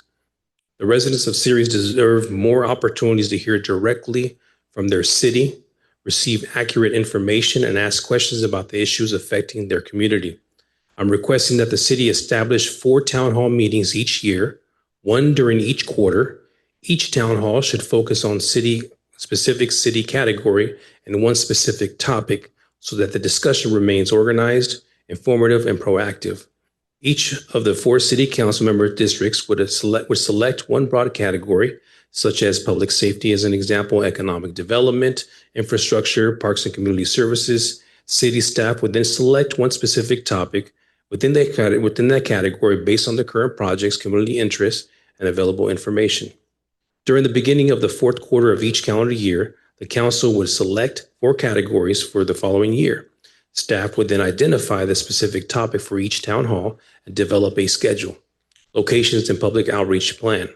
This process would give staff sufficient time to prepare while ensuring that every city council district helps shape the citywide conversation. Now I would move that the city council district staff return with the proposed policy and an annual process establishing the City of Ceres town hall meetings each year with 1 category selected by each council district and 1 specific topic within each category selected by staff. I'll open this up to the public for any comments and or questions.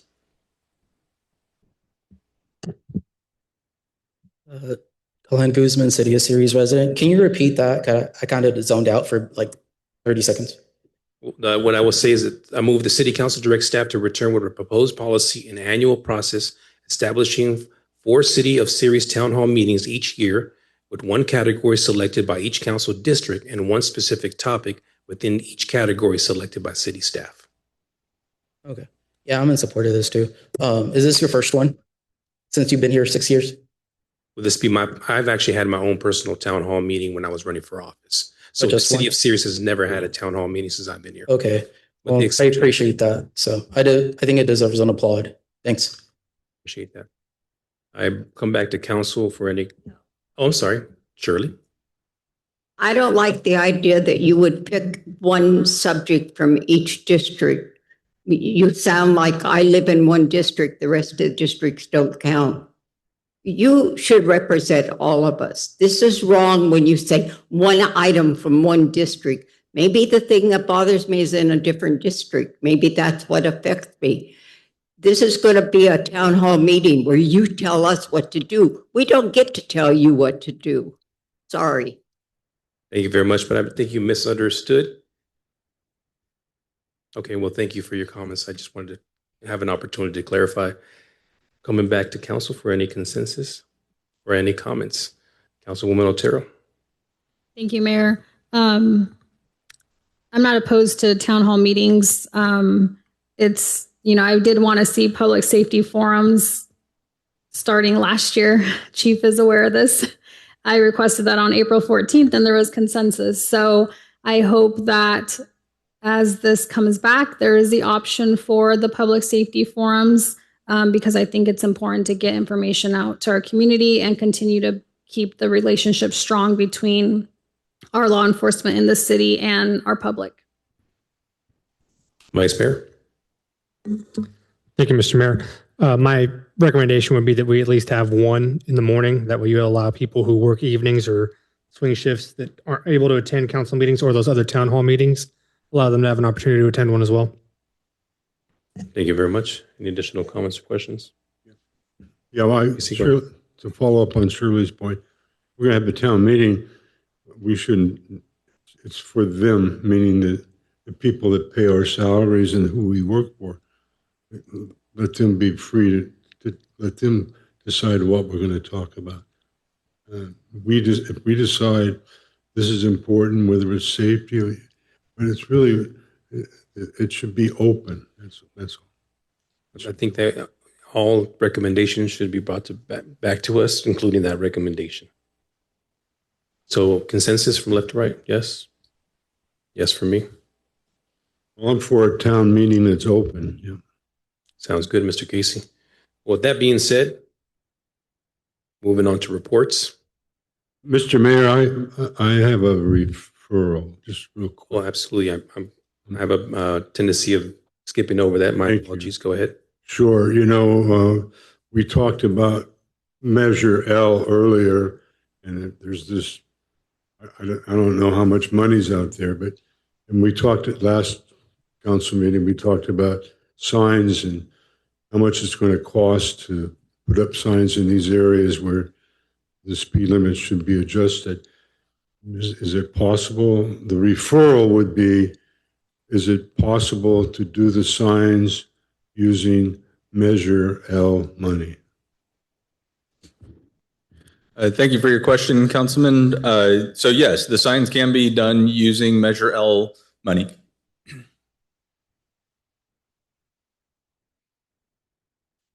Christina, you have that referral by Mr. Casey. Is there any additional referrals from the council? Mr. Mayor, can I just clarify? The answer to the question of can Measure L funds be used for speed limit signs is yes. Can I just clarify what the referral item is that would come back? Right, and then so they'll give us an opportunity at our next meeting to suggest these signs. You know, last meeting, there was a couple of streets, Booth and Eastgate, I think. Were not necessarily my district, but I know that Fifth Street and Caswell, they're racetracks. So, yeah. And just to clarify, the referral item to reduce speed limits on certain roadways did not receive consensus to move forward? No, it didn't, no. But I think you're referring to, could we essentially use Measure L dollars to replace signs? Is that what you're asking, Mr. Casey? Yes. Okay. That's the referral. Sounds like on those two roads. Or just in general, Mr. Casey, in general, right? Well, specifically Eastgate and Booth, because that was brought up last time. I got you. Yeah, You got that, Mr. Interim City Manager? Yes. All right. You have one? Councilwoman Vera, go ahead. I guess if we're going to discuss it, I think that all of us should be looking at what areas in our community are affected. So it's not just certain districts, because that's my concern. And if we can use Measure L, then maybe we look at going into adjusting the speed to be in compliance with the law. Maybe we do it earlier in front of the schools than what is our very last minute requirement. Because I think we need to have equity amongst all of the councils and all of the districts. So that we can all equally participate in the discussion regarding the safety in our communities in each of our districts. That's a referral. Can I make just one clarifying ask? So it's what it's sounding like to me at this point is that you do want me to bring back AB 382 and AB 43 safety corridor and school safety zones back to the council for consideration, and with regard to the speed study, And then after that discussion, you would give direction on, yes, we would like to go back to the consultant for any type of cost proposal that this may come with, and bring a proposal back with those roads, school district areas that are wanting to be re-looked at. Is that correct? I don't want to use general funds if it's Measure L and it comes to community safety, but I just want to make sure it's consistent amongst the community and not any just one district, and make sure it's addressing all of our schools. And we're dealing with, if we have to get new signs for all of our schools legally, let's just do all the schools at once. Let's not just do one school or two schools. I think it's important we do it throughout the city, and we have the same safety concerns throughout the city. And I think we all have our own few streets probably around the schools where we're seeing the high traffic and the faster speeds. Okay, thank you. And so for clarification, all these things that Council Member Buer brought up and the signs, all the cost of that would be paid for by Measure L. Yes, and we will look at the funding source to make sure that obviously the funds are available. I believe that they are. I don't think that's going to be an issue. But we will bring that back in a staff report if that's the desire of the council. And is that Councilwoman a referral to be added to his referral? Or is it a separate referral? Just so city manager. It can be either or, however you want to coordinate it. It's your case. I think ultimately we're looking for the same thing. We're just wording it differently. I think we're looking at safety within our schools and our community and the city as a whole. At least for me, I sound like he may be Pacific for Pacific streets, and it looked like 2 streets, but I would like to do it for the whole community, for all of our districts that we have concerns for, not just those 2 districts. Thank you for the clarification, Councilwoman. Is there any additional referrals? All right, so we're moving on to reports. And I do have a report, and I've seen that Vice Mayor pressed his button, but I'll go ahead and do my report. This Saturday, we had an event here at the community center. Chances make champions. Excuse me. This was also a 10-year anniversary by Charlie's Boxing Gym. So this Saturday, Councilwoman Vera and I attended Chances Make Champions amateurs boxing event here at the community center, bringing together 36 amateur boxers from boxing gyms across California to compete in 18 bouts. For the first time, the Sirius Community Center hosted a USA Boxing sanctioned event of this size, showcasing a positive impact for youth sports that have an impact into our community. This event celebrated Charlie Boxing's Gym's 10-year anniversary in the city of Ceres and highlighted a decade of dedication to mentoring young athletes throughout the sports of boxing. Families, coaches, and supporters filled the community center, creating an incredible atmosphere while cheering on every single competitor. And I just wanted to do a special thanks to those boxers and every coach in the gym, volunteers, officials, referees, judges, ringside physicians, and USA Boxing for making this event possible. Your commitment ensured a safe, professional, and memorable experience for everyone involved. During that event, the city of Ceres proudly presented Charlie Boxing Gym with a certification of recognition honoring his 10-year anniversary here in the city of Ceres. Later that evening, Coach Charlie presented a city of Ceres with a champion belt in appreciation that continued to support youth and sports in our community. So I wanted to say thank you very much. Together, we prove that when a community invests in its youth, we create opportunities, build character, and develop future champions, both inside and outside the ring. That is my report, and I'll move over to Vice Mayor Martinez. Thank you, Mr. Mayor. So I've got 2 here, so I'll start with the first one. So yesterday, my oldest son and I spent about 5 hours cleaning up the Triple R gas station on Mitchell and Whitmore, and I wanted to thank Cameron Black from Black Diamond Junk Removal. He had done that previously at the beginning of the year. He went out there on his own and cleaned up that property, and he saw a post on Facebook that I was out there. So he, on his off day, came and gave me a hand, and I appreciate his efforts. My question for you, Chief Johnson, is could we possibly get an update on the Triple R gas station and where we are with that? And then is that something that code enforcement can take care of moving on in the future? Overgrown businesses or properties that have businesses in them that are overrun or have weed issues. Is that something that we can start citing for blight? Yes, thank you for the question. So Triple R is a public nuisance at this point at Mitchell and Whitmore. It's an abandoned gas station, and there are several of these Triple R gas stations abandoned throughout the county. We have not been able to locate the owner. We believe that he's out of the country, which leaves code enforcement in a spot to where we had to get legal help. So what we did, we submitted for a warrant, an abatement warrant to go clean the property. It was denied by the court. So we got with our city attorney. They looked at the warrant. They now have it, worked out the details. They'll be submitting it this week. The problem is that we can't go on that property without a warrant. Being public officers, we can't go on there and do anything. We can't throw any of the trash away. We can't do anything to the building without that warrant. Also, it's not appropriate for the city employees to go onto that property and not be compensated for our work on a private property. I want to make sure that when we do this, is that we're able to lien that property. So when it is sold, that we then can be reimbursed for the time and effort that we put on there. That process takes time, and we're in the middle of that, or hopefully towards the end of it at this point.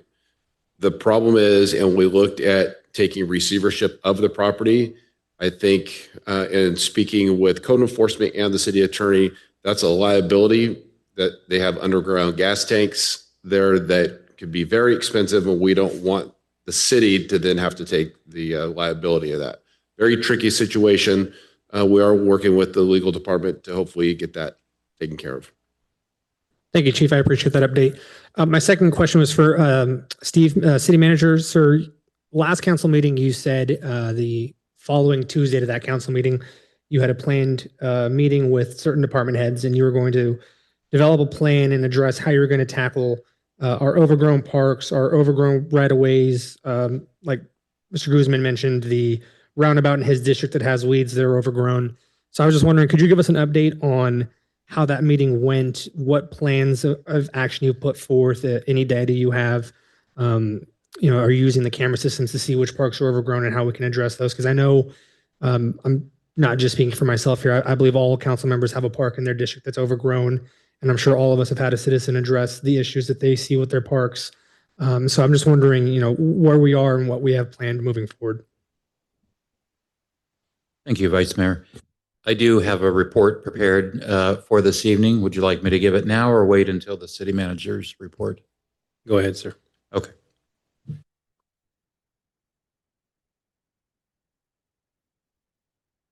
Sorry. So, with the adoption of the fiscal year 27 budget, and the elimination of several contracts, including 2 landscape agreements and Alpine Security, all of that work now falls on staff. In addition, we had a reduction of 1 parks maintenance worker. So the landscape contractors primarily tended to the right-of-ways, the landscape right-of-ways, and our 2 largest parks, Smyrna and River Bluff. So with those contracts no longer in place as of July 1st and the reduction of a parks maintenance worker, we have 5 park staff members, a senior, and a supervisor. And what has happened since July 1st is we have tried multiple different ways, and that's why this plan has taken so long to be made available to the public. In fact, it just changed again today. And it's why there's not a PowerPoint presentation. It's why there's not a document that can be shared, because we have tried multiple different tactics to take on the work of these landscape contractors, the security company, with the limited staff that we have. What we have done is we have adjusted our internal service to ourselves so that the existing staff can provide service to the public that was formerly done by these third parties. For example, our facilities crews, instead of servicing city buildings every day or almost every day, as an example, our city buildings are receiving less frequent service from our city workers so that they can be reassigned to address the concerns of the community that are visibly public or they are visible to the public. Our facilities workers are now unlocking restrooms of parks at 6 o'clock in the morning, servicing those restrooms and emptying trash cans throughout the parks, where that was previously not a duty of those parks or those facility workers. That was a responsibility of our third-party contractors. But since we need to have staff do these things that are of a concern to the community, maybe City Hall doesn't get as cleaned as often as it did. Maybe the police department goes a day or two without getting internal service done to the building. So it's things like that that we've had to adjust internally to start servicing things that the public sees and they've become accustomed to.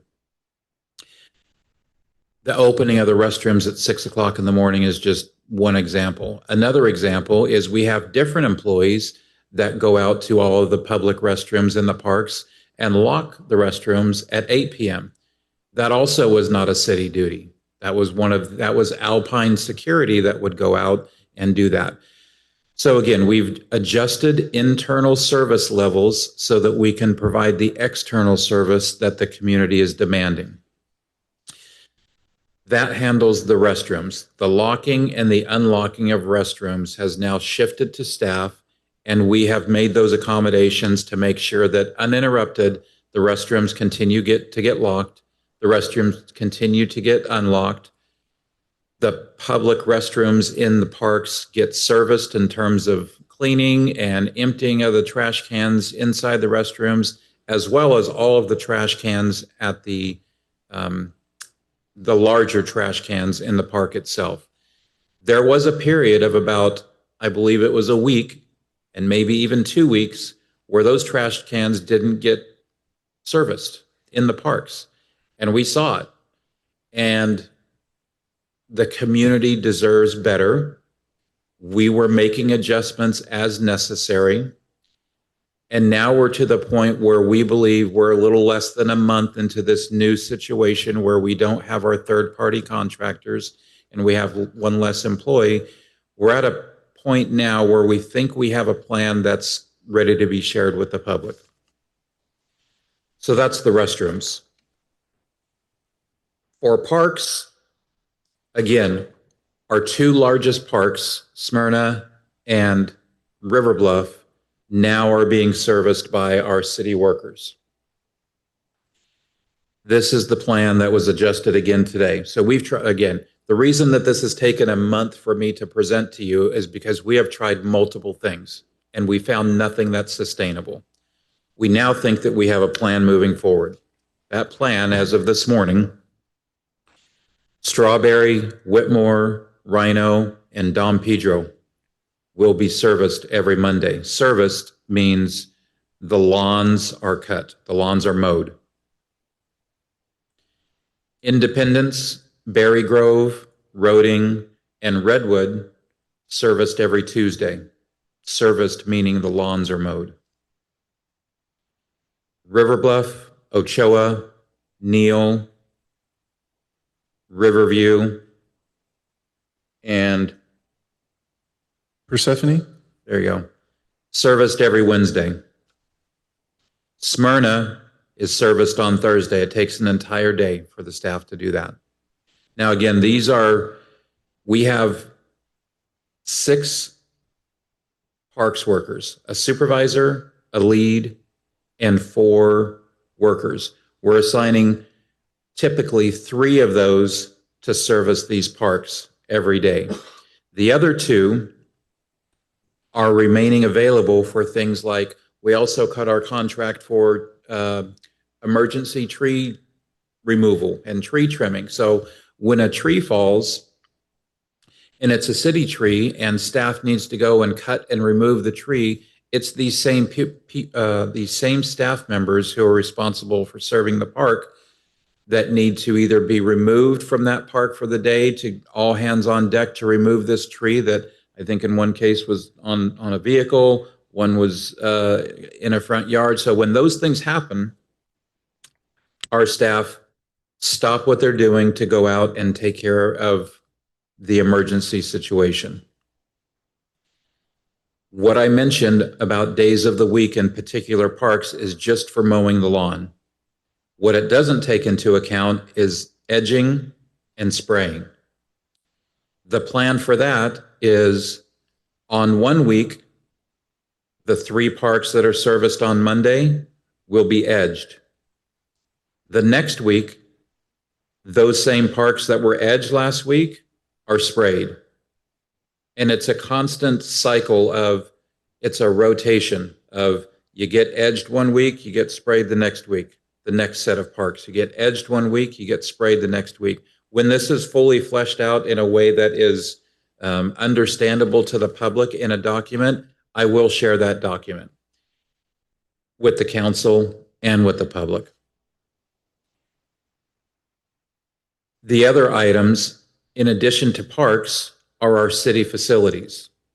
Landscaping. I already talked about the city facilities for cleaning. A separate issue is city facilities for landscaping. For example, the dog park, Legion Hall, City Hall, the community center, and all of our different right-of-ways. Now, I will tell you that the Public Works Superintendent either has or will put out an RFP for the landscape and lighting districts and the community facilities district with the intent to award a bid to a landscaper specifically to service those landscape and lighting districts and those community service districts. And that's planned to come to council on August 10th. August 24th.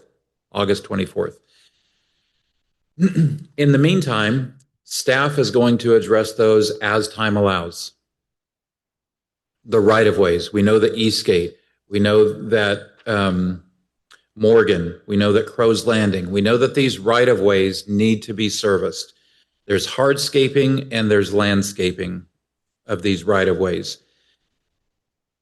As these parks get completed, staff can then be reassigned to go out and address the right-of-ways. What I have determined in the 4 weeks, 3 weeks since the budget has passed is this is not a sustainable model. The fact of the matter is that we are in a perfect storm right now. Yes, we have a balanced budget, but we don't have the support of the landscape contractors that we did before. We have one less park maintenance worker. We don't have the support of Alpine Security. And we had that discussion that if we cut these services, if we create a balanced budget, there are going to be consequences. These are those consequences.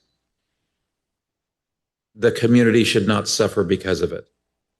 And what I am going to do is I am going to direct that a request for bids be prepared to provide some limited relief.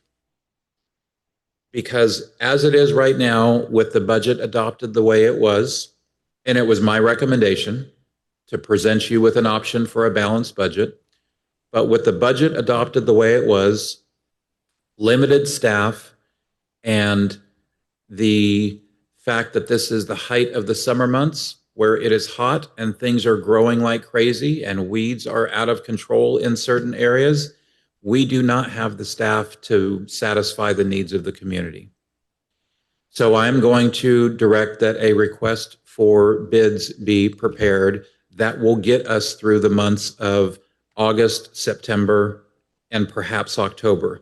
A 2 or 3 months maintenance contract and just see what that cost is. If I can find room in the budget to make it happen and it's within my signing authority, I will make it happen.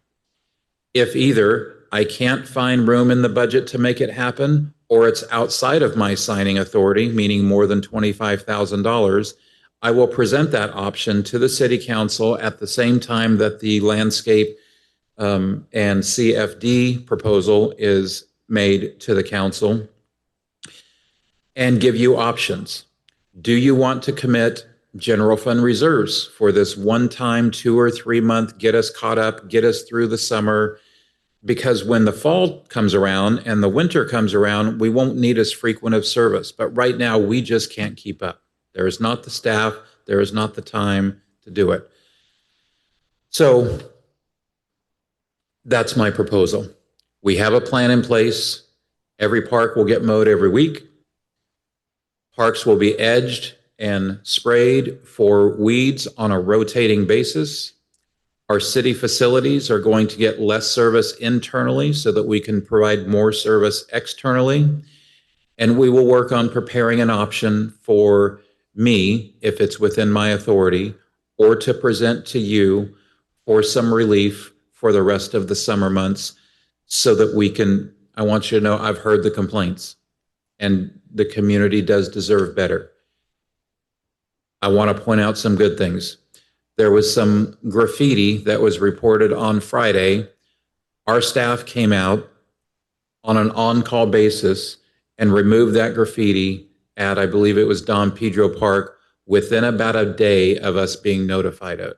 So I want to thank staff for their hard work, their willingness to come out and immediately take care of that. Another bit of good news. Smyrna Park is a very popular park, as you all know. Staff was redirected today to go out and address some of the visible issues that are unacceptable today. So if you haven't seen it, staff did go out and edged areas. There were signs that were overgrown with weeds. They addressed those areas. They got through a little more than half of that park, maybe 2/3 of that park. And the plan is to come out and finish it tomorrow. Now, something else might come up. There might be another tree down. There might be some other urgent thing that comes up that prevents staff from doing that.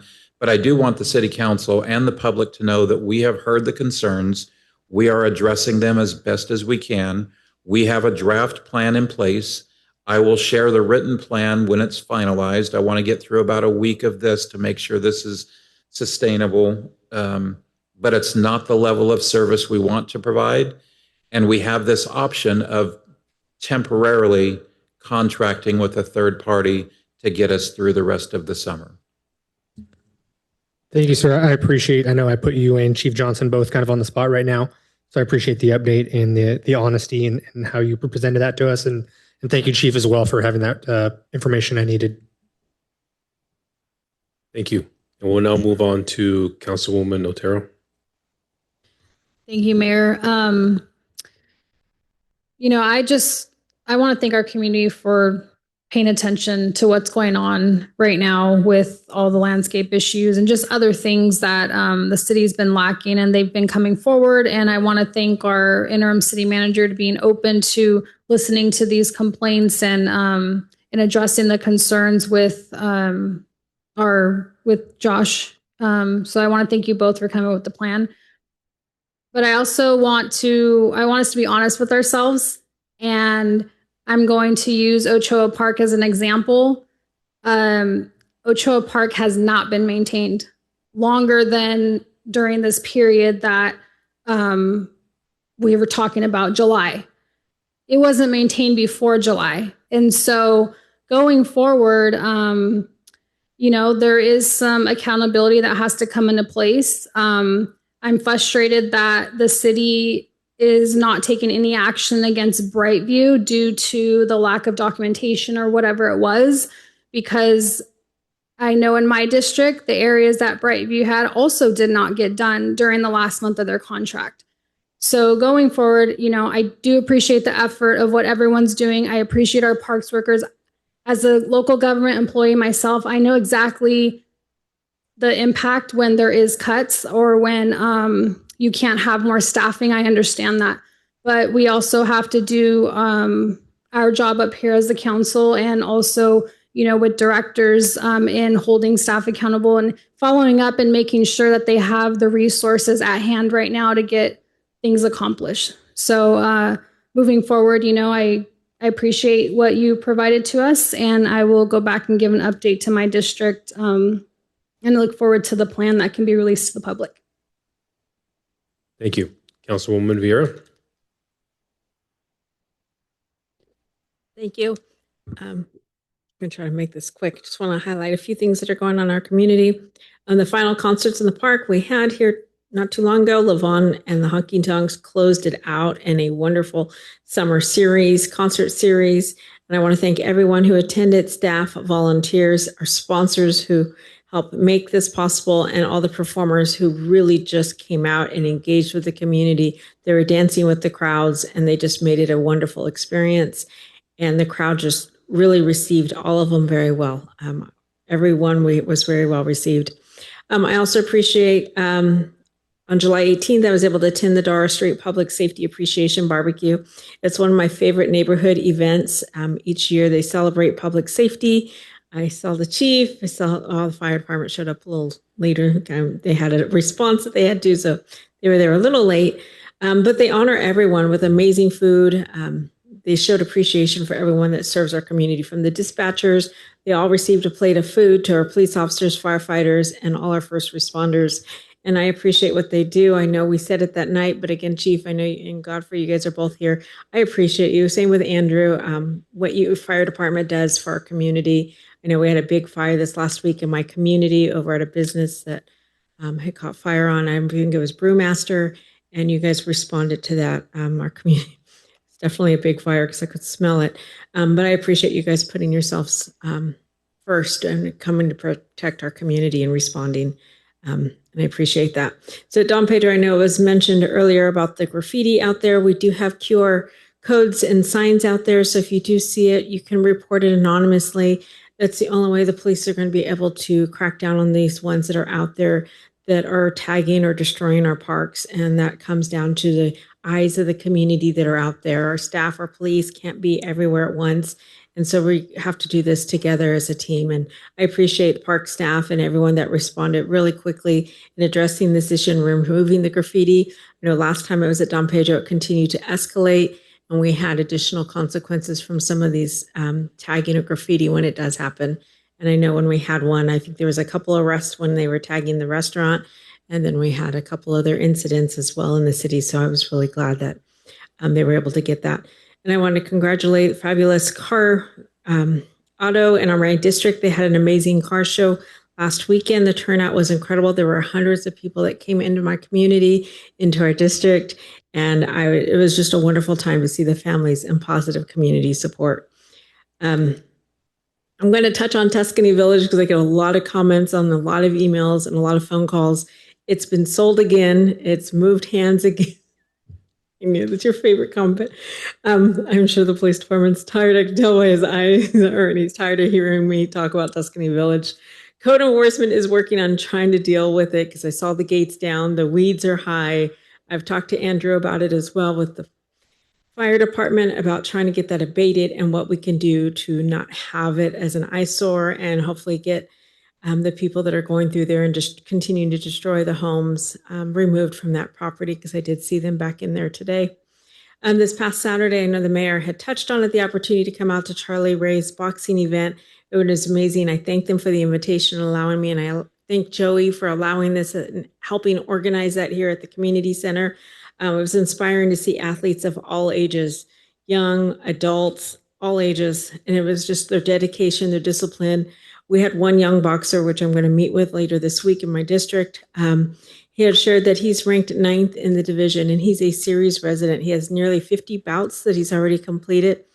And it looks like they finally found someone that is willing to compete against him. So he's going to be coming up on another bout that's going to be coming up. He'll be back in the ring. So just his passion, just talking to him, he said he'd rather be there at the gym than being at home. He goes, there's no other place I'd rather be outside of school than at the gym and working with what he is passionate about, which I thought was incredible. And whether it's this sport or another sport, whether it's soccer or baseball, I think that's just amazing. I know my daughter preferred the clarinet, but we all have our own roads that we preferred. Their next event will be September 26th at the Salvation Army Red Shield in Modesto. Now, and I know Joey's over there, and I don't know if he wants to highlight this or if he was planning to. Friday, July 31st, that's this Friday, thanks to a generous donation from TID, there will be a free swim day over at the Red Shield on Las Vegas from 1 to 5 p.m. Stan RTA is still doing the free buses, so you take bus 42, route 42. It'll drop you off about a block from the Red Shield, and you could just kind of take a quick walk from when I looked on. So that's going to be a great opportunity if you want to come out. I know Joey and I were trying to organize something, and we kind of ran into a few barriers, but I was glad that TID was at least able to get that over at the Red Shield, although we unfortunately couldn't get it here in Ceres. He did an amazing attempt to try to make it work, and I appreciate all the effort he did in trying to get it here in Ceres, but unfortunately the insurance and other barriers prevented that. On the same day, on Friday the 31st, at the Episcopal, you're going to have to help me, Julian, with the name, the Episcopal Jubilee Center, is that correct? Is hosting their family fun night at 6:30 to 8:30. They're at 821 Lassen Road in Modesto, which is just outside of literally across the street from my district. In Modesto, off of Whitmore and Crow's Landing. It's going to be an evening of family activities, free food, and community resources. It's always a great event. I encourage everyone, if you're free, go out there. It's just show up early, though, because parking is limited. Looking forward to National Night Out. I know they talked about I had to recuse myself just because I am hosting an event. There are 2 celebrations in Ceres that I'm aware of. One is going to be on Saturn Court with Nason, and the other one I will be hosting at the Ceres Grub Hub from 6 to 8. I have a lot of great vendors, and I have growing supports and community. I have Vic's Churros, who will be preparing hot dogs and churros. Raising Cane's will be bringing out their lemonade. Securo Max will be bringing water. Ceres Grub Hub, besides the location, is also getting a bounce house and a DJ. Ceres Partnership for Healthy Families will be hosting activities for children. California Landscaping Supply will be doing a seed planting activity for our youth. Infinity Ag will be providing a raffle prize. Westport 4-H reached out to me last night. We're still trying to figure out all the specifics, but I'm guessing I'm going to have some small animals possibly. And then Ceres Kids and Family Dental has offered a raffle prize and will also be providing dentist-approved goodie bags. So we know what that means. And the evening will also feature Ceres Police has said they will come out, as well as the fire department, and the sheriff helicopter will also be flying over. Ceres Karate has also stated they'll come out, and the kids will actually be performing as well after they get out of class. So we expect them around 7 o'clock. There'll be lots of activities, hopefully some raffle prizes, refreshments, and more. There's still room for additional organizations, performers, and sponsors. Everything is free. There's no cost. So trying to make sure that we all come out and kind of just get to know each other. And then, because a lot of us are working, we're not always home as much as we'd like to be. Or right now we're in the air conditioning because it's really hot. Lastly, I just want to congratulate Central Valley High School as they celebrate their upcoming ribbon cutting on August 7th for the stadium. This project has been years in the making. I remember when it was originally just almond trees. I lived across the street and I watched those trees go down.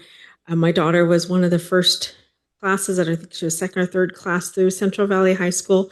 She was a cheerleader there, and they were always talking about the stadium. They're going to get a stadium. They're going to get a stadium. She's now 33, but they're finally getting the stadium we talked about when she was 15. So this is very exciting for me, but government moves slow, and I understand that. So really glad to see this becoming a reality, and I want to thank everyone who helped make this possible. Thank you. All right. Mr. Casey, do you have a report? Sure. I've been, a council person with few words, but it's 10:55. I think we should wait till next week for our staff to report and let's go to our closed session. I hope that staff doesn't have long reports, but wishful thinking, Mr. Casey. Moving on to staff reports. City manager, outside of your original report, is there anything additional you would like to add? No, thank you. Good answer. City attorney, it doesn't look like she's on anymore. I am, and I don't have any reports. Thank you, Nubia. And any of our department heads, Chief? I have several pages of reports, but I'm going to condense it down. Lazy Wheels, they have heavy equipment on site. That is not City of Ceres employees. that is the private owner that is doing the work out there. I know there was some suggestion that it was us, and it is not. It's one of the top 3 priorities of code enforcement. I can't wait for it to be cleaned. I think by the end of the week, you're going to see a huge improvement, and we'll be handing this project over to Julian for the building of whatever's going to come in there. I can't wait for that. Last Thursday, Officer Hatcher and Officer Diaz received the Mothers Against Drunk Driving Award up in Roseville. This is a huge accomplishment, and to date, we're up 40% in DUI, impaired driver arrests in series. You'll never know the lives you save with those arrests. You can't quantify that, and it's very impactful to our community, and I want to publicly recognize them for a job well done. Last thing, our donated K9 vehicle is out on the street finally. You're going to see that it has a new look, and we have a couple new patrol cars coming out here shortly that are going to have the same look. It's a modernized look. We have probably some of the best safety equipment on our new vehicles, and I would like to thank the council for your support.